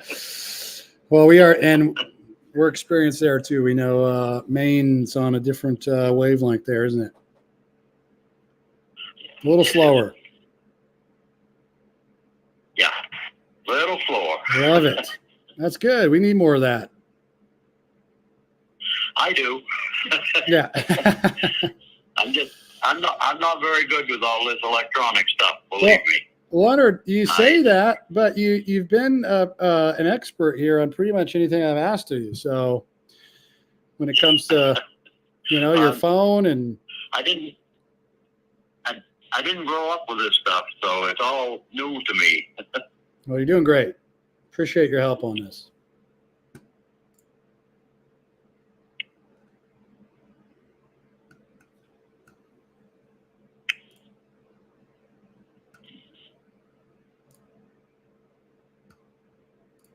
All right, I think we got it. All right. There we go.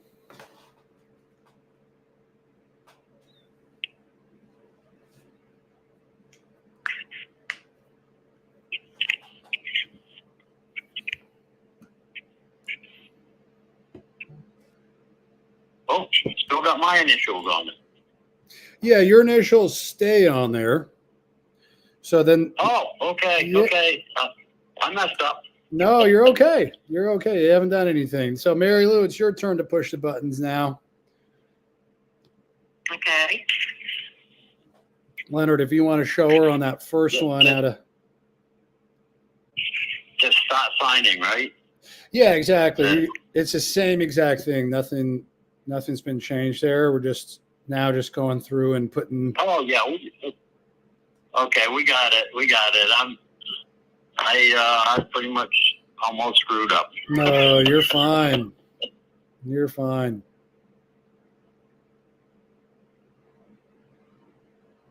Okay.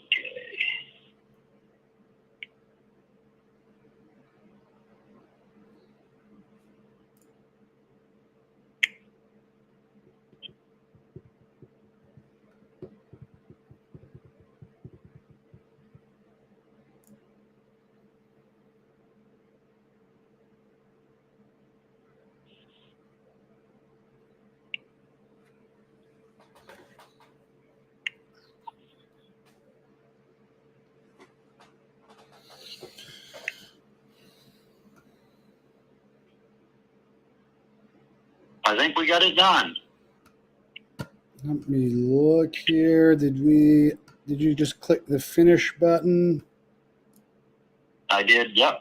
You did. Okay.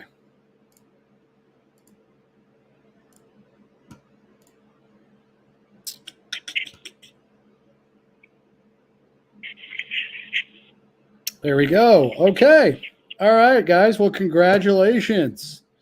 Thank you so much for yeah, thanks so much for your help, Leonard and Mary Lou. It was really a pleasure meeting you. So here's kind of what we're going to be doing now. My team should be getting a hold of you in the next couple days to schedule you the initial photos and the walkthroughs with our kind of boots on the ground. Yep. From there, Okay. we're going to be kind of handling everything for you. So we may reach out to you here and there if we need to, help with something. I got a question for you or have something else to sign. But other than that, we'll be kind of keeping you updated through the process and, when we get a buyer and escrow and, the new closing date. Okay. But other than that, Yeah, if somebody reaches out and I don't answer, I will get back because I'm running back and forth from the old place to the new place, and I'm on the road almost constantly. Got it. Okay. No worries. Well, yeah, we'll definitely shoot you a text or something.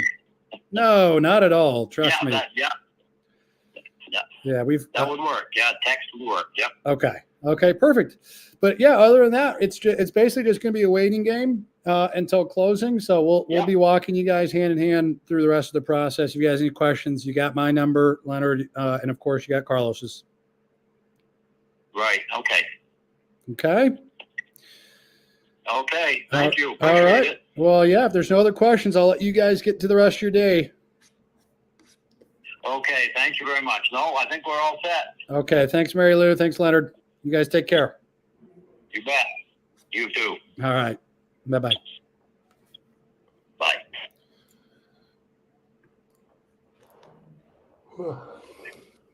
Boom. Nice. So is that still a cash deal or is that Novation exit? No, it's not going to be cash. It's going to be Novation. It's going to be a listing at probably 99 and under contract for 68, which is a 21.5 Novation fee. Nice. So I didn't hear you pitch anything related to Novation. And basically you said you try to do cash first, right? Then you call them back for a higher number. But in this case, your mindset. Yeah, in this case, Carlos, who's calling me right now, so I'm gonna kind of debrief with him too. Sweet. Hold on one sec here. Hey, Carlos, what's up, buddy? What's going on, man? Hey, you're on with Brandon Clark. What's going on, Brandon? How you feeling? Hey, what's up, man? I'm doing well, man. Can't complain. Awesome. Hey, guess who's watching us, Carlos, by the way? Hopefully it's the world. Yeah, it's the world. Mo's watching. He's on right now. He's commenting. He's like, hey, is that Carlos's deal? Oh, yeah. That's Mo's another sniper, man. Yeah, he Good is. stuff, good stuff. Oh, yeah. Mo, did you hear that? Carlos said you're the worst closer he's ever seen. I'm just kidding, man. He said you're a sniper. So yeah, hey Carlos, real quick, I was going to kind of loop Brandon in on this and kind of give him some background because he was curious. So Carlos brought it. He had it under contract at 80 for cash, and when I underwrote it, and I had my guys underwrote it, write it, we're kind of all in the consensus that it was a much lower number to allow for any type of assignment based on really the area. It's in Wilton, Maine, which is like Canada, basically.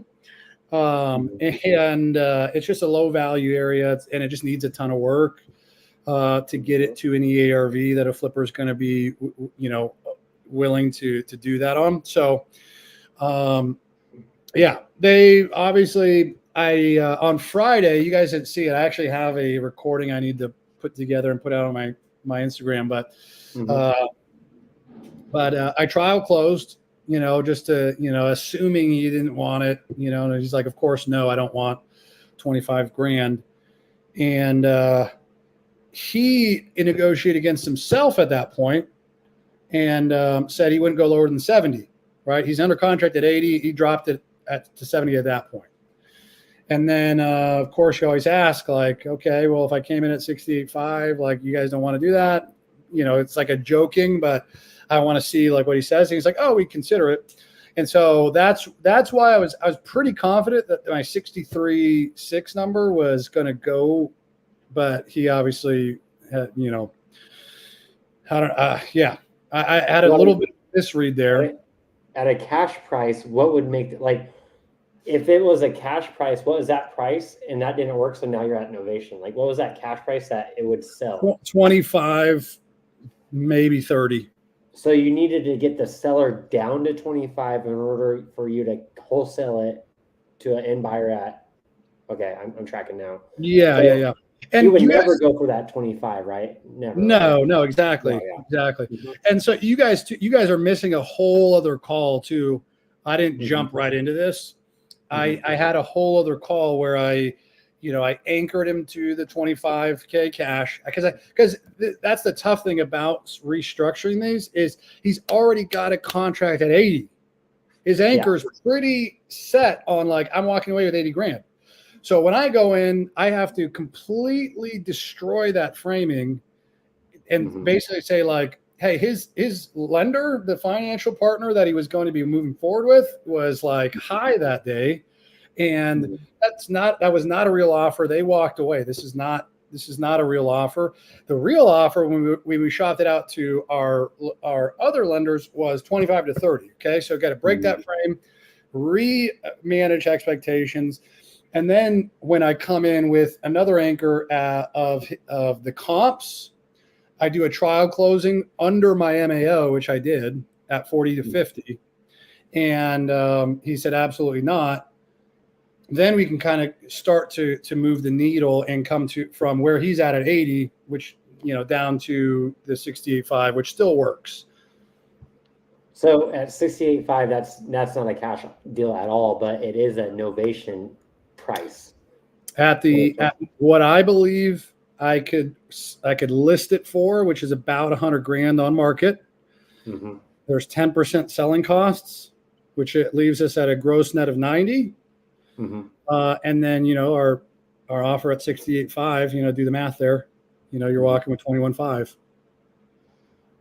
That makes sense. So your Novation offer is still relatively low.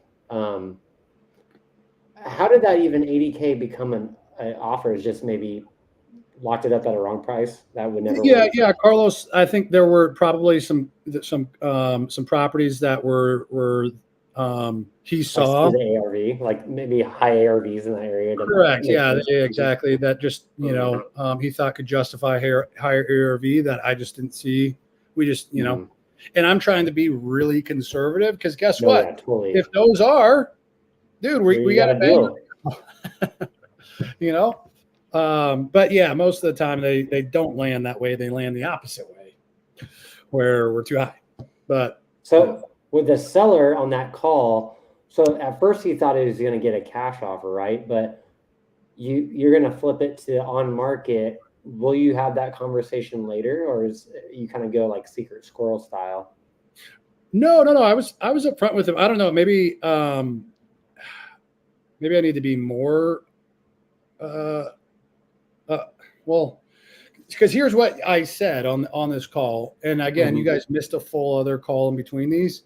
Totally. But I'm smashing that cash offer. I'm like, we can't come in cash. We're not going to do straight cash. We're not buying it. We're not the buyers. And that's why I always say, when we find the buyers, when the buyers come in, when these third-party buyers come in, all that language is reinforcing the fact that I'm not the buyer. And it's a cumulative effect. When I tell him on Friday, here's what our cash number would be, I have other programs that I might be able to get you approved for, was today's call. You got approved. It's the concierge service. It's much like a cash offer. And here's how it works. And we've got a huge network of investors and agents, people who may live there.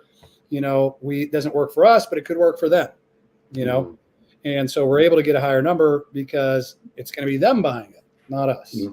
And that's what Brad did. I locked up a seller.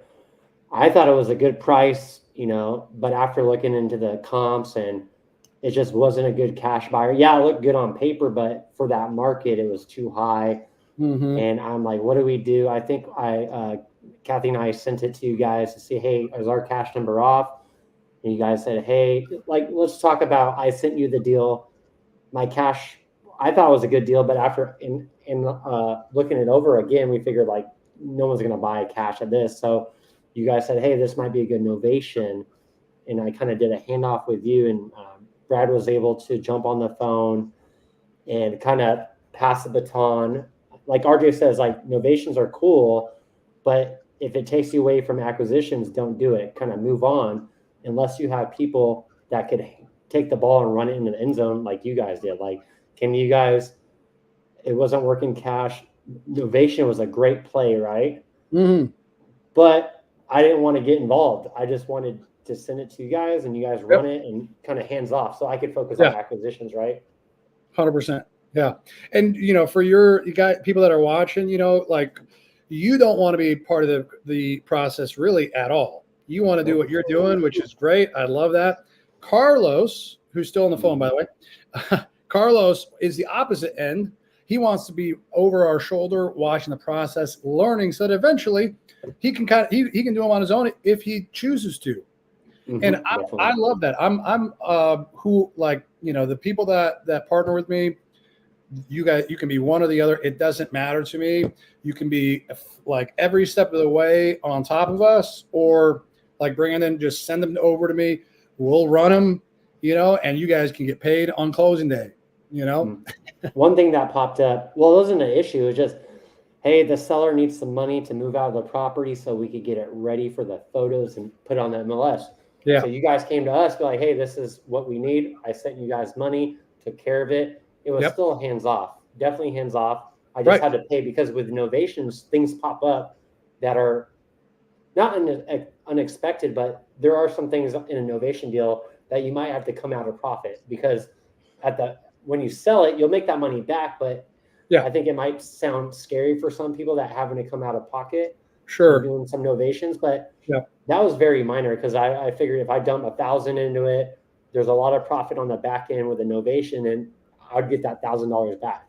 Yeah, it's gonna be a banger deal. That's the Rome deal, yes. And you're right. That's why I I really, really want to be conservative on this underwriting. When I tell you we're gonna make 30 grand or more, that's a minimum I try to hit. Unless it just on this one's 21, and then I'll just work it out. It'll kind of go out in the wash. But yes, be prepared in some cases for things to pop up, because there's lenders involved, and lenders may not want to close on a property that needs work. That's why roofs, foundations, HVAC, plumbing, electrical, those things need to be really you need to know about those things before you go in there. Otherwise, they'll bite you in the butt. And if you end up putting money into it, well, and now the lender won't close unless that's fixed. It has to be fixed on the front end. That's why it's so important to, if things do come up, that you try to have them be seller concessions prior to closing, so that you're not having to come out of pocket or just come out of your assignment on the front end more than anything. Yeah, that makes sense. Much more preferred if they'll close. And for a lot of people in here, they're from RJ Bates's community, where it's strictly cash wholesale. We're the decision makers. But as far as us leading up to the call to help hand off to a novation, if the novation's the route you're going to go and the numbers look good, of course you don't want to manufacture deals. But if it smells like a good novation, it looks like a good novation, what can us cash wholesalers do to prepare for that easy handoff? Yes, this is a great question. This is super, because people think that especially when they're closers, they think they need to do a bunch on the front end. You guys don't have to do really anything. Okay. Do your normal process. Okay. Do your normal process. Obviously, when you pitch your cash number, stick to your cash numbers, because that's going to anchor them to that low cash offer. Okay. Now, then you trial close, you're trying to get into, that pocket, right? Pocket, right. And if you still can't get there, but they've come down, so they're willing to take a discount, and you've got them down to as low as you possibly can, and it still doesn't work for a cash number, that's when you say, look, I can't come any lower. I may have another option. Like a partner. Yes, schedule another call. Don't even bring up anything about partners, about novations, don't explain the process. Don't go into what a novation is. Don't do any of that, because that's just going to confusion kill sales, and that's going to like just start to put in a bunch of things that we don't want. Would that be kind of like someone speaking about sub 2, but not very educated on it, and you could butcher it really fast? Yeah, exactly. They're gonna be similar, like, right? I don't want to do any of that. Leave it very vague. Just set up another call for like 2 or 3 days later. Or you can say, hey, I have one other thing. Let me get back to you. Okay. And we'll come back to this conversation. From that point, you still got them, right? You've left them on the hook. Send all of the details about the property condition, photos, your call, the big 5 for sure, to take my deal to the finish line at gmail.com. And then me and my team will underwrite it and let you know if it's a deal or not. If it is, we'll hop on the phone, within 24 to 48 hours and hopefully get it locked up. What is never a novation? Like, what is never a novation play? Hold on 1 second, Brandon. What did you say, Carlos? No, I was saying I can pretty much chime in on that because, even like this seller originally wanted $100,000 for their house. I ended up dropping them. And then, I never pitched novation at all. I never said anything about a novation, anything at all. I simply reached out to Brad and his team. And, it was super quick responses. And, he jumped on the call with the seller, and here we are today. So especially working with Brad is a super simple process where, hey, you leave them on the hook. You think you got something there, reach out to Brad and his team.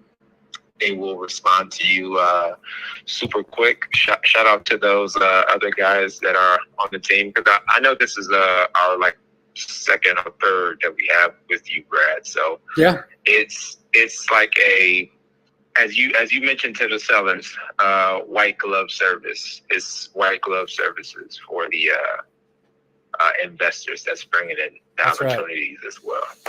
I aim to please. Thanks, Carlos. Appreciate that. Really, really does mean a lot to me, because you don't want to part with somebody who's going to leave you in the dark and treat you like you're just some other guy, At the very least, you will get a very detailed analysis email of the underwriting. I always try to pack in as much information about what I see and why I believe I'm coming in at the numbers I'm coming in at, so that you can see what I'm seeing. And then if I'm wrong, you can tell me why I'm wrong. Mm-hmm. I've been wrong before. We send you guys deals all the time, and it's like, hey, can you help us dispo this cash? No, that's not a realistic number. It might be a good novation, and we got a group chat with you guys. So, we always try to underwrite the deal ourselves for a novation, but we always send it to Brad and his team just in case, they might see a different angle. Maybe the angle is cash, and they have buyers, and it could be quicker, or we flip it to novation, right? 100%, man. Yeah. Thanks for letting me come on, Brandon, at such short notice. Appreciate it. Awesome. Well, did you have another question? No, I was just going to say, it's good because, I kind of went down, like, I'm not doing sub 2 anymore. I'm mostly just sticking to cash, RJ Bates' mode, but there are some deals that do come up that do need a novation. And instead of me learning the nitty gritties, I rather focus on closing my skills and staying in my lane, but then being able to smell a good opportunity and send it to you guys that could basically handle it. So I could focus on my closing skills and you guys could finish the deal. And I just wanted to, because a lot of people in in titanium and RJ's group, and there are some opportunities for, novation, or even just cash. There's a ton. You guys need help. Yeah, if you guys need help for cash dispo too, Brad and his team too does dispo as well. But I just wanted to get these guys a idea of what a novation could look like. Don't look too far into it, but just send Brad the details, and he'll let you know whether or not that's an ovation and what you need to do. You don't have to think too far into it.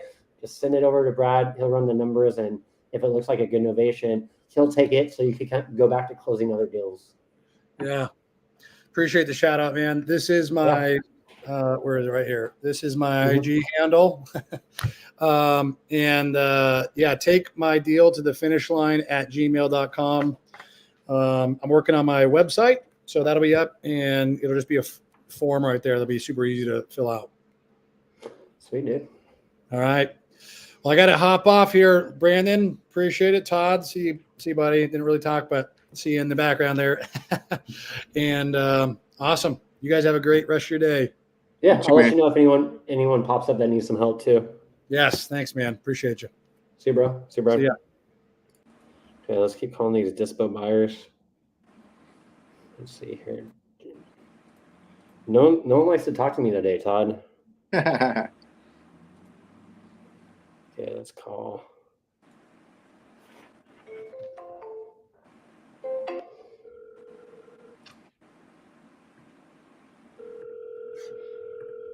Yeah, they're doing our novation, so it's pretty dope. Like, hands off. I don't have to deal with it. Yeah. Kathy checks in every now and then, like, hey, do you need anything from us? No? Okay, well, let's keep closing more deals. Yeah. The guy you had on Friday too, he sounded pretty good with novations, right? Mm-hmm. Yeah, they're all in San Diego. They're all my buddies. Yeah.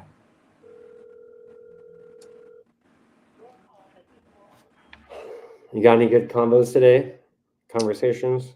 Yeah, man, I've been busy as heck today. I just hired a lead manager, VA from the Philippines. Oh, yeah? And someone I know. And he already just started at 4 o'clock. Sent me one I'm going to lock up here in 30 minutes. Nice. Going through like it was actually a property lead. Oh, really? Yeah. Oh, nice. Yeah. So they're just doing follow-ups? He's just, right now, that's what he's doing. He's just going to go through, but he's going to be able to set up my drip campaigns. I've worked with him before, and so I'm like, we're pretty tight. You know, he's like, I consider him a friend. Never even met him like face to face, of course, but he's going to set up everything. So I think it's going to work really How do you find these people? Do you post on like Fiverr, or like, how do you? I found him through another wholesaler that was using a lot of VAs back a few years ago. Mm-hmm. Oh, nice. Yeah. Because I know Alex has some VAs too. I needed someone for my lead management, going through like all the follow-ups too. Yeah, my follow-ups, but he's going to set the drip campaigns up for that, and I'm excited about it. Okay, so Christopher had a question. I have a question and would like both of you guys' opinion. To have a deal that we are JVing with someone to dispo and has been working on it for 30 days, and we finally got an offer. If you've been working it for 30 days, it's probably not a deal, but that's good that you got an offer. Is that offer based on investor lift? They just submit an offer, or is that a verbal offer from someone on the phone and all that stuff? However, now our JV partner is saying that he wants to buy the deal at the price that the offer came in. Say, fine, buy the deal, but give me assignment fee, right? Right. Like, because me and Todd could be partners. Like, this happened to me and my buddy. Like, we're partners, right? But we found a deal. Like, for example, me and Todd are partners. We're closing deals. And we have this deal in Michigan. And Todd's like, hey, Brandon, let's not wholesale this. I want to buy it, right? Todd will buy it. But then you'll probably give me assignment fee, like a % of it, right? Yeah. I mean, how much is the offer you got? How much you have it under contract for, and how much is the offer you got?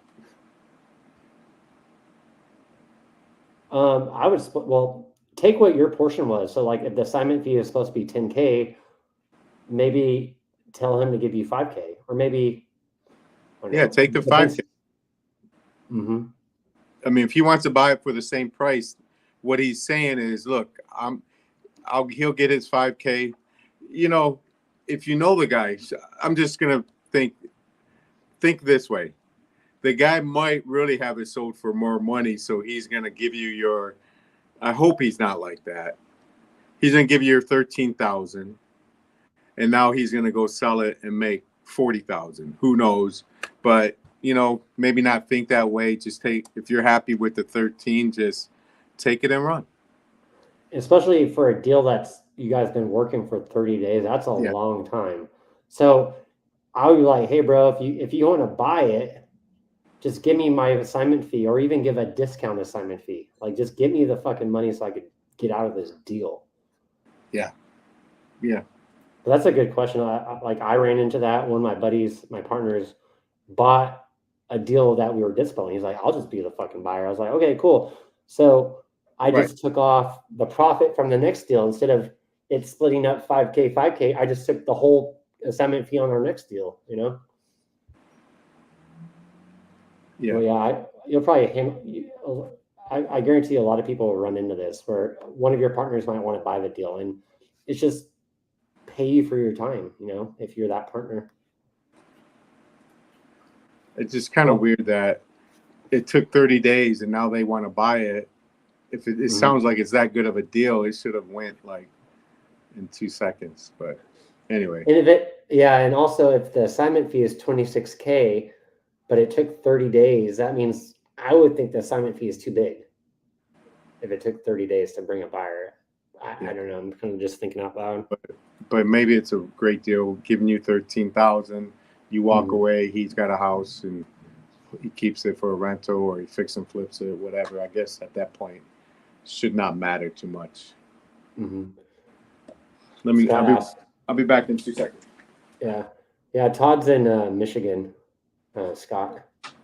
Let's see. I guess my deal is that did he really help me find a buyer? I would just, if he's going to close on it and it's for real, I would just take the assignment fee, your portion, and kind of move on to the next deal. As long as you get paid, honestly, like whoever buys the deal, just make sure you get paid. And if he doesn't want to pay you and he's trying to screw you over, then part ways. You always got to watch your back though, and like buyers, sellers, like they always lie. Partners, you always just got to keep your head on a swivel. But yeah, Todd's in Michigan market. Only does local, right? All of Michigan. Yeah. Yeah, no worries, Chris. Appreciate the question, man. I'm sure a lot of people might run into that, so that's a good question. Okay, I'm going to keep calling some buyers.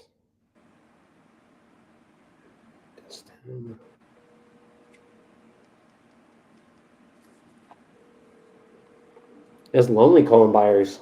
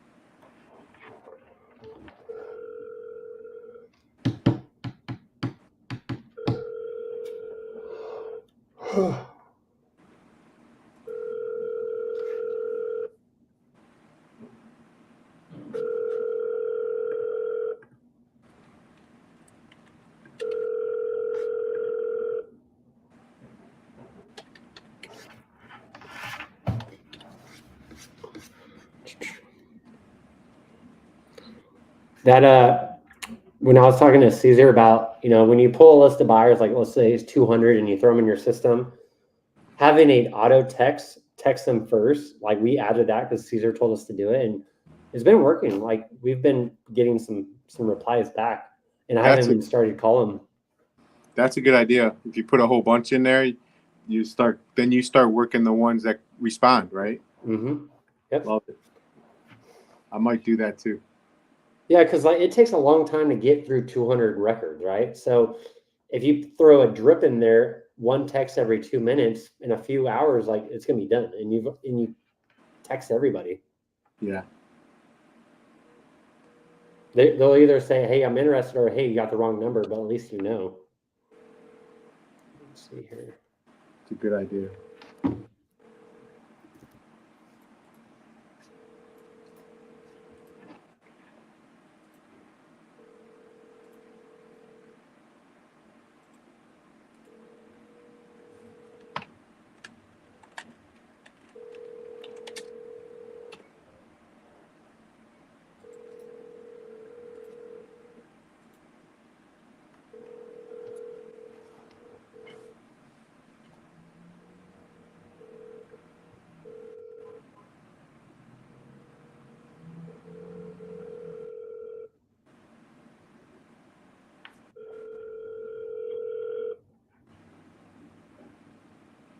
You have reached the voicemail of Shane Stevens. I'm currently unavailable, so please get back to me as soon as possible. Thank you and have a great day. At the tone, please record your message. When you have finished recording, you may hang up or press 1 for more options. Hello, this is Brandon Clark. I was calling about a property I got in Gatesville, Texas. I'm a local investor, and I just have a fix and flip opportunity that I'm trying to see if any buyers in that area might want to pick up. Give me a call back if you're interested in picking up any more deals. 760-823-8311. Thanks. I butchered that one. So.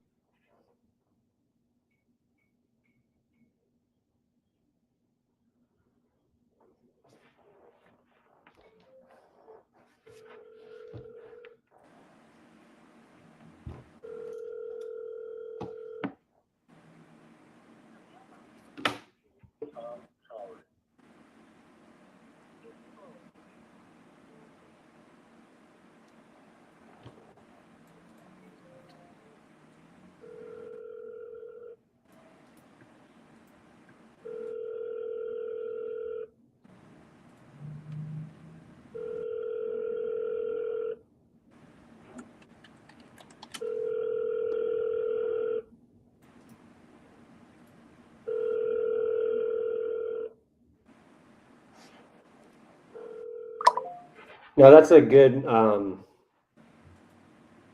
response or comment. Why don't I talk about the type of fix and flip and the profit? It just, I'm making so many calls and there's so many deals I have. Like I have 5 deals right now, so I'm just trying to get to the point and get off the call so I can call the next person. Honestly, I'd rather be more vague. Like, hey, I got a fix and flip opportunity. Let me know if you're interested. Like, I'd rather be more vague. And then going into so much detail in each message takes so much time. It just depends on how many calls you have to make. But yeah, you could go either way. You could be super detailed and take time on the voicemail, or be vague. It just depends. You know, I have a lot of calls, so it just takes a long time. But yeah, that's a good point that you made.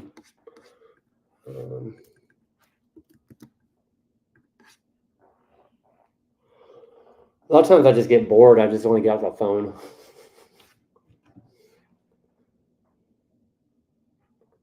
Okay, let's keep calling. Maybe one of these buyers will pick up.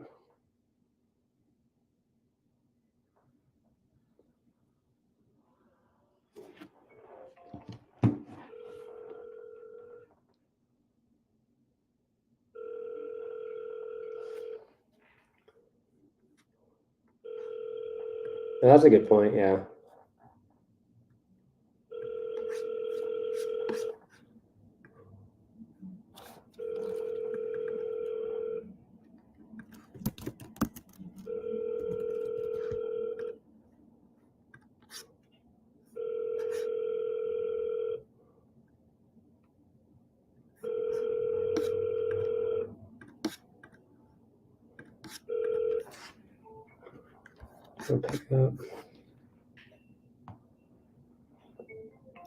And also, they don't say their name on the voicemail. I just go on.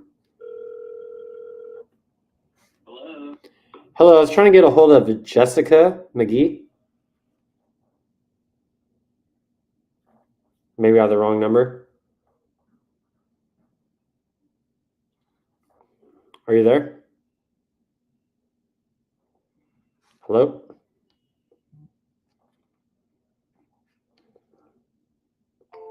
Let me call again. Which one was that? The second number? I think that was the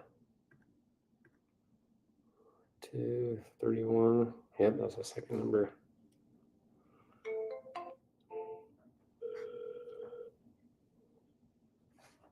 Hello. Hey, I think the phone cut off. Do you know a Jessica McGee? Hello? Yeah, fuck it, whatever. Just call her, you pick up any more properties. Yeah, it's a lot of it's just God mode on Investor Lift and also what's it called? Investor Base. So I'm just making cold calls. So yeah, the connection rate is so low. Okay, something on.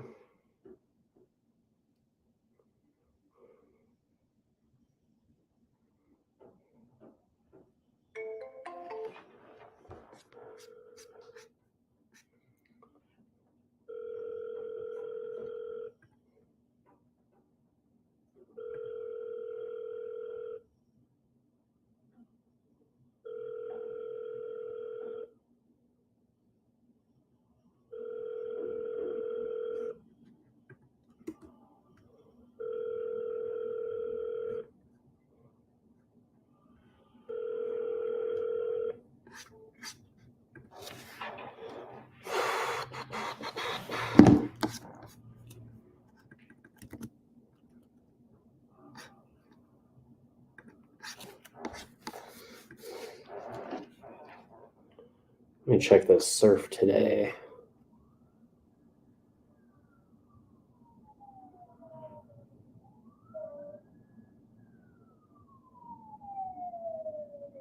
3 to 4 feet. What's the wind like? Oh, 11 mile high winds. 1 second.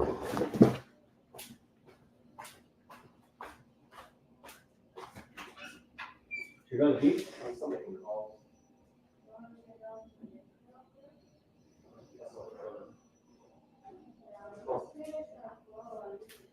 How many are left in it? Yeah, let me see how many people are still left in that flow. Let me see real quick. Contacts, automation.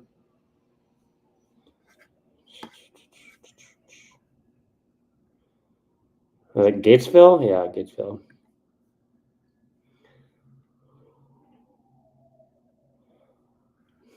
Okay, I'm almost done with it. Okay, sweet.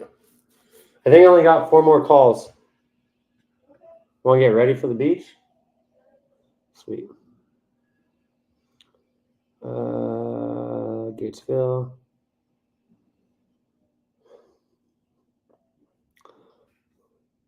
Yeah, once you guys get deals and you have to dispo, you'll have to deal with all this stuff unless you have VAs. Brandon, if you in 13 minutes, I could call that one if you're going to still be on. If not, it's no big deal. Yeah, go for it. If I'm not on, I'll probably just be getting ready for the beach. I'll just keep it going for that call. Okay. But yeah, that'd be cool. I'm just trying to wrap up my my flow for the dispo for that property. Let me see here, opportunities, dashboard. Is that a follow-up call or a contract call or what's that one? That's the one that my VA just talked to, and the wife said, yeah, they want to sell, and her husband will be home. In a call at 6 o'clock. Oh, nice. Hello? Hello, Danny? Yeah, this is Shane. I mean, my first name's Danny, but I go by Shane. Oh. Brandon. Yeah. 1 second. Let me put that down real quick. So Shane. Yeah, I was calling about a fix and flip deal I have in Gatesville. So I was just calling local investors in that area. Are you picking up any deals in Gatesville? You know, I'm not. Right now, we're doing pretty much all of our reinvesting back into our existing property, building a lodge and this whole retreat concept. But I'm always interested in hearing about deals, and I may be bringing on an investor into my property. And if I did that, depending on how much he comes in with, which he's thinking maybe 3 to 4 million, then depending on the property, that might give the liquidity to do a rollover into something. So and that won't happen until November. Oh, I gotcha. So if you were going to buy, a ways down the road. I gotcha. Are you mostly buying in Texas, or you buy other places as well? Just Texas, and really I'm done looking for land for the foreseeable future. I've got to kind of build up the infrastructure in my existing exotic herd. So we're really focused on that. And then once we get either, I don't know, to a point where the property it could be paid off or is paid off and all that, then I might look at buying some more stuff. But for right now, I'm not looking specifically to buy, but I'm a deal guy. So. All right, cool. Yeah, I'm a nationwide wholesaler, but I get a lot of deals in Texas and Florida, and a lot of Texas deals. So, you know, if I get any deals in Texas, I could send them your way. Are you selling any more? Are you selling any properties too? No, I'm not. Okay. Not selling anything and not really buying anything either. I gotcha. Kind of just on the fence until you said that in November. Yeah, I'm potentially bringing in that partner on mine he's selling his ranch. Oh, cool. And then as soon as that closes, obviously he's got to buy something. Okay. So he may buy into our place. Awesome. Well, if I get any deals around that November time, I'll definitely send them your way, because I just got you down for like Texas. So if I get any deals, is it mostly the state of Texas or certain areas that you buy if you were going to buy in the future? Just wherever. I mean, it depends on the situation. If it's just a pure flip opportunity, then it really doesn't matter. Okay. As long as it's it just a depends good deal. on how much work is going to go into it, and if I can get all my equipment out there and how long it need to be there. But just tell me though, what's your existing opportunity? Yeah, it's a single family home in Gatesville. It's a, let's see, 1,860 square foot. It probably does need about 40K worth of rehab, maybe some floors and paints. It's mostly just like kind of like a hard tenant that was on it, like just didn't really take care of the property. But nothing major. It looks like it mostly looks like cosmetic, and we have the deal. I think I got the seller at like 85, and I'm just trying to help them out and dispo it for like 90. And I think the ARV around there is probably like maybe 180.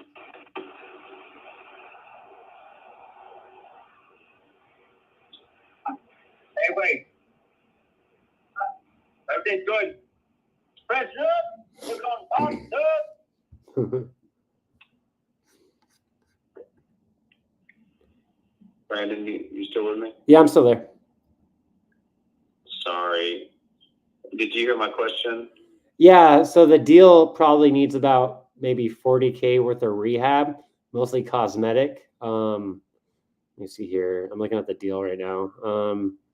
Mostly cosmetic, and I think the roof needs to be resealed. But let me see here. It's in 76528 zip code. But my question was, so do you get involved in like helping with the rehab or, the restoration, renovation of a project, or you just primarily focus on finding properties that are good to buy, fix up, flip to where there's some upside. Is that kind of more what you look at doing? Correct. Yeah, mostly trading the paper. So, a seller will raise their hand on my website saying they want to sell. I'll call them.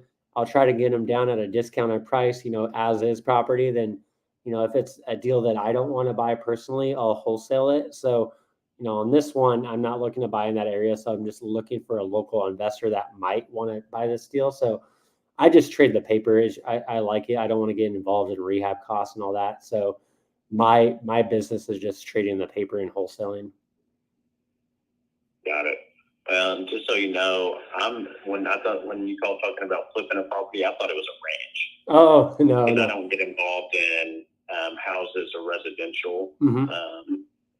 I do on a big scale, like I'll buy a $10 million house and I'll live in it for a couple of years, but $750,000 into it and then sell it for $4 and then do that. But as far as doing it on the side, I don't do any of that. So you sound like you look for like the big deals, like the ranch homes or maybe like multifamily. Yeah, it's like the bigger stuff. I got you.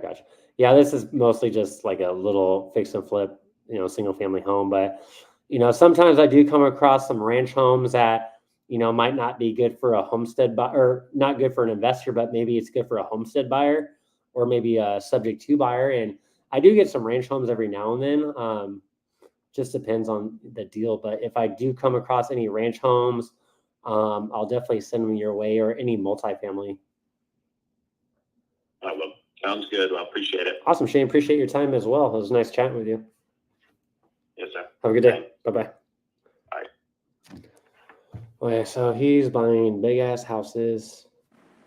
Definitely sounds like a good buyer to have in your Rolodex. Yeah. Sounds like he's just buying bigger shit. Right. He only buys ranch and big projects. It sounds like my old landlord that I used to rent from him. He's buying in Florida and in Reno, and he's just flipping stuff, and he sounds like that guy. Okay, buys ranch homes.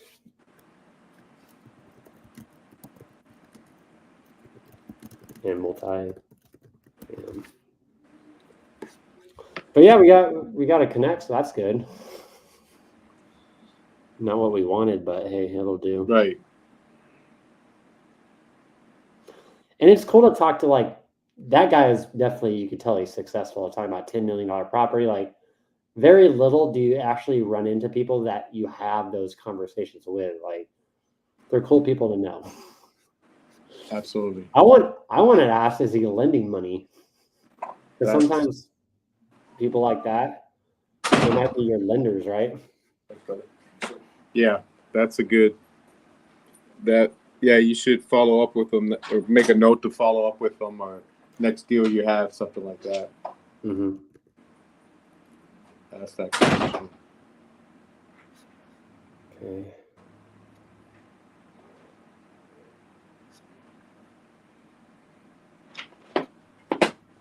A perfect example on that one, I put him in the auto text. I called him, he didn't pick up, and he called me back. So, just because you can't pick him up on the one call doesn't mean, you give up. Let's see. Keep going.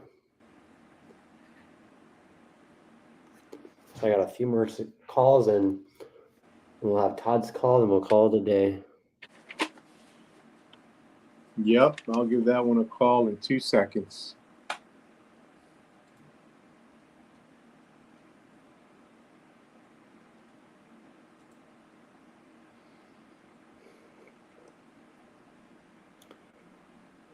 Timothy Pitts.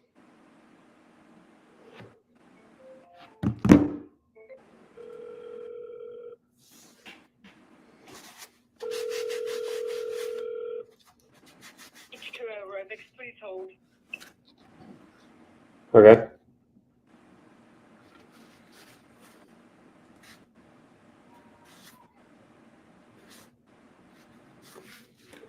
What's up, Angel? Thank you so much for holding. How may I help you? Hello. Hopefully I got the right number, but I was trying to get a hold of Timothy Pitts. Oh, okay. Yeah, this is the company. We answer their phones 24 hours a day. Would you like me to leave a message and have him give you a call back? Possibly. I just don't know. I have a deal in Gatesville. I'm a wholesaler. I got a fix and flip opportunity. I was just calling local buyers. Is your company picking up any more properties in Gatesville? I mean, they're out of Gatesville, so I would assume so. They're always picking up new people, new contracts, and things like that. So let me get some information from you. Yeah, totally. What's your first name? Yeah, my first name is Brandon. Brandon, what company are you calling from? I'm just an investor. So just Brandon Clark. Yeah, I'm a wholesaler. Okay. And the deal I have is in Gatesville. It's a single family home fix and flip opportunity if you guys are buying. Okay.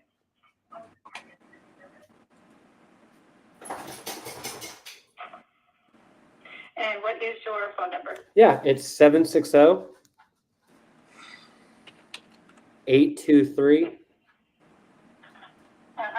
8311. And let me just repeat that, 760-823-8311. Is that correct? Correct. Okay. I will get it over to them. And if they have any questions, they'll give you a call back, okay? Awesome. Thank you so much. Appreciate your help. You have a great night. Thank you. You too. Bye-bye. Angel. Heck yeah. Thanks for the like, Angel. Appreciate it, man. Yeah, make sure you guys like, comment, subscribe. It helps get this out there to more people that suck at closing deals like me. So let's all work together, right? You're funny.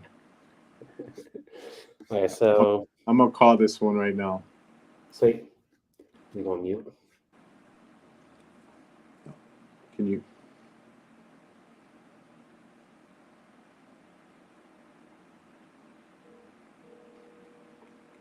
Hopefully you can hear it fine. Can you hear it ringing or not yet? All right. Hello? Yeah, hi. Is Patricia there? Hold on 1 second. Okay. Take the kidnapper. Hello. Yeah, hi, Patricia. Hey, how you doing? I am well. How are you? I'm good, thank you. Awesome. My name's Todd. You spoke, I think Carl spoke with you not too long ago regarding your property there on Manor. Oh, yes, he did. Okay.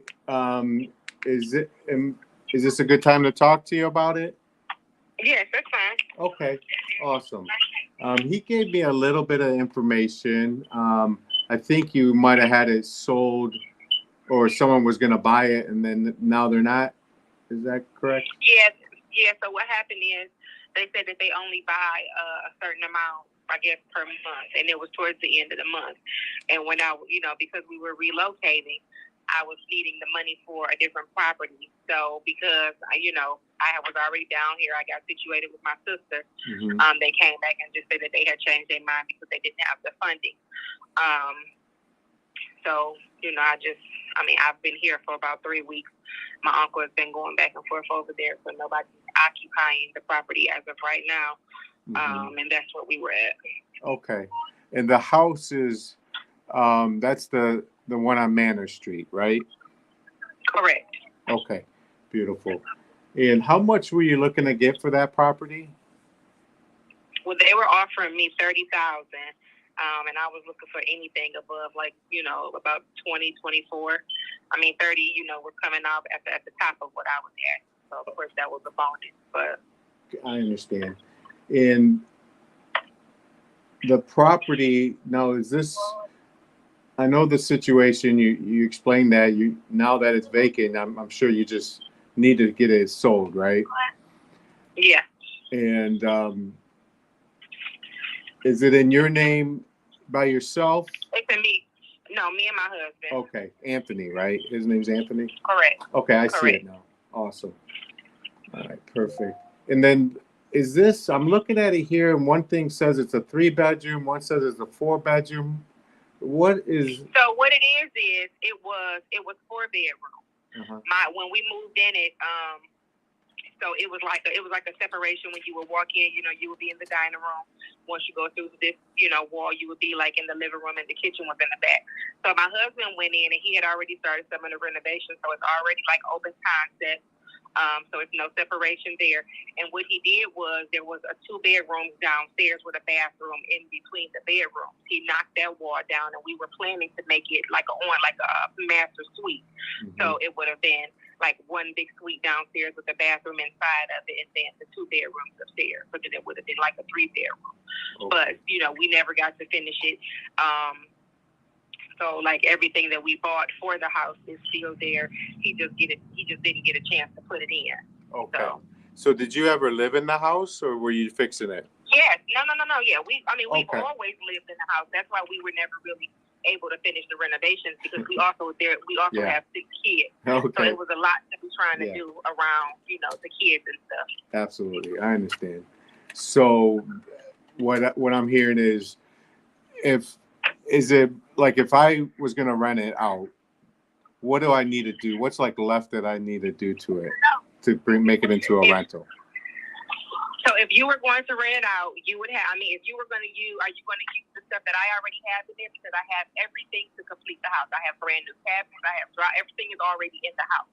So somebody would literally just have to go back in there, and if they wanted to make the bathroom, the downstairs or ensuite, just put it back together. Like I have a standalone tub. I have the marble flooring or whatever you call it. It's like the 12 by 24 big old tile for the kitchen. I had that.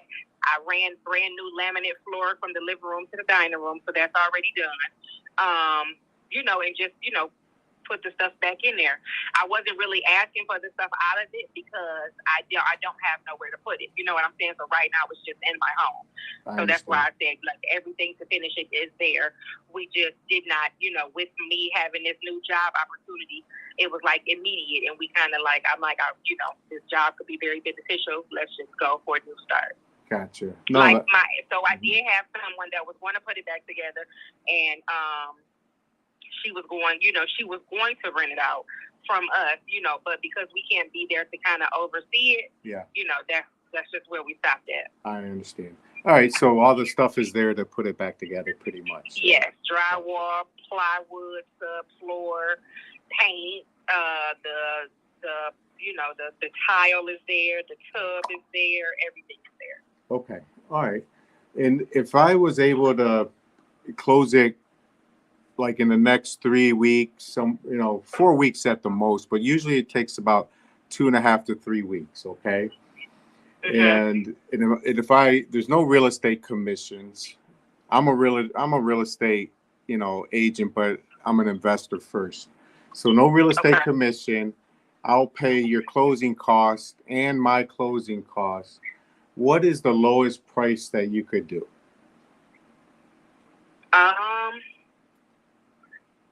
Give me just a second. My husband get in the car. Okay. Because honestly, when we didn't sell it, our plan was my husband was just going to go back there, fix it up, and rent it out. Mm-hmm. But we're both working, and we don't really have the time. You know what I'm saying? Like, we don't really have the time to go back and do it. Hold on one second. Here's my husband. Sure. This is another guy from the house. Hello. Hey, Anthony. How you doing, sir? Hey, what's going on? Not much. Well, congrats on the new opportunity. You're in Austin, right? Austin, Texas? Yes, sir. Awesome. How do you like it? It's amazing. Is it? Awesome. Yeah. You're going to like it around December when it starts snowing here. Right. Yeah. Ain't got to do stuff no more. Right, exactly. And my wife, your wife, she explained to me what's going on there. You guys had this property sold, and but it didn't go through for whatever, she explained why. And I was talking to her, if I was able to come in here, pay the closing costs, there'll be no, I'll pay your closing costs and mine. And there's no real estate commissions. What is the lowest price that you could sell the property for? Well, right now, I really haven't thought on it, but it was like,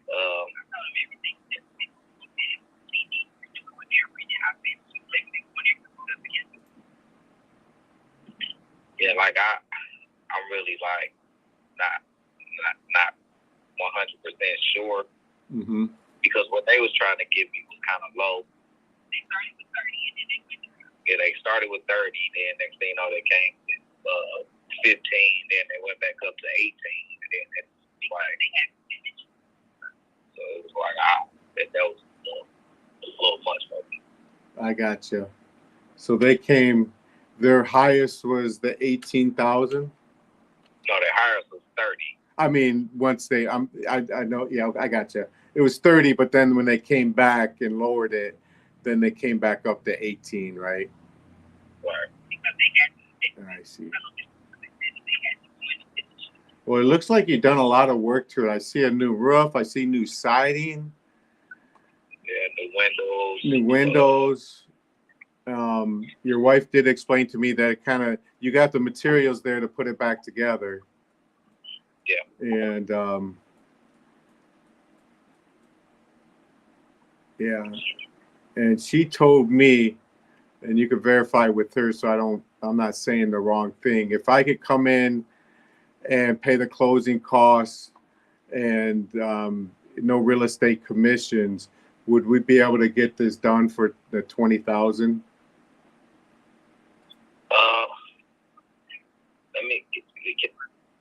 Can I think on it for a minute? Yeah, absolutely.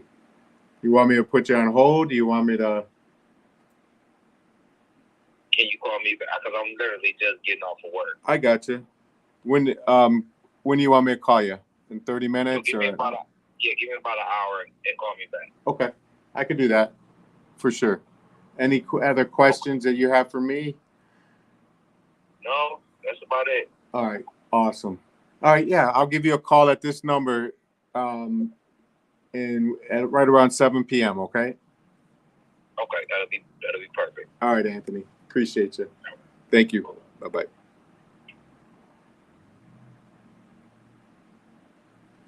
All right. Someone I had a feeling I was ready to sell her, and then she threw him on the phone, And but it's I'll let you know how it goes. I'll call him at 7. So what was their first asking price? Was 30K. Then someone came in, offered 30K, then dropped into 18 after the walkthrough. I don't know how they actually did it. They dropped it to 15, and then they said they could go up to 18. Okay. And I'm looking at a picture of the house, and I can see they put brand new siding, vinyl siding. Looks like it's done right.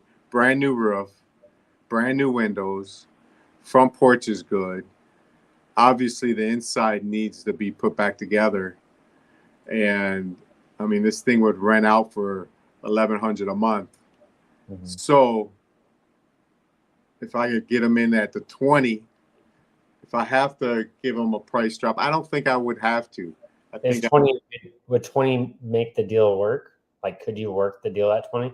Yeah. I think if I can't, then I'm gonna have to, tell them why. But I could, I'm thinking I'm gonna sell it for right around the 30,000, 28,000, depending on the inside. Like the outside could look good, but the inside could be like a trap house. Well, they were living there, and she says it sounds like nicer materials than normal. Okay. Are sitting there, cabinets, the bathtub, all the tile work and stuff like that. So, but the outside is freaking solid. The block is below average. It's not the best, but it would be a great rental. What would the ARV on that one be? Would you do like top ARV or just as is ARVs for that area? The ARV, I was looking at it, the highest is probably around 70. Okay. And this one would probably be around the 70. You can't get much higher in this area. Is the profit calculator look pretty good, like with the percent and the rehab and all that? Yeah, I don't even think I'd even use it, because I know the market. 1,200 rent, selling it for 30. If the materials are there, you're gonna put 10 or 15 grand into it. If the materials are there. Nice. If they're not, you're gonna put 25 grand into it and rent it. Nice. And that's but how far is that property from you? 30 minutes. Nice. Yeah. So your plan is to get them back on the phone and talk more to the husband probably, huh? Yeah, I'm gonna call him in 45 minutes. His wife wants to sell it, so now she's beating him up as we're speaking right now, telling him we gotta just get rid of it. Let's just get rid of it. There's no way they're gonna keep this as a rental property. Yeah. Hopefully that call goes well. That'd be nice. Yeah, I'll let you know tomorrow. Sweet, dude. Well, we're gonna wrap up the show. Me and Kathy are gonna Okay. go. But thank you guys for showing up. Make sure you like, comment, subscribe. Thanks, Todd, for joining us. Thank you. And we'll see you guys tomorrow bright and early, and or after the implementation call. See you guys. See you, Todd. See you, brother. Stream.